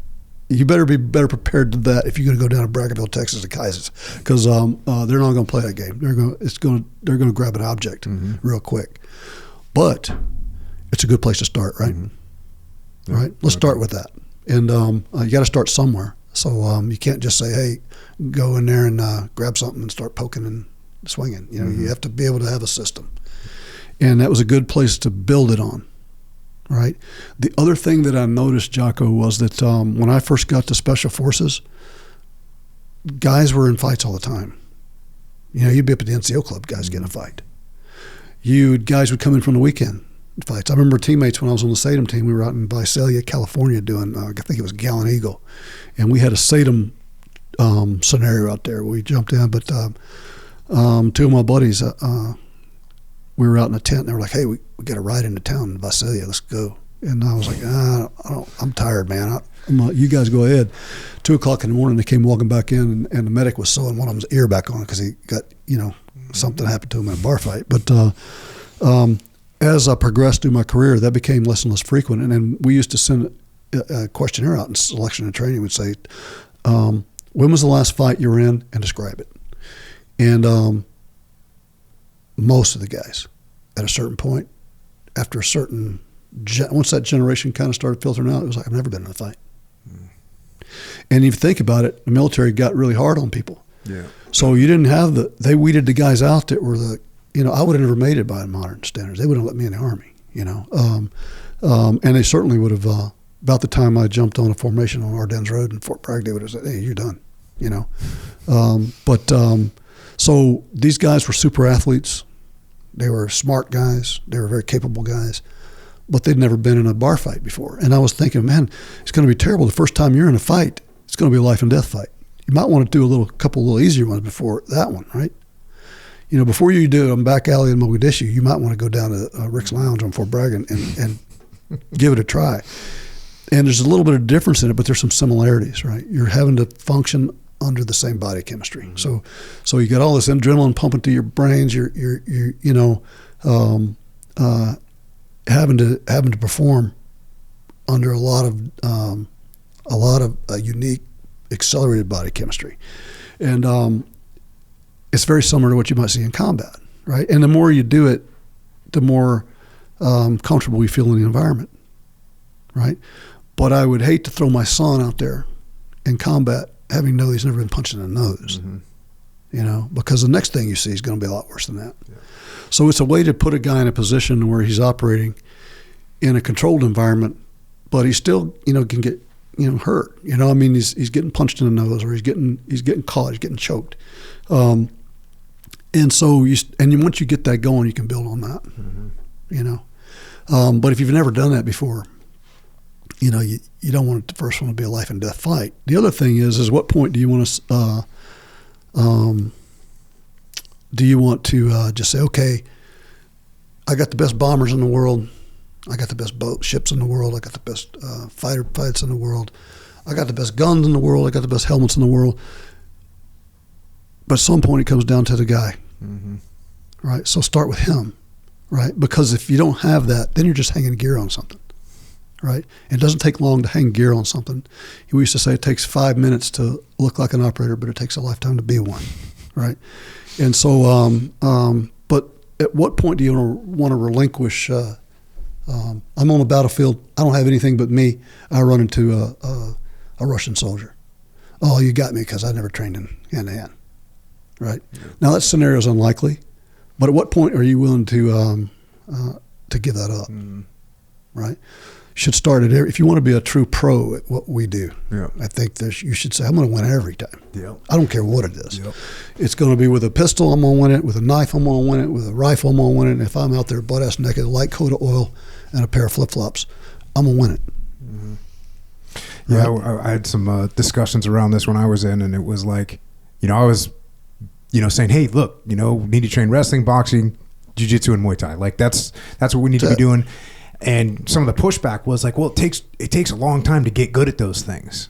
It takes a long time to get good at a lot of things. And I was like, hey, man, number one, if you think you're going to become a good fighter in 5 days, like, you're an idiot. And number two, you're in the teams for 20 years. So how good can you be in 20 years? Like, it takes a long time to do a lot of shit. Exactly. Right. So doesn't mean that I don't do it. Yeah. But at what point are you willing to go, okay, I surrender. Yeah, I surrender. Yeah. Right. I don't have my guns. I don't have my buddies. I don't have my vehicles. I don't have my helos. Fuck it, you got me. Never. Right. Not me and not you. How much did you keep training? Oh yeah, we trained. I fell in love with it. Mm-hmm. Right. And even though I still, you got to be careful with it. Mm-hmm. Right. You have to have context. And I would never go into Kaises and rely on that. First thing, because I know, I'm like, man, before I do anything, I'm gonna look for a pistol. I'm gonna look for something. Yeah, absolutely. But if I don't have that, at least I got something, right? And but I trained a lot. I trained all the way through until I was in my 40s, and my oldest son went on to become a black belt under Rob Kahn. Yeah. Robbie was one of the original blue belts out at the Torrance Academy. I got my first blue belt, naked ass blue belt from Helio. Hell yeah. Right. And but we trained a lot, and all my sons train, and my buddies train. I believe in it. Yeah. Right. And with caveats, right? People always go, oh, it doesn't work against multiple assailants. Mm-hmm. And I saw him say that to Hooten one time. Say, oh, so you and me getting a fight, I can beat you, but if there were two of me, you could do better. All right. He said, so nothing works against multiple assailants, right? It's all context and perspective. Yeah. But loved it, and learned a lot. Learned a lot from and learned a lot about life through jiu-jitsu. And I'm not a philosophical, Mr. Miyagi kind of guy. I'm just not. But I remember I was talking to Jorge and Gracie one time, and I said, "What do you think the success is in jiu-jitsu? What is fast-track success?" He goes, it's the same as it is in everywhere else in life. He goes, you got to learn to love the things that are good for you, not the things that feel good to you. Mm-hmm. Right? And that includes food, people, way you train. And he goes, so you may like this particular way of doing things. He goes, but you really need to be working on this, because this is what you like to do, but this is what you need to do. Mm-hmm. And he goes, and those are easy things to see, but they're hard to implement. And he goes, because I can take a bunch of kids in here, I can tell them, here's an apple, really good for you. Here's a candy bar, not good for you. And I'll leave the room, I'll come back, what do you think is going to be going? Right? So, and that's life, right? Yeah. But, and that's about as deep as I'm going to get on that crap. But yeah, it was really something cool. I still love it. Still very close friends with Jorge and Hoyce. But, and it was really good for my kids, Did they start at a young age? They did. I started them all really young, but I was very careful not to push it on them. I exposed them to it. No, I totally messed that up. I was a total psycho and just like forced my kids to train jiu-jitsu. They were literally training jiu-jitsu 7 days a week when they were little. And I didn't allow really my son to like stop because he was a boy. And I'm like, yeah, no, this is just for life. But my daughters they all stopped for a little while. Now they're back on to it. Yeah, they'll come back to their touchstone. Yeah. But I learned that from football, right? So I used to watch these guys go when my kids were in like Pee Wee football, Pop Warner football. And saw it when I was a kid playing football in school. You had the daddy ball thing going on, and I think it's such a fine line to walk. You want to give them the opportunity, and you want to push them because they don't know how far they can go, but how far you do it. And so I got to the point where I was like, look, I got coaches to do that. And at the end of the day, when they get in the car and leave football practice, have a bad day in practice, whatever. I don't need to be getting on them. And I would see dads in the jiu-jitsu gym their sons would get caught, and it's almost like they caught the dad. You know, he's over there chewing the kid's ass in the parking lot, and I'm going, man, he feels bad enough as it is. Yeah. Why don't you just say, well, we'll get some ice cream or something, you know? And but I wanted to show it to him early on, and what I really tried to do was, if I would go train, I started them out with like, sit over there in the corner, and you watch me train. And they got to where they felt comfortable with in the environment and with the people. And a lot of people, I've seen guys walk into martial arts gyms and they don't stay long because they get intimidated by the environment. You shouldn't, right? Yeah. But some people do. Yeah. So especially with kids, though, you want to get them used to it. It's almost like playtime. Yeah. Make it fun. Make it fun, man. That's the main thing. Make it fun. Make it enjoyable. Make them. You know, you should be running down the driveway when you're, Daddy, where are you going? I'm going to train with jiu-jitsu. I want to go with you. Right. That's the goal. Right. That's the goal. But yeah, they all, you know, it started early, but like you said, they couple years they would go without training, but as adults they all came back to it. Yeah. You know, they all came back to it. But there were times when they were like, I don't want to go train. You know, and I think that's normal. You know? But yeah, really cool. And it became later. It was the genesis of the Army Combatives program. Yeah.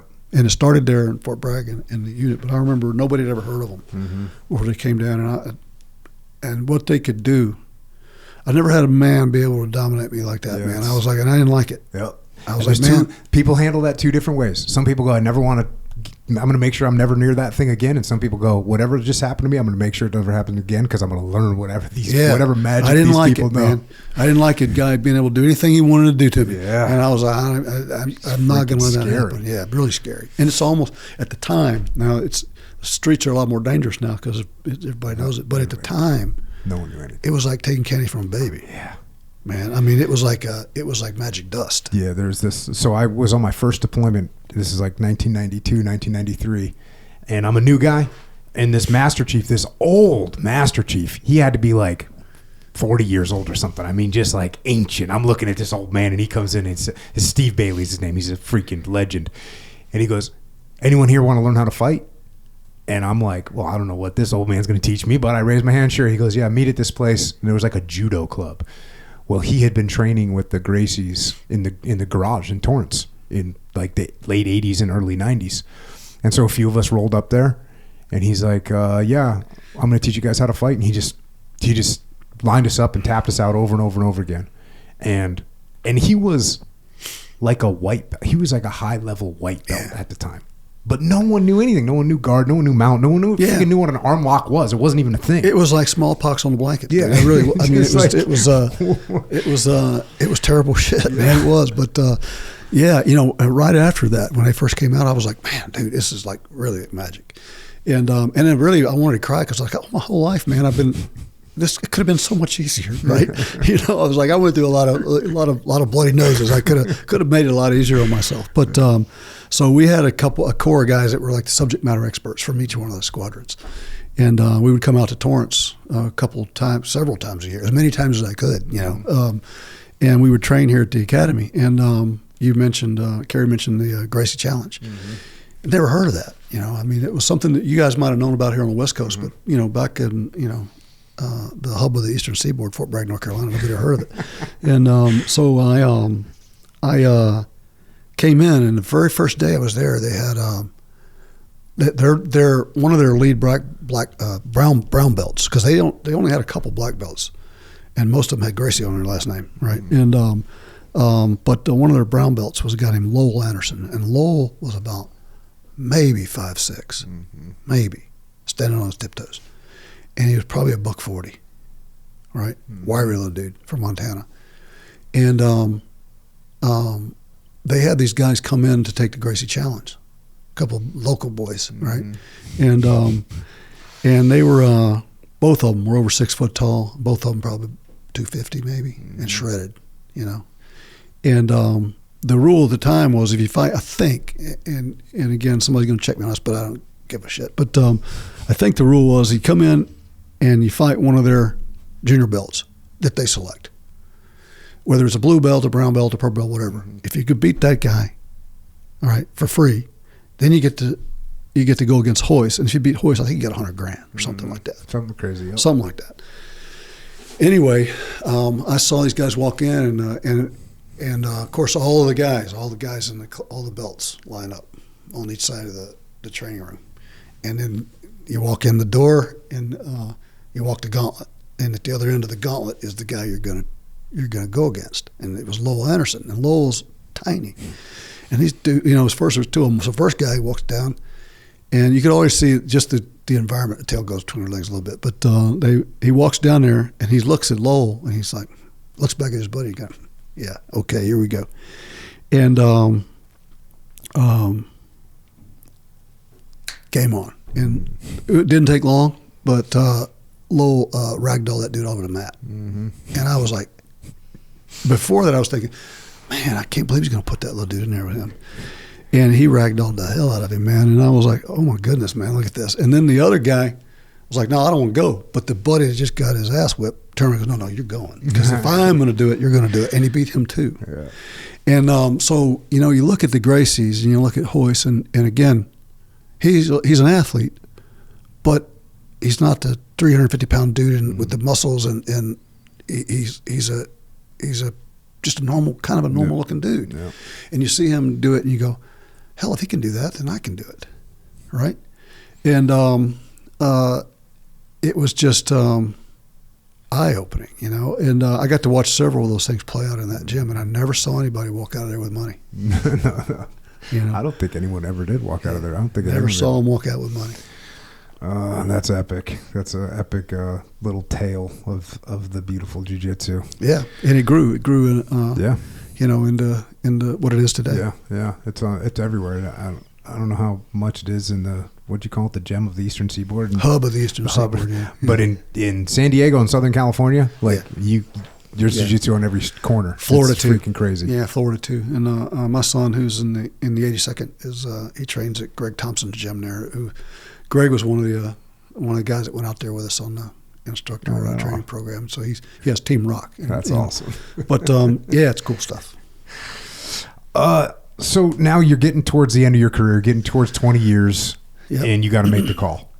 Yeah. So I had known two lives. I'd known the life in Brackettville, Texas, and then the life in the Army, and nothing else, nothing in between.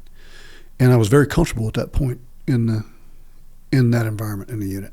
It was 500-acre chain link fence, safe space for me, right? And my wife was a pharmacist, and I think we talked earlier how it was being in a unit as a spouse was very difficult, not just for her, but for all of them.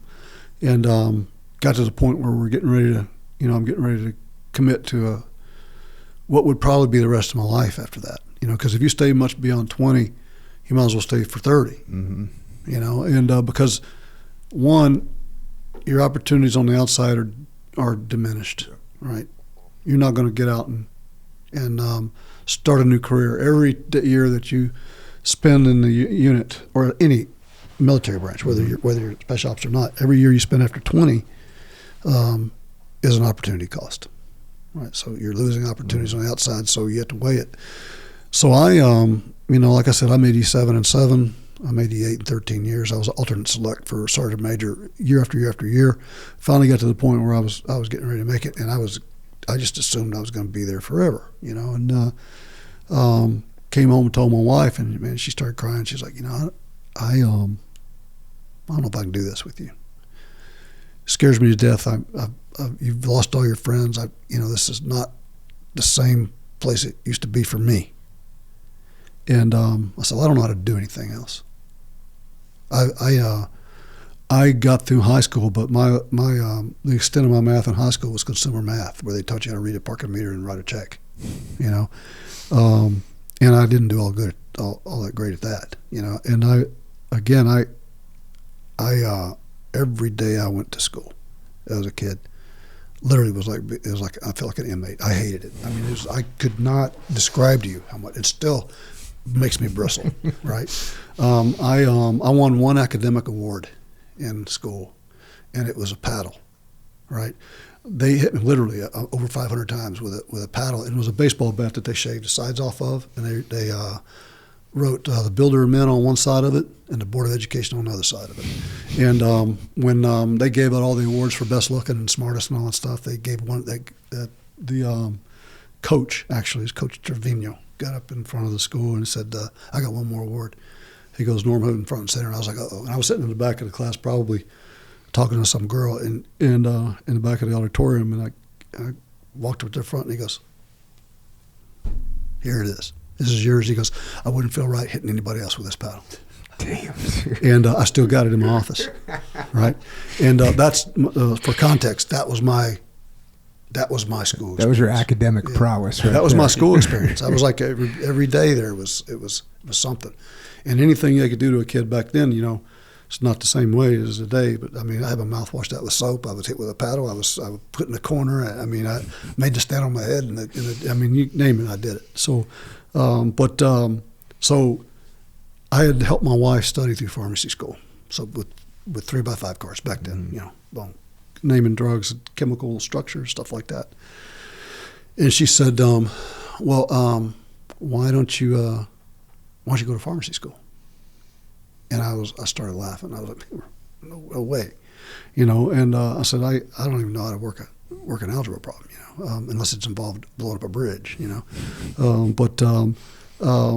But I started thinking about it. I thought, we'll see. And so I never really thought it was going to go very far because I thought, I'm not going to get picked. I'm not going to get accepted.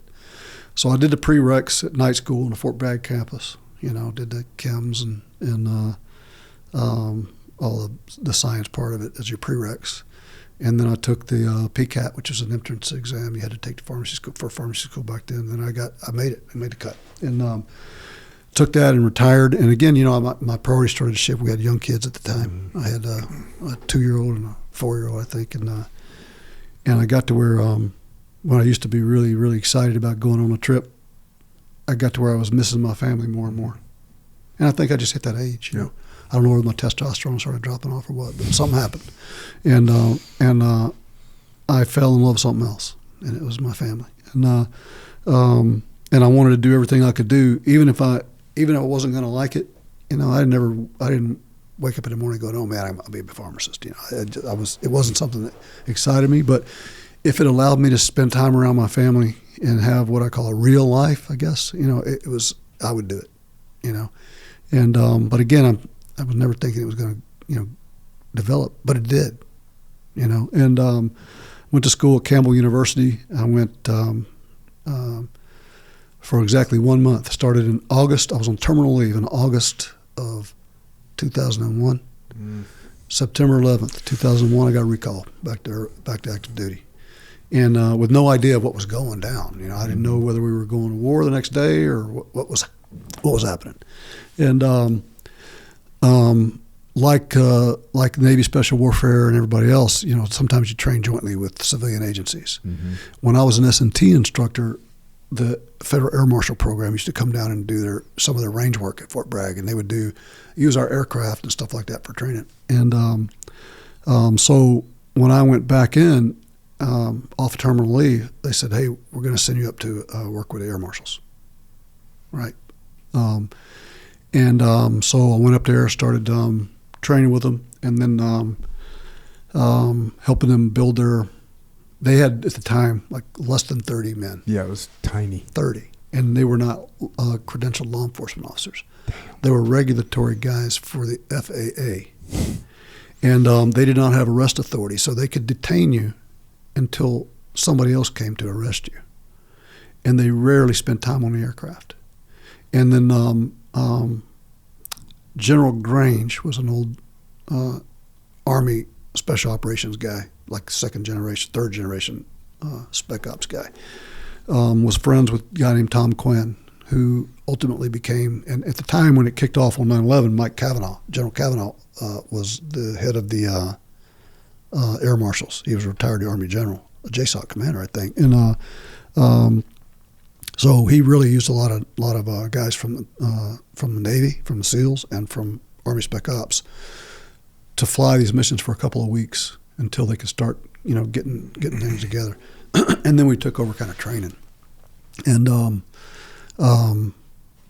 eventually instead of going back to the Army, Tom Quinn said, "Hey, what were you doing when this thing kicked off?" I was in pharmacy school. He goes, "What does a pharmacist make?" And I told him, and he goes, "What if I told you I paid the same thing to come over here and be a trainer?" So not a credentialed air marshal, but I was a trainer. I was a national training coordinator for their special mission unit. And so I just said, well, that makes sense. And he goes in, and I could live anywhere I wanted to live, so within reason. So they had 26 offices, I think, and my wife wanted to be close to home, so I had a choice. She lives halfway between, her family lives halfway between Atlanta and Orlando, and I knew I wasn't going to live in Atlanta. So we moved to Orlando. Nice. And I had no intention of going back to pharmacy school because I had no reason to now. Mm-hmm. I had everything I wanted a lot easier. Mm-hmm. So give the laziest guy the hardest job, and he'll find the easiest way of doing it. So, that's where I ended up. And I spent about 7 years there. And I got a call from General Grange, who was, one of the guys who was involved with the relationship between the air marshals and the Army, and he was working on another project overseas. It was called the King Abdullah Special Operations Training Center. Mm-hmm. And it's a long-ass story, so I'm not going to bore you with it. But anyway, I ended up going over there, leaving the air marshals, going over there, working on the commercial side as the deputy director for that facility. I spent 4 years in Jordan. Damn. Cool experience. Yeah, and it's still going today. Mm-hmm. One of the things I noticed over there as the deputy director was we had our cadre of guys, and most of them were guys that I knew that I had hired from the unit. Some of them were from Rangers, but most of them were guys I had worked with before. And after a period of time, I had some of the guys from the Jordanian side came and said, "Man, we got problems with some of your staff." And I said, "What is it?" And they said, "We got a lot of drug problems going on." I said, "Not only are they using, they're some of the biggest providers of it. They're bringing it in the country, and we're not going to put up with it anymore." I also noticed that in addition to my staff being over there, we were rotating all the big, the usual suspects in the civilian contracting world, mm-hmm. all the big companies. Yeah. Were coming through there, and they would spend a couple of weeks there at that facility, do their workup before they went into Iraq. Mm-hmm. And it was across, a lot of them were special operations guys from across all services, not just Army, Navy, Air Force, but special operators. Some of them were really accomplished guys, and they'd at that point, some of them had already seen a lot of stuff. And so they had problems with drugs. They were and on the camp, it was and you name it, man, they were using it, all the way from abuse of prescription drugs to illicit drugs like heroin. That stuff was going down, and so it became a big issue. And make a long story short, one of the guys that was the chairman of the board of the guys I was working with was a guy named Admiral Larson, Chuck Larson. And so I reported it to him, and he straightened out. And then I had a discussion with him. He was like, "Man, would you like to go back over?" And I was like, "No, I'm not interested in going back over. I'm done with that." And after discussion with him, I made a determination to go back to pharmacy school. This time, though, I had a little bit different idea about what I was going to do. Before, I was just going to go back to some small town in Texas or Georgia, open up some mom and pop pharmacy, and live happily ever after. This time, I went back and I was like, I'm going to figure this out.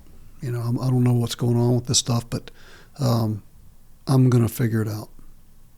And I'd already kind of done all the legwork with the prereqs and stuff, so it seemed like a natural path to getting involved in it. So I went to pharmacy school, this time in Palm Beach Atlantic University in West Palm Beach, Florida. Got through there. You had to have a 3.0 GPA to be eligible for residency. I had a 3.00. I might have had a 2.99999, but it was whatever they it was. rounded it up. Yeah, right. They probably rounded the thing up, but barely made it by skin of my teeth to apply for residency program. And so I applied for a residency. I went to Orlando for my general residency. Then I did another residency, a PGY2 in neuropsych medication, so mental health, and with a focus on pain management, PTSD, and substance use.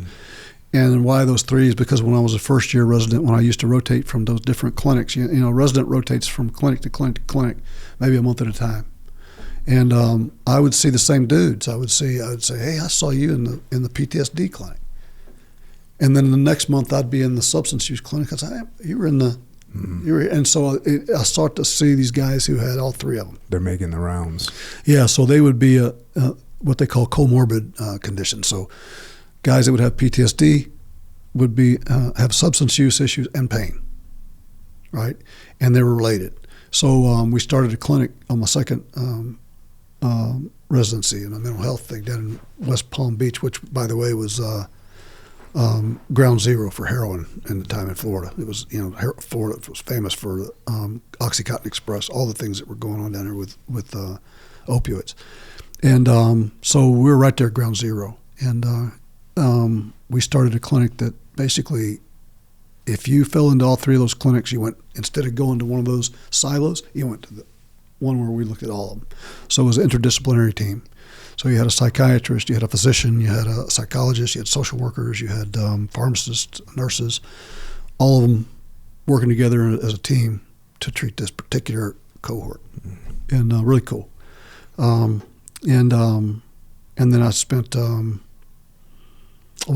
the way, I started pharmacy school the second time when I was 52. And I remember telling my wife, I think I'm going to be the oldest kid in the class. And I got there, I was older than the dean by about 10 years.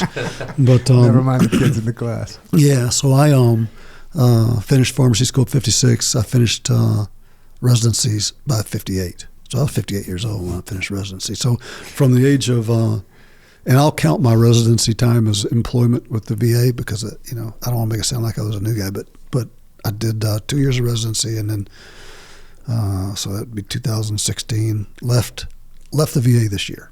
So whatever that math adds up to be, not long, but long enough. And what I learned along the way, well, I learned a whole lot, but is I don't think I'm any closer to figuring it out than I was when I got there. You know, because it's so nuanced. And I went down that rabbit hole, and I got to the point where it was bothering me so much, I was thinking, you know, I'm going to fix this. And for veterans, and especially the substance abuse side, because it's all related. You know, pain leads to opioids, which leads to abuse of prescription opioids, which leads to I can't afford those anymore, or I can't get those anymore, but I can get heroin, right? Which leads to all the things that, you know, if you don't die of an overdose, you die of suicide or your relatives. I mean, I buried a lot of friends. I lost 18 guys on October 3rd that were friends of mine, and I've lost a lot of guys since then, guys that you would never think that you would lose to suicides and overdose. And so I really went in there thinking, man, I owe it to my guys to go in here and try to at least help. You know, and I don't want whatever's on the other side of this life. You know, who knows? But I don't want to get there and have somebody go, you know, you could have done something you didn't. You know, and so I did what I thought I could do. But then as I got further and further into it, I realized, man, you know, I mean, this is more than one man can do. And I also spent all that time burning all those what few brain cells I got, you know, burning that midnight oil. And learned everything there was to know about drugs. And I had one experience that kind of was another epiphany to me. Last year I went out to Colorado, to a place called the Wind River Ranch. And they had the survivors of Abbey Gate out there, young kids. Man, I mean, younger than my kids. You know, I mean, I had seen guys and gals just like them, not the same guys, but guys like them for years and years and years in clinic in the VA. And had seen how they responded to treatment or didn't respond to it. And then we sat out there with by a campfire till 2 o'clock in the morning with a bunch of young warriors, and had a whiskey and a cigar. And I watched what happened around that campfire when they were with each other. because a lot of them, that was the first time they'd seen each other since the incident, and I don't think that's the answer, but I do know that what I saw there was pretty special. And sometimes it's better it's better to talk to a friend or somebody that you have something in common with than it is to sit down and talk to a clinician, no matter how smart he is, if you don't trust him and you don't know him. Mm. And so, I at some point was like, you know what, I don't believe I'm making a difference in it. But got out and went into the whiskey and cigar business. But yeah, it was worth doing. But again, it'll make you be a little bit more careful about things you commit to in the future, because I spent a lot of time, doing stuff that doesn't come natural to me. So what was the genesis of whiskey and cigars then? How do we get there? Yeah, so, you know my family background on whiskey, but that's right. You got besides the deep heritage you have of making whiskey in bathtubs. I 25 years after Mogadishu, we were coming up on the anniversary, right? And I was sitting down in Orlando, Florida at the time. Smoked a lot of cigars, drank a lot of whiskey, and probably a lot more of both than I should have. But I wanted to do something for the reunion. So a friend of mine from Cuba had his own cigar company, and I said, "Hey, can you make 300 cigars for the guys at Bragg for this reunion?" And he goes, "Yeah, I'd love to." So we, after a half a bottle, maybe more than a little half a bottle of whiskey, at 2:00 in the morning on a wet cocktail napkin, we drew up a logo, and the guy I was with at the time was named Tim Young, and put an H for my name, a Y for his name, and then a dagger, because it's kind of the standard for special operations. It's like a symbolic of special ops. So we just did it, and then we printed up labels and cheap labels, glued them on with a glue stick, and took them up in a cardboard box, for the event, and the whole thing of it was just going to be a one-time deal. We're going to smoke cigars and drink some whiskey and tell war stories, So, but it took off from there. Guys wanted more of them, and then they started using them for auction items, and it just grew. And the whiskey kind of followed very closely behind it within about 6 months, doing something similar with it, and before you know it, we're in a business, And I think what happened really when it kind of turned into a business was we initially, when we made the boxes for the cigars, we put the names of the guys who had fallen on it. And a lawyer said, "You better be careful with that, because it's a good intention, but somebody may take offense to it, and they may, a cousin of a cousin of a cousin of a cousin, or girlfriend or something may take legal action against you." And then you start to realize, hey, look, also if what happens if it's somebody's drinking this stuff and they get so it's just like you need to incorporate, because that's the way you're going to do it. And I'm not a business guy, but I was lucky enough to have some guys around me that were pretty smart with it. So they set it up, and then it just grew from there. And one of the things I remember when I was a young guy in the Army, we used to get all this commemorative whiskey and stuff, and it never was any good. It was always like some cheap stuff some guy poured in a bottle, and I didn't want that. I was like, I want this to be really good stuff. So I know it was probably the best whiskey in the world because we paid for it. Mm-hmm. Right? We sourced it. We didn't make it. Mm-hmm. And when you go in to get whiskey, they can say we got the economy version, we got the mid grade, and we got the high grade. And arbitrary numbers. One's $1,000 a barrel, one's $2,000 a barrel, and this one's $5,000 a barrel. And we paid for the good stuff, so I knew it was good. And it just took off from there. And what year was that? Would have been 2018. And then what kind of did you recognize oh crap, we got a business on our hands? At what point did you go, oh damn, this is bigger than I thought it was going to be? Not really at first, but I tell you what we did do. That logo that we basically were half drunk when we drew it up at 2:00 in the morning. One of the guys, my buddy, was out in Vegas, and he had I'm not going to tell you the guy's name, but the guy came to him and said, "I own about $10,000 worth of barrel of whiskey, 10,000 barrels of whiskey." And he goes, "I love your logo. I'll give you $2 million for it, for the label, for the logo." Mm-hmm. And he said, I said, what'd you tell him? And he goes, I told him pound sand. I was like, dude, take the money, man. I was like, that's more money than I'd ever imagined. But he goes, no, man, you don't want to do that. He goes, because that's branding, And he was smarter guy than me, but I would have taken it. I would have, yeah, I'll take it. But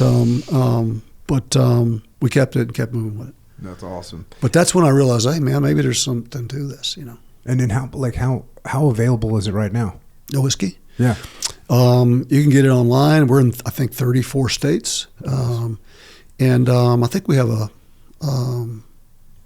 special with your podcast on. I can't remember what Courtney told me to say, but the bottom line is you can get it. So you can buy it on it's available in California. You can get it online. Cigars the same way. Okay, well, through social media, I don't know what they asked me, like, hey, can we give some kind of special with the podcast? I was like, yeah, do whatever you want. Like, we're here to support. Yeah. So whatever that is, we'll make it. Yeah, there's a promotional code that they get, but that's not why I'm here. Yeah. I'm here because I appreciate what you do, and I'm a fan. But if somebody wants to buy some whiskey and they want to use a discount code, they can do it. But that's not my priority for being here. But might be Courtney, so she might chew my ass when I get back. Yeah, well, I definitely don't want you to get in trouble. Yeah, but not that I've ever been in trouble, but yeah, that's how we started with it, and we've had a lot of fun. We had a buddy of mine from we have fun with it. So we start with a story on everything we do, and then we build a product around it. Like I had a buddy of mine that called me from Six, and he said, I sent him some cigars. He goes, I love them, but I can't deal with the Army stuff. I'm not. So we made one called Neptune Spear and sent it over to him. And we do one for 50 cal. Because a buddy of mine, his kid came in with this idea. Young guy goes, why don't you make one that looks like a bullet? And then, but it's fun, and we spend a lot of time. It's fun, but we're serious about it because we want the products to be really good. Because we are commemorating certain events, you don't want to cut any corners on that. No, for sure. Because especially ones that guys died on. But yeah, fun stuff. So that's what you're up to now. Anything else? What's next? Yeah, moved up to Orlando, Florida. My wife's got a farm up there, and so the kids grew up. And once the kids grew up, I got tired of the traffic and the neighbors, so we moved out in the country and put up triple strand concertina around about 5 acres of land, and living my dream there. But yeah. And all three of your boys served in the military? They all did. I got my oldest son Brock was in the 1st and 75th Rangers. He was back in the Rangers during the surge, so 2004, 2005, 2006 time frame. Okay. Got out. Did he do any time in Ramadi? We had Rangers right down the street from us. He might have. I know that he got to work with some of my old colleagues when they were old men, and they knew him when he was a baby. And but yeah, he got out and got his black belt under Rob Kahn, and then now he's a contractor. And then my his younger brother is in the Marines. He's a captain in the Marine Corps. And then his younger brother is a West Point captain in the 82nd. But you ought to see that house, man, when it's football season. And the last conversation I heard between the two that are actively serving was the one from my boy from West Point. First of all, Navy beat the shit out of West Point in football for like 50 years straight or something like that. And I think guys started the Army and retired from the Army and never won a football game. But so my boy from Navy was really giving it to the Army guy, and he turned around to me and said, "Hey, Mason," he said, "what do they call a cadet that graduates from West Point, number one in his class?" And he said, "I don't know." He goes, "Second lieutenant." And he said, "What do they call a guy that graduates last?" And Mason said, "Second lieutenant." And he goes, "Yeah, second lieutenant." And he goes, "What do they call a guy that graduates from Naval Academy, first in his class?" And Mason said, "Ensign." And he said, "What do they call a guy that graduates last?" And he goes, "Ensign." And he goes, "No, second lieutenant in the Marine Corps." So they go at it quite a bit, but fun stuff. It's got to be good. And then your daughter, she's started law school, you were saying? Yeah, she just graduated from the University of Alabama. She went in for her West Point interview. So they asked her, where do you rank West Point on your list of colleges you want to go to? She goes, 15th or something like that. And they went, oh, cool. 30 seconds later, the guy walks out and goes, see you later. Thank you. And then she went to the University of Alabama and, held a lot of money. But she went there and she's recently graduated and she wants to go to law school next year. She's going to take a year off and then go to law school. Awesome, man. Awesome. Does that get us up to speed? I'm good. Right on. Carrie, you got any questions? No, sir. Freaking outstanding. Sorry taking so much of your time, fellas. not at all. Oh, no, but not I at didn't all. think I thought we were like an hour and a half in this thing. Yeah, no, the time goes quick. People want to find you. It's Hooten, HOOTEN Young.com. That's where people can check out what you're doing. And you're on Instagram at Hooten Young, Twitter X at Hooten Young MTR. What's that MTR mean? Do you know what that means? I don't know. Hooten Young MTR. I don't know what it means, but it's Hooten Young MTR. That's on Twitter X and then Facebook, Hooten Young. And you got a YouTube channel. It's pretty cool. Pretty cool YouTube channel. You get on there, tell some stories and whatnot. So pretty awesome. That's where people can find you. Any final thoughts? No, just thanks for having me. Honored to be here, and heard a lot about you from some friends of mine that I served with throughout my career. Guys that if they say it, it's true, and so I'm privileged to be here with you guys, and I appreciate it. Well, thanks for coming out, man. It's a honor to be able to sit here and talk to you, get your lessons learned. So thanks for coming out and doing that. But most of all, thanks for your service. Thanks for your sacrifice, and thanks for setting an example for a whole generation of warfighters. We won't forget what you did, and we won't forget the brothers that you lost. Thanks for coming out, man. And likewise. I appreciate what you've done. Thank you both for your service, and it's an honor to be here with you. And with that, Norm Hooten has left the building. Yeah, not much to say after that one. Insane. I mean, just awesome to have him. Just so down to earth, and quite frankly, I apologize to everyone here, but we had about 2 hours of conversations that we didn't record. So we just talked about so much stuff in the special operations community and the military in general. So awesome to hear that firsthand perspective from him and how it all ties in. So yeah. Amazing. Thanks to Norm for coming out. And you might have heard him talking about training jiu-jitsu. I know we all like to train jiu-jitsu. And I recommend that you go train jiu-jitsu. I also recommend that when you're training jiu-jitsu, you're going to need a little bit of extra strength, a little bit extra power, a little bit extra fuel. You got a protocol, right? You got a full... Yeah, I have so... Go on my way to the gym. I have a go, and so I crack it right as I leave for the gym, and then by the time I'm at the gym, the go is gone, and then I have a hydrate with me in the bag that I will drink while I'm training because I sweat a lot, and then when I get home, milk. So it's a great protocol. Hey, check out JockoFuel.com if you need the good protocol, good clean fuel for your system.